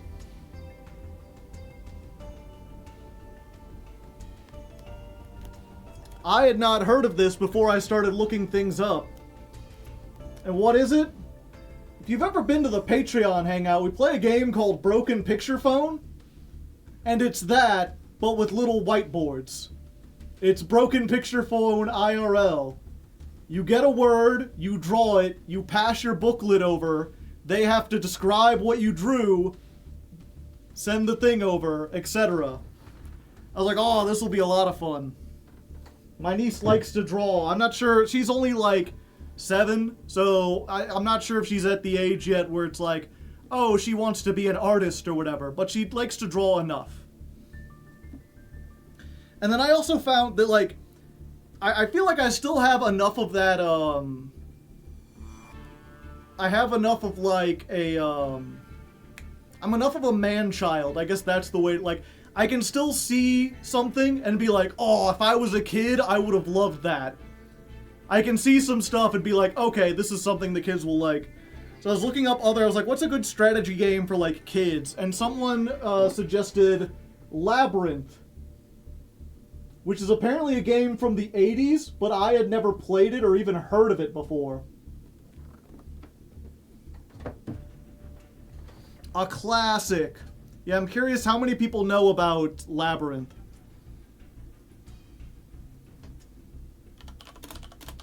I had it as a child. I am way too good at Labyrinth. I had that game. You unlocked a dormant memory. Yeah, let me show you the how to play video, chat, and I want to see if you haven't heard of this before, if you have the same, like, neuron ignite, where it's like, oh yeah, kids would fucking love this game. Welcome to our video guide to playing Labyrinth, the world-renowned game from Ravensburger, designed for 2 to 4 players aged 7 years and up. In the enchanted labyrinth, players must search for mysterious objects by cleverly sliding the moving pathways. The first player to collect all their treasure and make it back to the starting square is the winner. Will you be the winner in this race for treasure? First, shuffle the path tiles without looking at them. Then place them face up on the empty spaces on the game board, revealing a random maze of paths. 1 tile will remain. This will be used later for pushing the maze.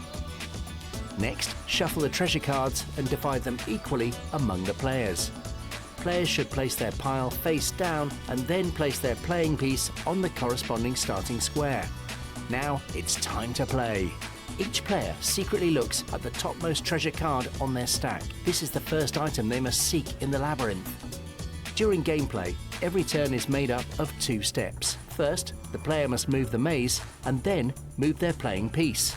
On your turn, slide the extra path tile into the game board at one of the entry points marked with an arrow. Choose carefully, as this will shift the pathways and help you create a route to your treasure. Next, it's time to move your playing piece. You can move it as far as pathways allow, or choose not to move it at all on this turn. Please note that you cannot replace the path tile back in where it was just pushed out on the previous turn. Yeah, so very, very simple. You know, it's just navigate the maze, push the tiles. But the simplicity of just, like, being able to have a maze that, like, you move the things around and it's constantly changing and trying to figure out, like, you know, oh, there's, like, thousands of possibilities. This seems like it would be, I'm curious to play, to try it out, because I'm like, I wonder what the, like, optimal strategy is, because it feels like it's so complicated. Like, it's one of those things that it's so complicated with all the different possible routes and all the different combinations that you, like, your strategy has to change depending on each board, and every other person's move is going to change up the board to a position that might not be favorable to you. But at the same time, because it's, like, half random and you can easily find stuff, it's also really easy for kids to just be like, push a thing in. I can draw a line. This feels like the Forbidden series. Yeah. I see a random Dominic Noble. Yeah, the Ender's Game. Which is, like, super simple, super easy to play, but also has, like, a strategic element to it.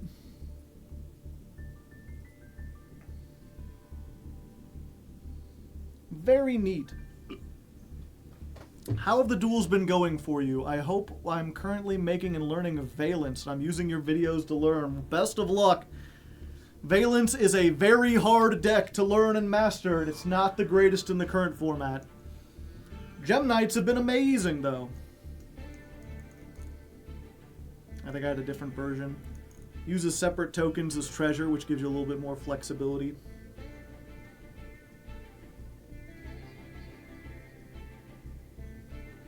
Watching my last treasure get pushed off the game board and dying internally.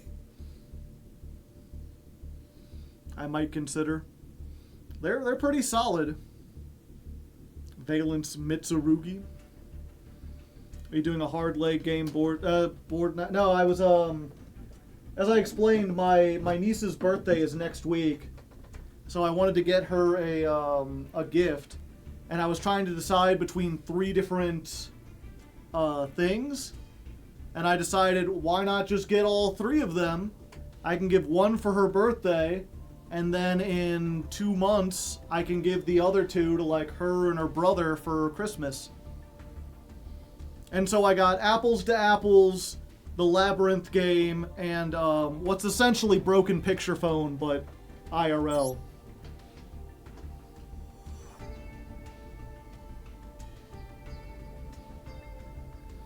It was 3D and had tracks on rails. Oh, what's it called? I will also say that the board game rabbit hole is, like, crazy, chat. Like, the amount of board games out there is just, like, fucking insane.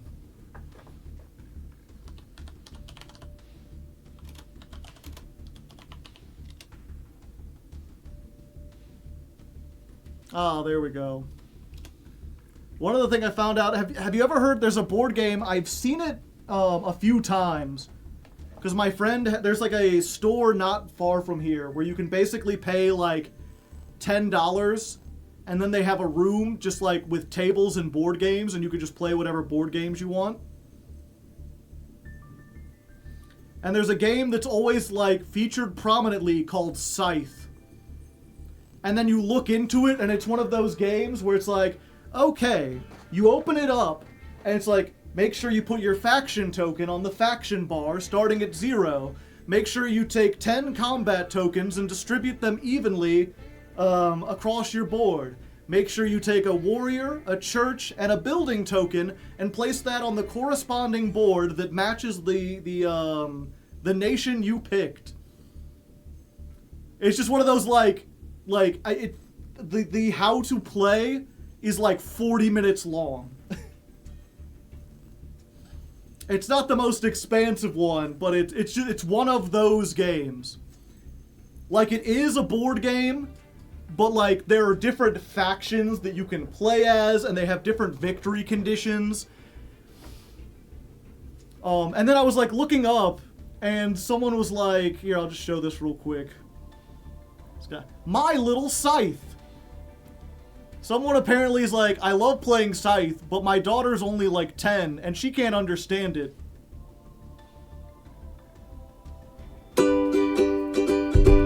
So I made a version of Scythe that, like, kids can understand. And even this version is like, you know, you play it on a hexagon. Every person gets a little like, card, depending on what they're doing. There's like 4 different ways to get victory points. You have your icons, and it's like, but instead of like controlling a country that's like going to war and has to manage resources, it's like you're a little fluffy animal. You're going on a journey, and you have apples and gems, and you must trade the apples and gems. And if you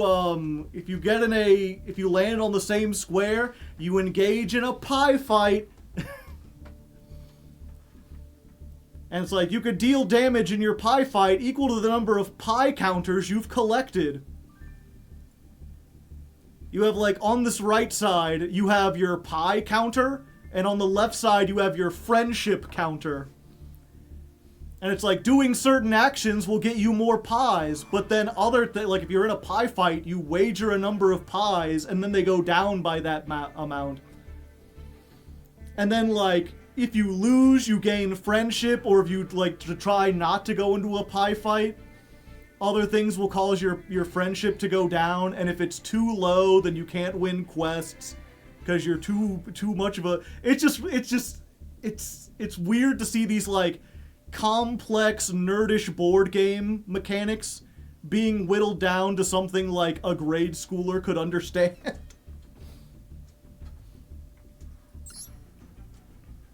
Like, we don't want to have actual battles. Oh, shit. Oh, I didn't realize. We got distracted talking about board games, chat. Which I guess, you know, comment in the comments. What? Oh, no. I was getting so excited. I was like, it's fine. You know, we're going to rank up. We're going to get our thing. And nope. We have to add another one to the go first counter. Wow.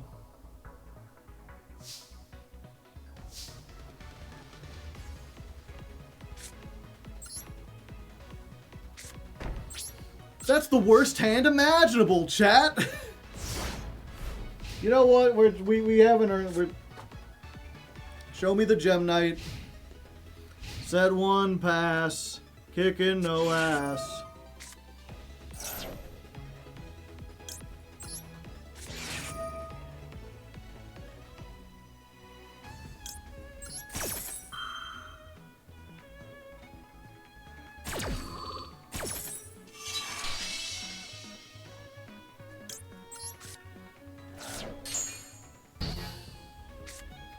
There's a chance they brick 2, chat.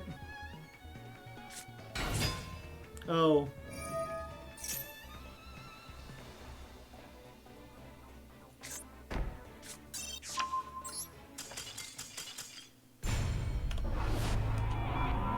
Well.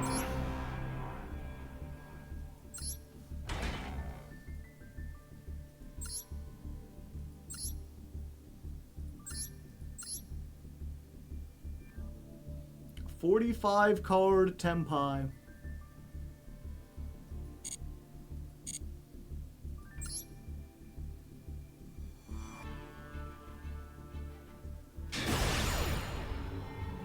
Someone's having a bad day. At least they won the coin toss.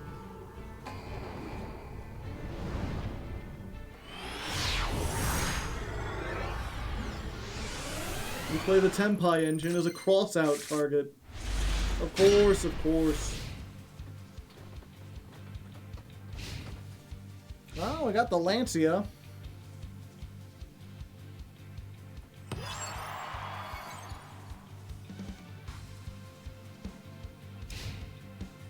Ah, that bad?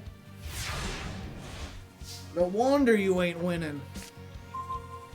Red reboot. I'm sorry. I'm so sorry. Perulia. Okay.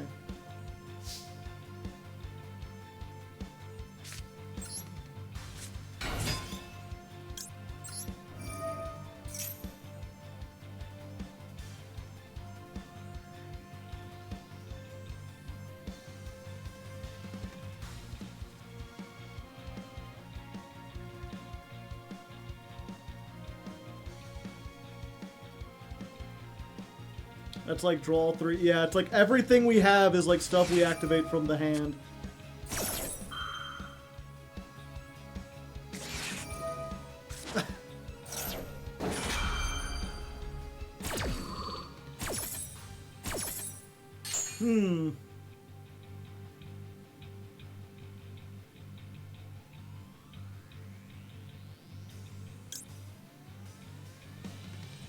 Deck out challenge.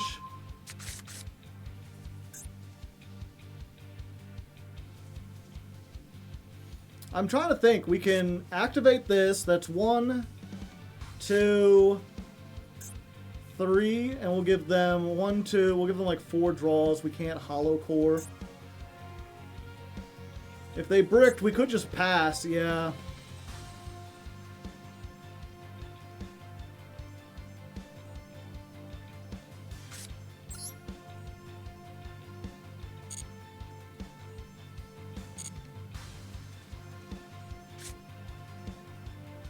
Nah, let's just go for it. God hates a coward, chat.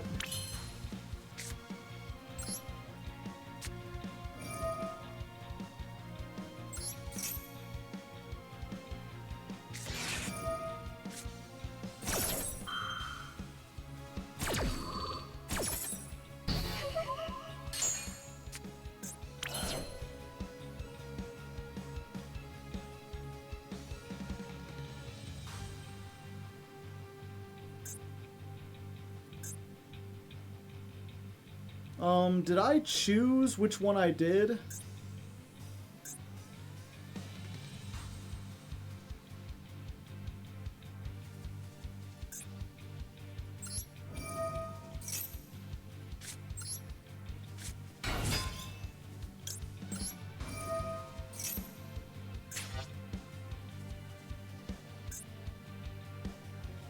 Doesn't look like it.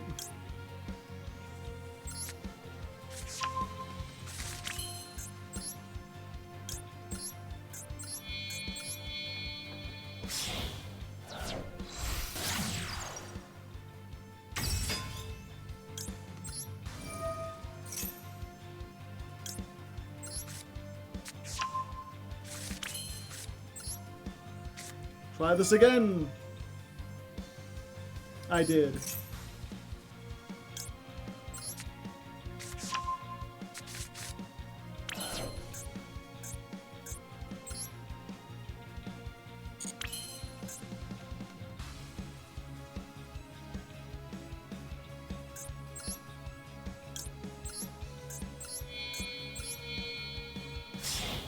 We can't negate mid. Yeah, we can't.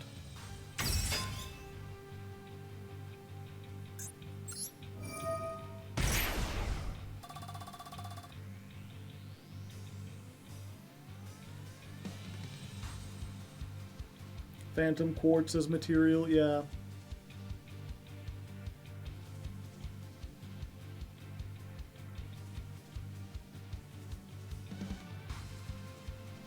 This is not their last chance to look at us, Hector.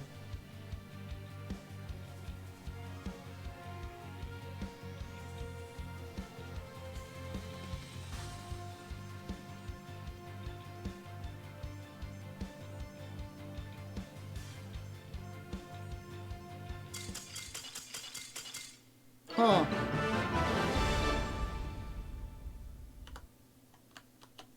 Weird.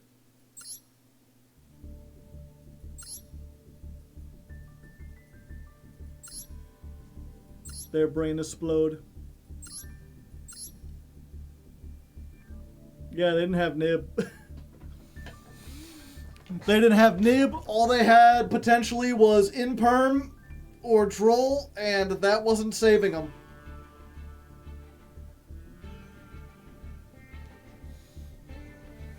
Yeah, because even if they had imperm, we had the red reboot.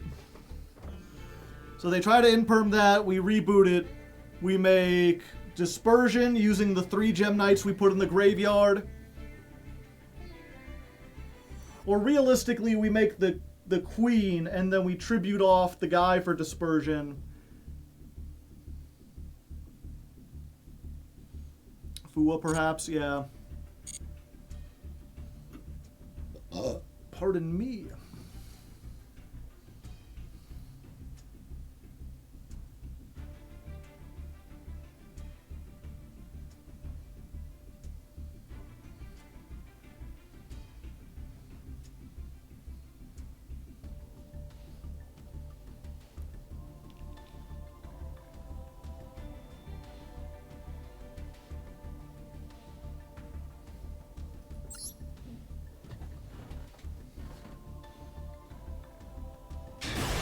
All right, knights and squires, one more win and we go into Master 3. Last time we were up here, we lost the coin toss, they forced us to go first, we bricked, and it was Tempai. This time, seems like we're not running into that situation. I mean, who knows, maybe it's the rare go first Tempai? Maybe we'll be in a bad situation. X at something Japan. Interesting, it's Mitsurugi. So the Lancia does like nothing, right? It just plays into triple tack. Yeah, so they're gonna combo off. We have no real interaction, but we've got pretty good setup to go second. We'll just have to see what they do. We'll be back when they're done.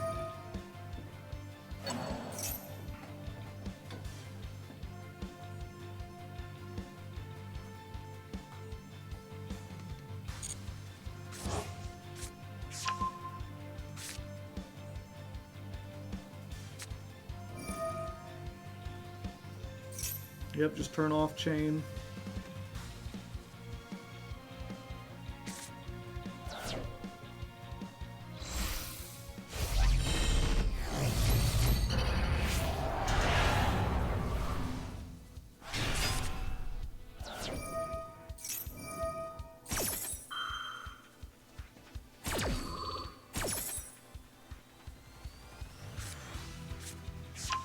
Yeah, they're playing Futsu, so probably just like a pure Mitsu deck.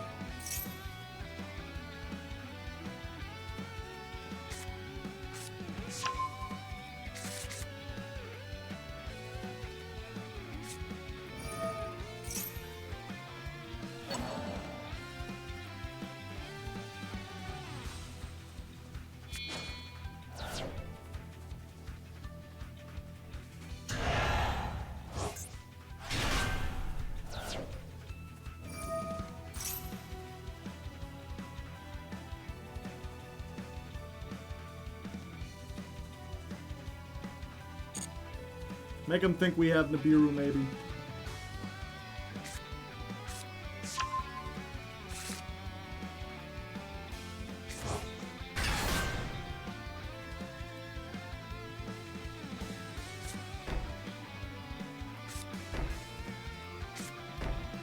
Oh, the back row in Back Row City.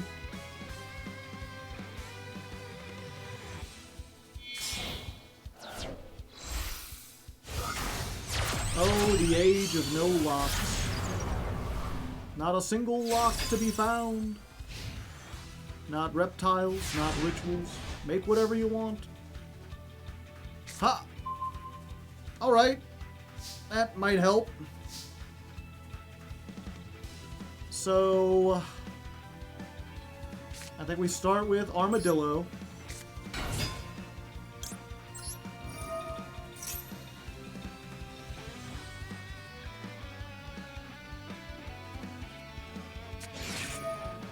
That gets impermed.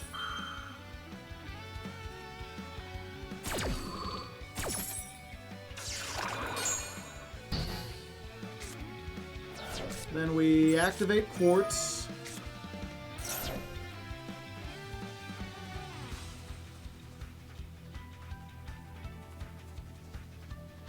Scatter Fusion.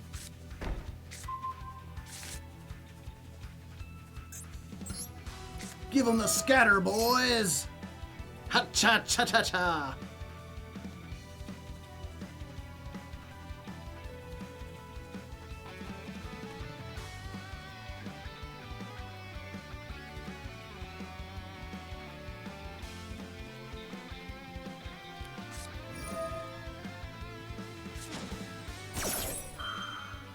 Okay, using that.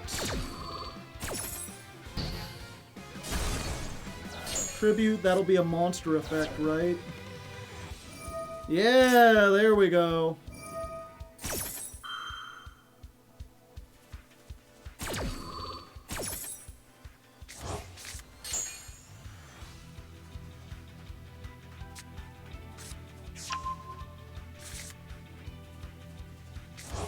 But it came back.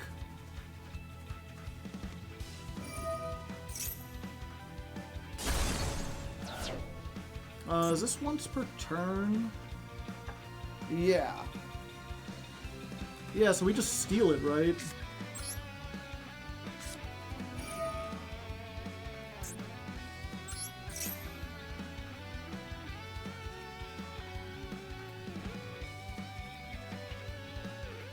$3,200, that's a lot of attack, Johnny. Masquerena. Okay.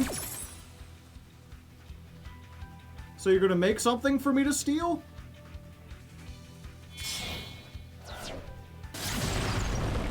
Dynamondo! Okay, so what does Futsu do?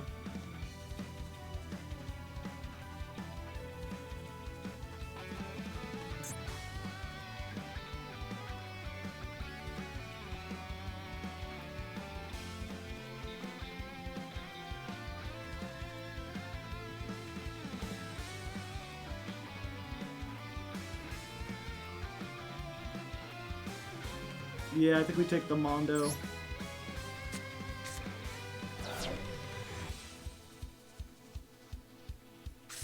Mondo, and then we thrust. Do we just get this? I think we do.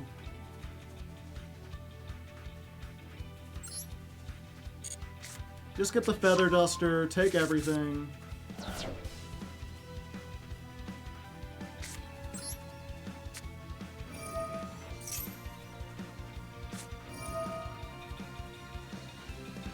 Then they get to tribute, do a thing. But that should be everything unless they've got like exactly like an Ash in hand. Or I guess they could have a Dominus Impulse. The whole deck is dark after all.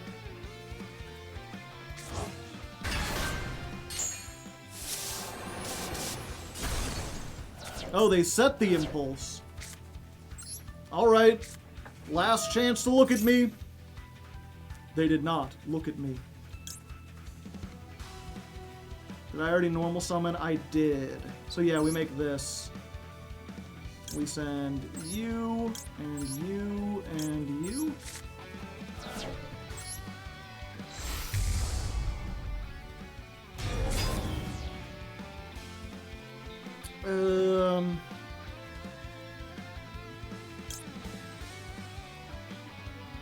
Yeah, I think we do both of these.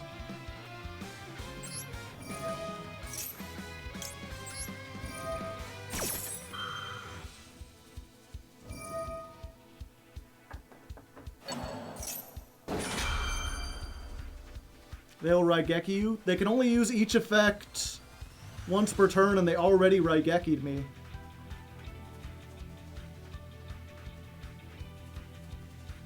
I could also... Yeah... Wait.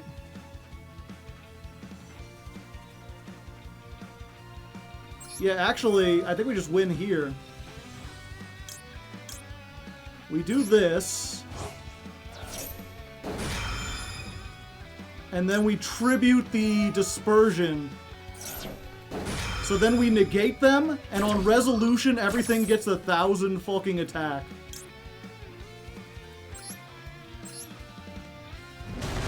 So we go Ruby. We go Aquamarine.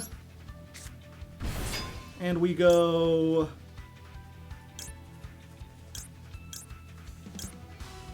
I think we go Lady Rose. So you're negated. We get big. Yeah, I guess we send that back because we made a mistake. Summon this. And that's all she wrote. They didn't have anything else, and we were going to attack them for all the damage. Discount damage warehouse. And with that, ladies and non-ladies, we got our way into Master 3. It hasn't been as fast, but not because we've been like going back and forth and not winning at duels. Like, our win rate is double what our loss rate is. The only problem with this deck is because it goes blind second and barely plays hand traps, we've had to sit through a lot of board building. It takes a long time to get there, which might be a little difficult, but you know what? We're good. We're still doing fine.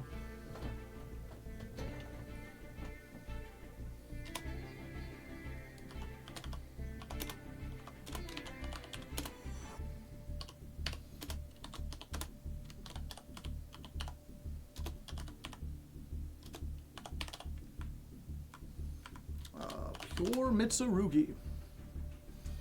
We do have 2 streams to make it 2 more, yep. Master 3 already.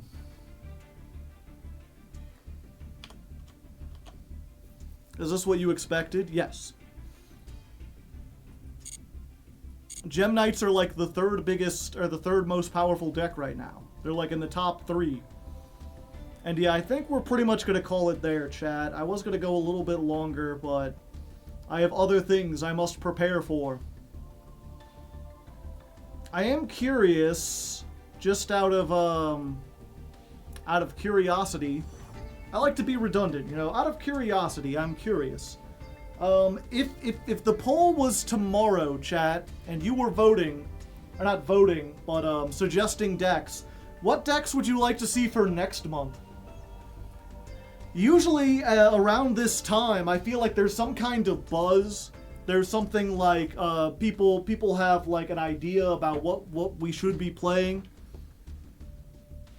And right now I'm not feeling anything, mostly because it feels like so many people have left Master Duel for like Genesis format. Evil Eye is a strong Mitsu counter? Interesting. Never heard about that.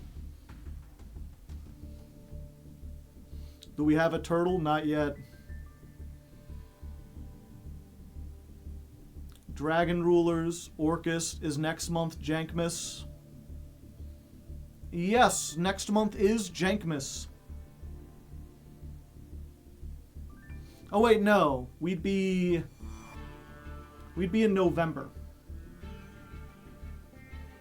So Jankmas is in Jankmas we play during December and it comes out in... Yeah, so next month is a regular month, and then the month after that is Jankmas. Ashened for Jankmas.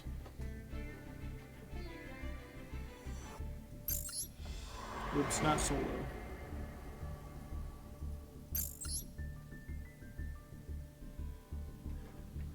What will Jankmas be this time? No idea.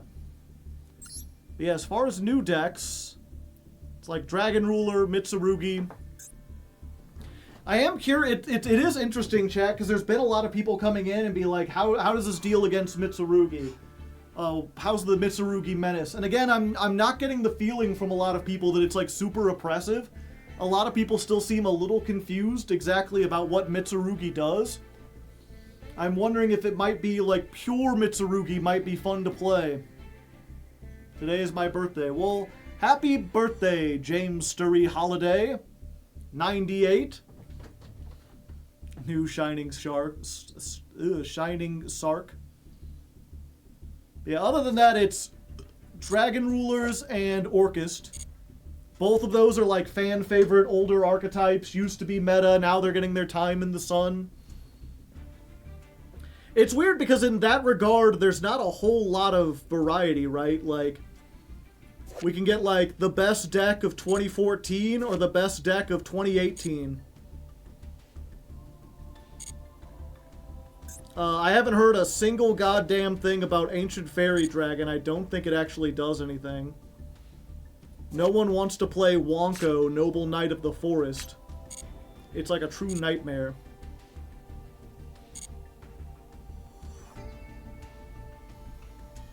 And then, what's the other pack that's still up here? Yeah, like, I guess we could still play Regenesis.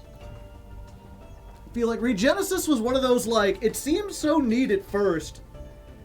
And every Regenesis deck I've played against has just been, like, a disappointment. I still can't believe they named it Wonko. It's my nightmare fuel. He's got big eyes. Like a doll's eyes. Magistus for Jankmas? Could be. Yeah, I've had a couple people be like, Necros? Necros, maybe? And I'm like, I don't know, dog. It has like a negate. It has like a negate, and you can Trishula on your turn. Heraldry Crest? Like, Heraldics might be interesting, but that kind of goes with, like, a rank 4. No one wants to see Adignister. They have a negate and a floodgate.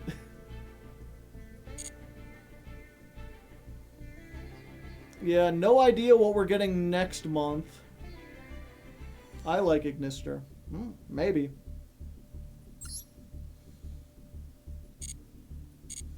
Yeah, it's just, again, it's hard to tell because I feel like,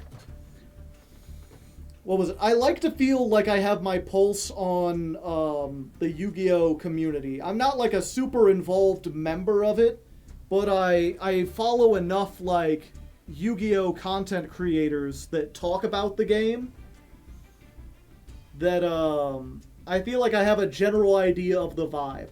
That and I watch like MBT streams where he talks about it. I wish wants to see Ignister, but no one else. And what's, but like, the thing is, right? MBT has long since stopped playing, like, the Master Duel ladder.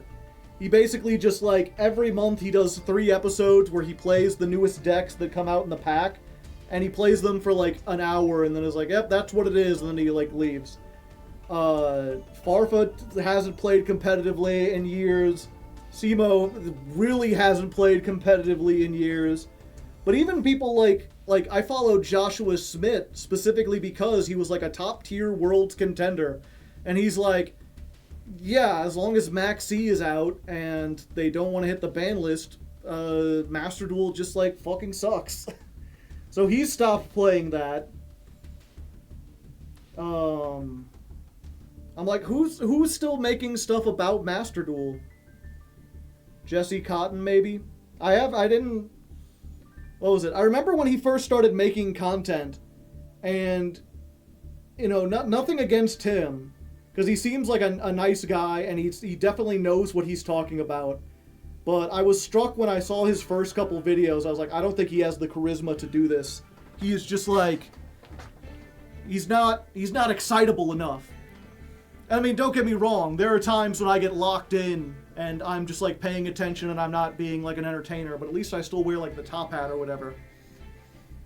Granted, he's stuck with it, and from what I've seen of his newer videos, he is a lot better at like communicating and being a little bit more animated in front of the camera and everything. But I never went back and like subscribed to him because I wasn't sure exactly what kind of content he had. Jesse doesn't play. He buys $5,000 worth of packs to pull royal rares and then dips. Ah, I see.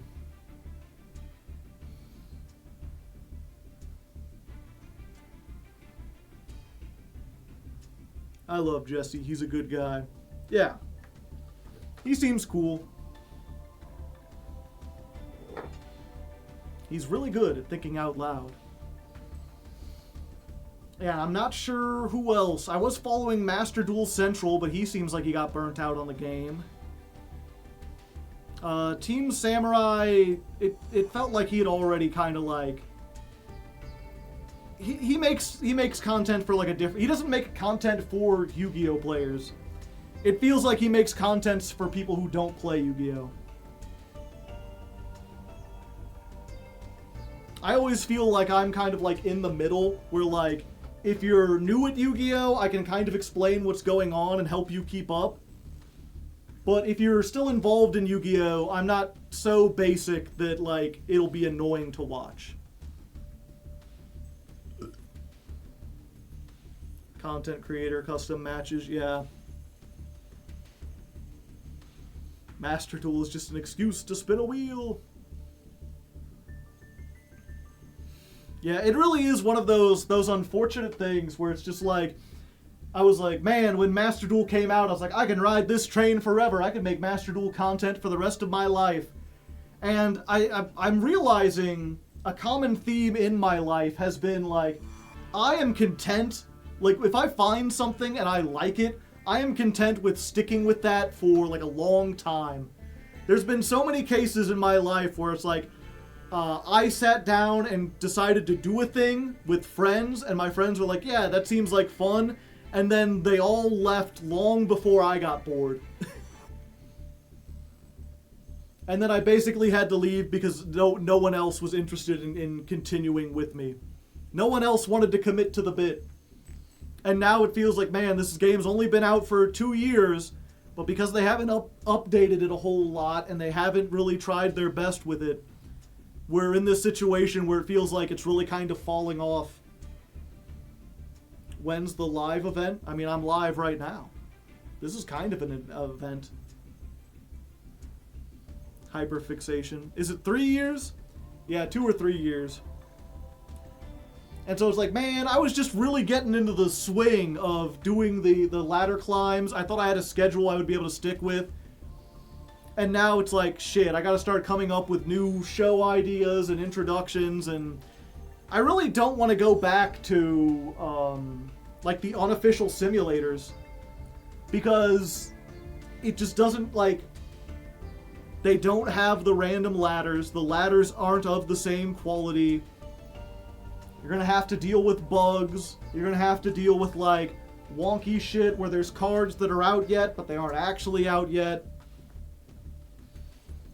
It's just, I really like being able to sit down and hop into the ladder, and there's the official ladder on the official game, and those are the rulings, and we're set.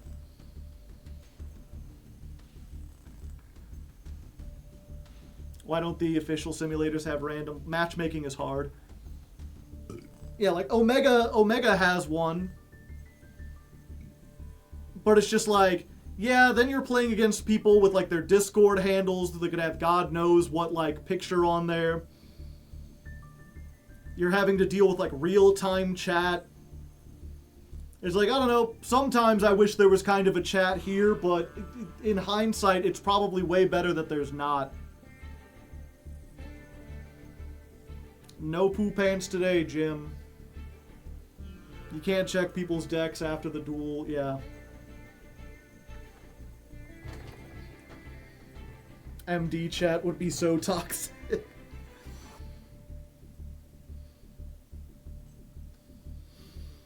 Yep, and it's at the end of the day, it's like, again, I don't want to be like, you know, I want to move away from Yu-Gi-Oh content, because I don't, but it feels like Yu-Gi-Oh content is like moving away from me.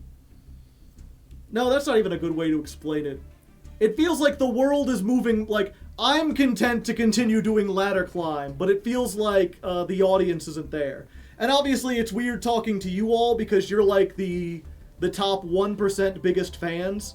Like, if you're watching this stream right now, like, you're the 200 of you that are watching it here or on YouTube, you're like the biggest of the biggest fans. So you're like, you come out live to see the streams. You can't get enough of them. Of course it's fine for you. It's just unfortunately the rest of the audience doesn't keep up with it nearly as much. Now they changed what it is, yeah. 1%, we're special. You are special. It's entering back into its Zexel era again. Yeah, and it's just a matter of like, okay, do I keep up with this for as long as I can, even as the views teeter out?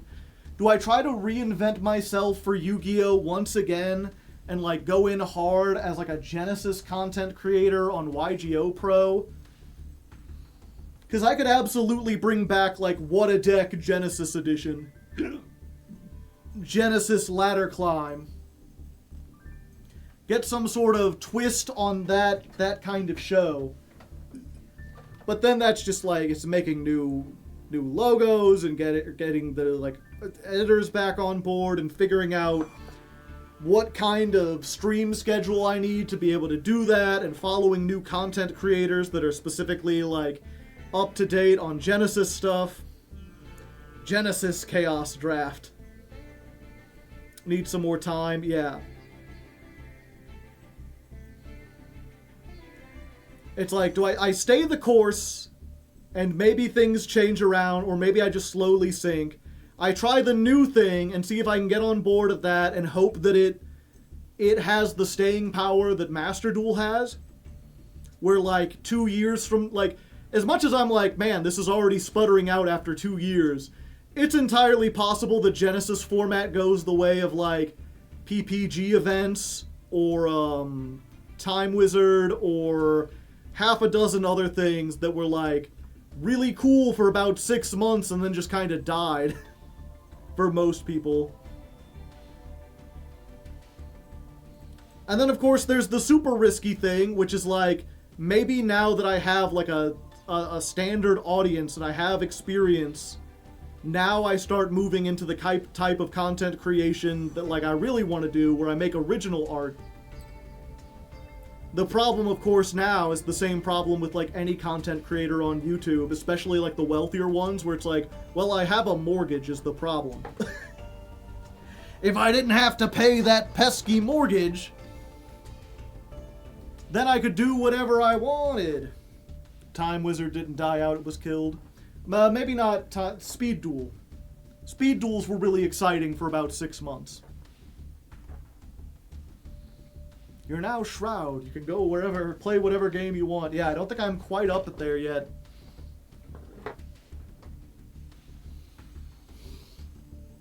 Based on, I try to experiment with the Hollow Knight stuff. I do have one more. I am going to try to do a stream where I do the like speed run of not the speed run, but the speed run achievement. Try to see if I can beat Hollow Knight in a couple hours, less than 5 hours, and upload that to the main channel. If money didn't dominate every aspect of our lives, yeah.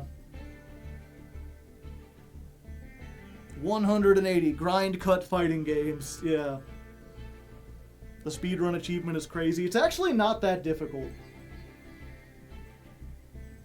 I went through, what was it? I just beat the game for the second time and it took me 9 hours. The speedrun achievement is beating it under 5 hours. So like, yeah, it took me almost double the time, but also I forgot where a bunch of stuff in the early game was placed, and I spent some extra time, like, once I got to like 3.5 hours, I was like, yeah, I'm not gonna make it. So I just started like exploring and planning out what route I'm going to take next time. And so now I have an idea of like, I know where the tools I want are located, I know which route I'm going to take. Silk Song content is good if you voice over it. Yeah, I think I just gotta get better. I gotta get good enough at Silksong that I can like commentate and play at the same time. Is it enough to reach ending? Yeah, you just have to reach the first ending. You don't have to like get all the extra achievements or do anything like that.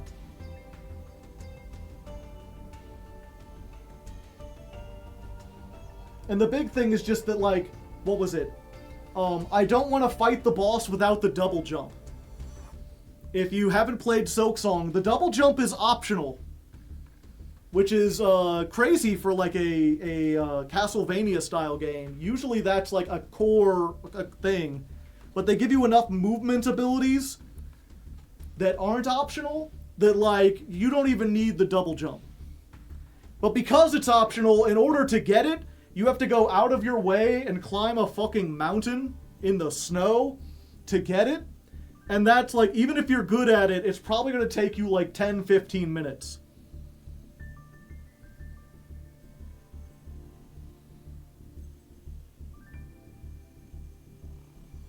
It's technically optional, but the Cogwork Towers, you have to double jump, do you?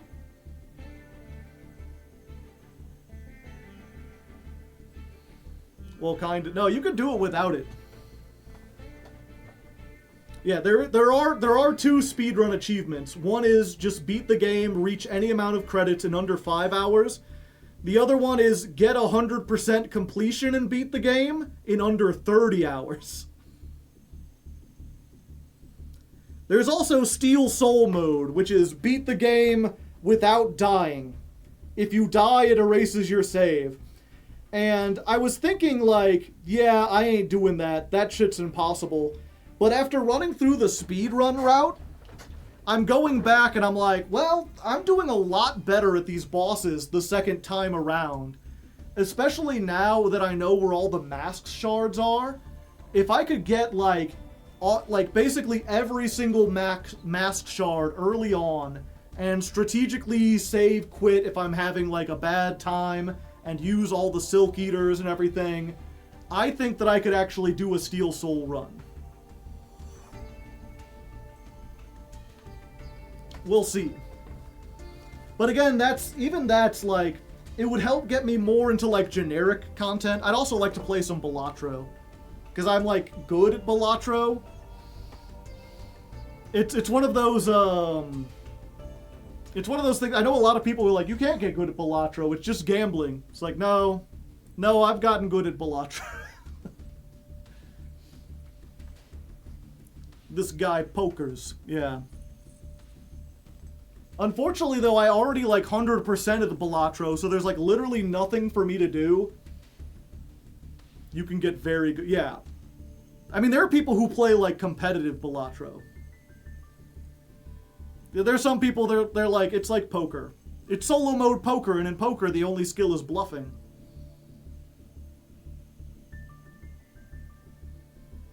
Challenge run content. It does decently. I'm still struggling to do gold chip. I'm always ruining your runs. Yeah, it's all about, like, being able to make decisions about, like, early on, knowing what's good enough to be able to get you through the runs and get you money, like get your economies going, and how to be able to, like, well, if you just got this kind of thing to get your money going, how do you min-max that? I'm just bad at math. Would you ever enter a Balatro competition? Maybe. The thing about it at the moment, right, is like if you want to play multiplayer Balatro, you have to like download all these mods and go to a separate Discord server and do all this like janky shit. I literally play the yellow deck. Yeah, I think yellow's one of my favorites. Yeah, I forget if I mentioned it on stream. I finally got the unseeded run Infinite. Did I show that on stream, chat?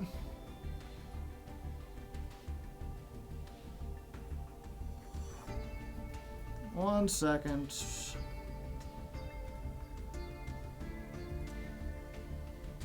Would Balatro work as a physical card game? No.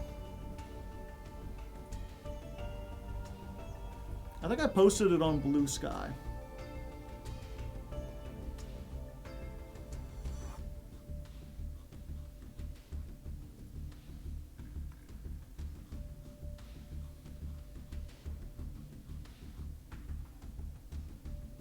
Ah, here we go. I had to speed it up, but it works. Isn't there a physical Balatro release? They release, like, playing cards that have the same art style, and you get a couple jokers, but it's not like, it doesn't play like the game.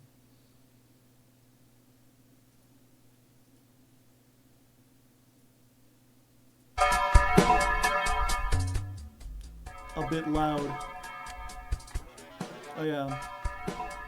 We'll see. So I'm on ante 20, round 62. Take a look at my deck is 66 kings. And you can see most of my kings have they have a red seal on them. I think all of them do, except for the ones that have blue seals. And if you're somehow unfamiliar with Balatro, red seal means whatever effect is on the king, it gets activated again. And then the silver, most of these are silver, some are gold, but the silver is, if you have it in your hand when you play a hand, then you get 1.5 times the score. And then, up at the top, I've got Perkeo, creates a random consumable card in your slot. And I have Cryptid. And as you can see, every round it makes a copy of it. And then Blueprint copies the card that's to the left of it. So I make 2 copies of it. And then this, the napkin, what's it called? I'm just going to call it the napkin. The napkin, it copies the Joker that's farthest to the left. So Brainstorm, yeah. So Brainstorm copies the Blueprint. Blueprint copies Perkeo. So every turn I'm getting 3 of these. And they're negative, so they don't fill up any space, which is why I can have 52 of them. And then we move that over.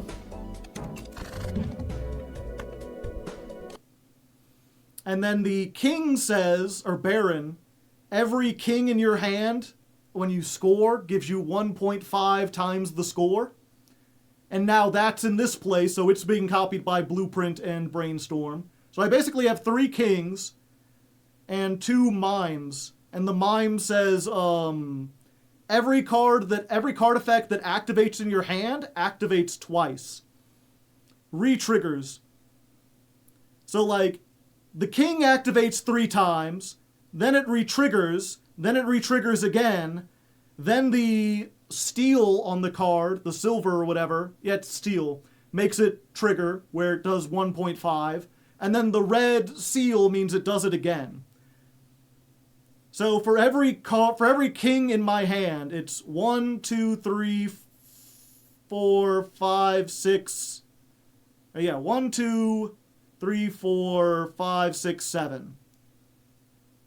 Gambling, are we? Yeah. And this boss is butter on that toast, yeah.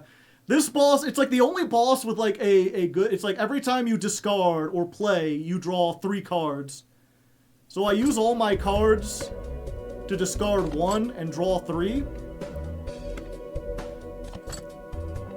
Because again, the whole point is I'm playing 1 card, and then for every card in my hand, I'm getting times 7 multiplier. And then I use all of these.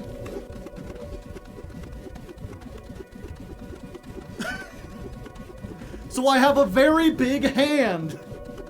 Your hand has no limit.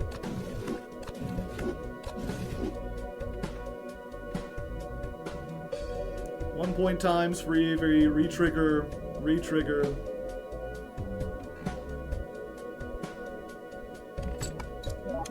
I also have high card up to level 127. And yeah, you can just see the re-triggering everything. I love high card. Yeah, Pluto is best.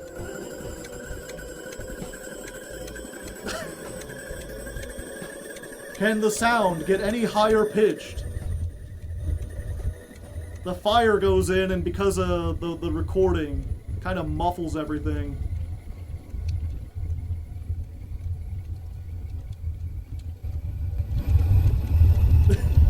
The shaking.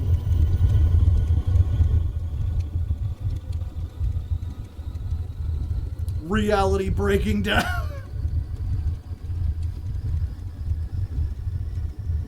Yeah, and you can just see the multiplication, like the score just getting multiplied by 1.5 times.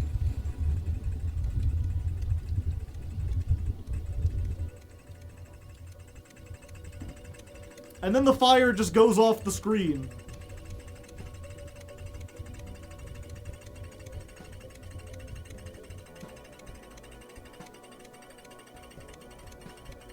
It broke, yeah. Nain inf. Round score? Not a number. The integer has gone off the table. The unfortunate thing about this, I didn't know. Oop, it started over. For a while, I had my high score was set at Nain inf. Or Nani inf, however you want to do it. But because it's not a number, it counts as 0. So I played another, like, casual game, and, like, the first score I got was like, you beat your record. Yeah, not a number to the exponent of infinity. It's crazy. It took a while to set up. Integer, I barely know her. And yeah, that's not even an achievement or anything. That was like, I ran out of in-game achievements, so I'm like, fuck it, I'm gonna set my own, I'm gonna make my own puzzle. Nothing harder than that. But yeah, at this point it's like, I don't have anything else to do unless I want to reset and play again or download mods. Which I guess I could. I could just play mods. But it's also, and this is, I was getting to this and then I got distracted. At the end of the day, what I really, really want to do is just make like original content. I just feel like, unfortunately, I didn't get skills as like, I'm not a filmmaker. I'm not really a, like a visual artist. I poured all my stat points into like writing. There's people out there who like Balatro, yeah.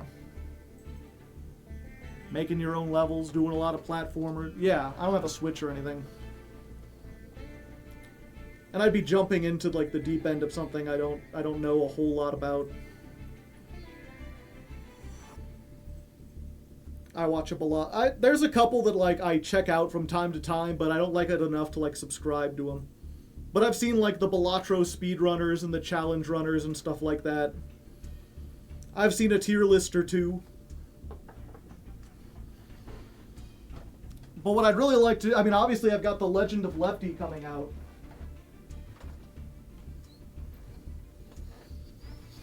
And then once I finish that, I've been trying to think about, like, what do I follow up The Legend of Lefty with? And those who are longtime fans know that I've been working on a tabletop game for a while called 55 Lives or 56 Lives. I still go back and forth. I'm not sure if it should be 55 or 56. They both have their advantages and disadvantages. The Legend of Righty. That is one potential sequel. But that's very far out. The Reign of Righty. Ooh, ah. The Revelations of Righty.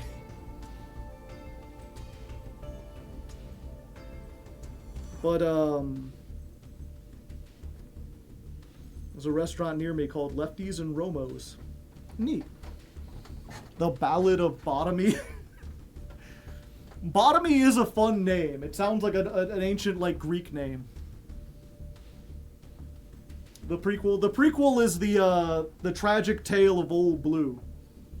Or the real story of Scaevolas. See, that's the thing, is like, I have prequels. I have stuff already planned out beforehand. There's an idea for what happens after if I made like a true sequel. but it's just like a very vague outline. I haven't sat down like and figured out exactly what would happen. The terrors of Toppy. But yeah, the tabletop game is something that like I've been working on a while, and like I have the rules document finished. The big struggle is it's not just like a game, it's also like its own unique setting. And it's been hard to pitch that setting because it's kind of weird and like esoteric. It's like mystical in a way that people aren't used to seeing. I can't really compare it to like any existing religion or power set.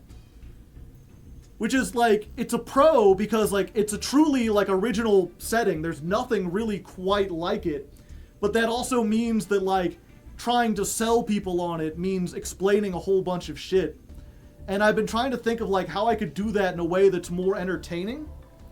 And I was like, well, if I put out The Legend of Lefty and I get at least a small following for these sort of like audiobook stories that like get told on through YouTube videos, what I could do is basically make 6 short stories, one for each of the major classes in 55 lives, and then just basically release them as like, oh, here's my newest project, a series of 6 short stories set in a new universe about weird, crazy people with powers.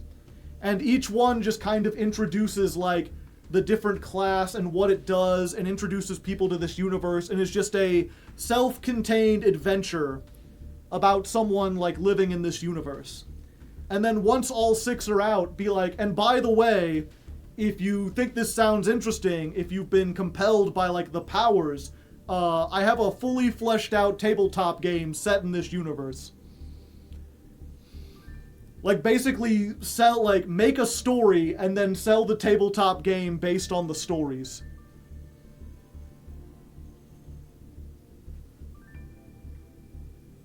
It's like, could work. Again, assuming I can get people to listen to Legend of Lefty in the first place. His name is Parish Perry Gallows. He's super unlucky, but the god of tricks and chaos made him their toy. Every time Perry would die, the god removes the memory and sends him to a bar to drink it off. Oh, that's a character you made for D&D. I was like, what are we talking about now? Basically a story hook punchline. Gotcha. As soon as I get finished using Master Saga as my white noise, I'll go back to Lefty. Yeah, part 2 is, I've actually got to work on that tonight. Oh yeah, that was the other thing I was going to run by. I forget if I mentioned this before, but I wanted to make like a trailer to basically try to hype up Legend of Lefty Part 2. Or I've been thinking, I don't know. Chat, do you think media like that works better when there is a trailer? Or do you think like basically telling people go watch this makes it feel more desperate? Because I've been thinking of, I made the trailer for the first part, and hardly anyone watched it. And the people who did watch it, they didn't really convert into readers. So I've been thinking, instead of trying to be all dramatic about it, make a, 15 to 20 minute video of just me talking earnestly about, why I like this story and why you should check it out. But I also feel like that might come across as, Hardleg begs you to check out his fan fiction. I'm constantly caught between, there's so many stories on YouTube, especially when you look at, more casual things like analog horror stuff. That's what I think of when I think of, original YouTube content. Or stuff like Angel Hair that kind of bills itself as analog horror but isn't.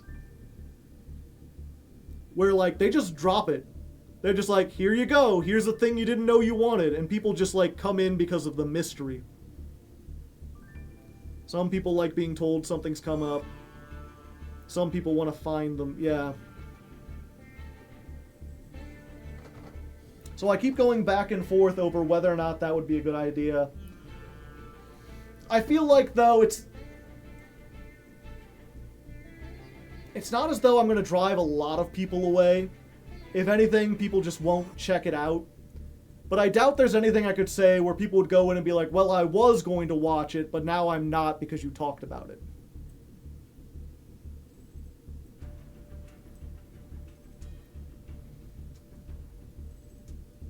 People will either enjoy the short or they'll look for the story so they can get the context. Maybe. I wonder if that would, like, if I just released, like, if I just took the first chapter and split it into 1 minute intervals and just released that as, like, shorts, like, every day.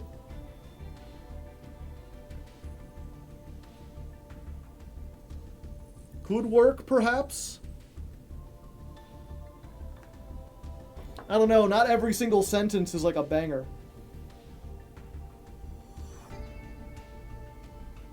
I'd have to look through it and see what I can get.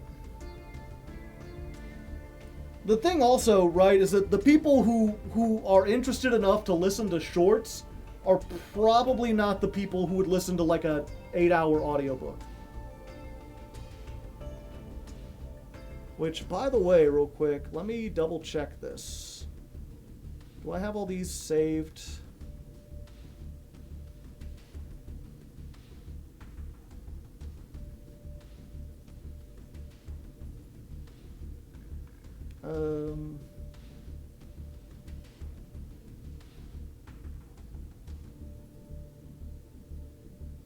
Chapter 25. How long is this? 3 hours. 3 hours, 27.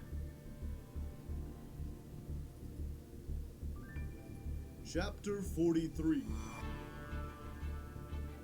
And an hour, so... Oh, it's almost exactly the same length.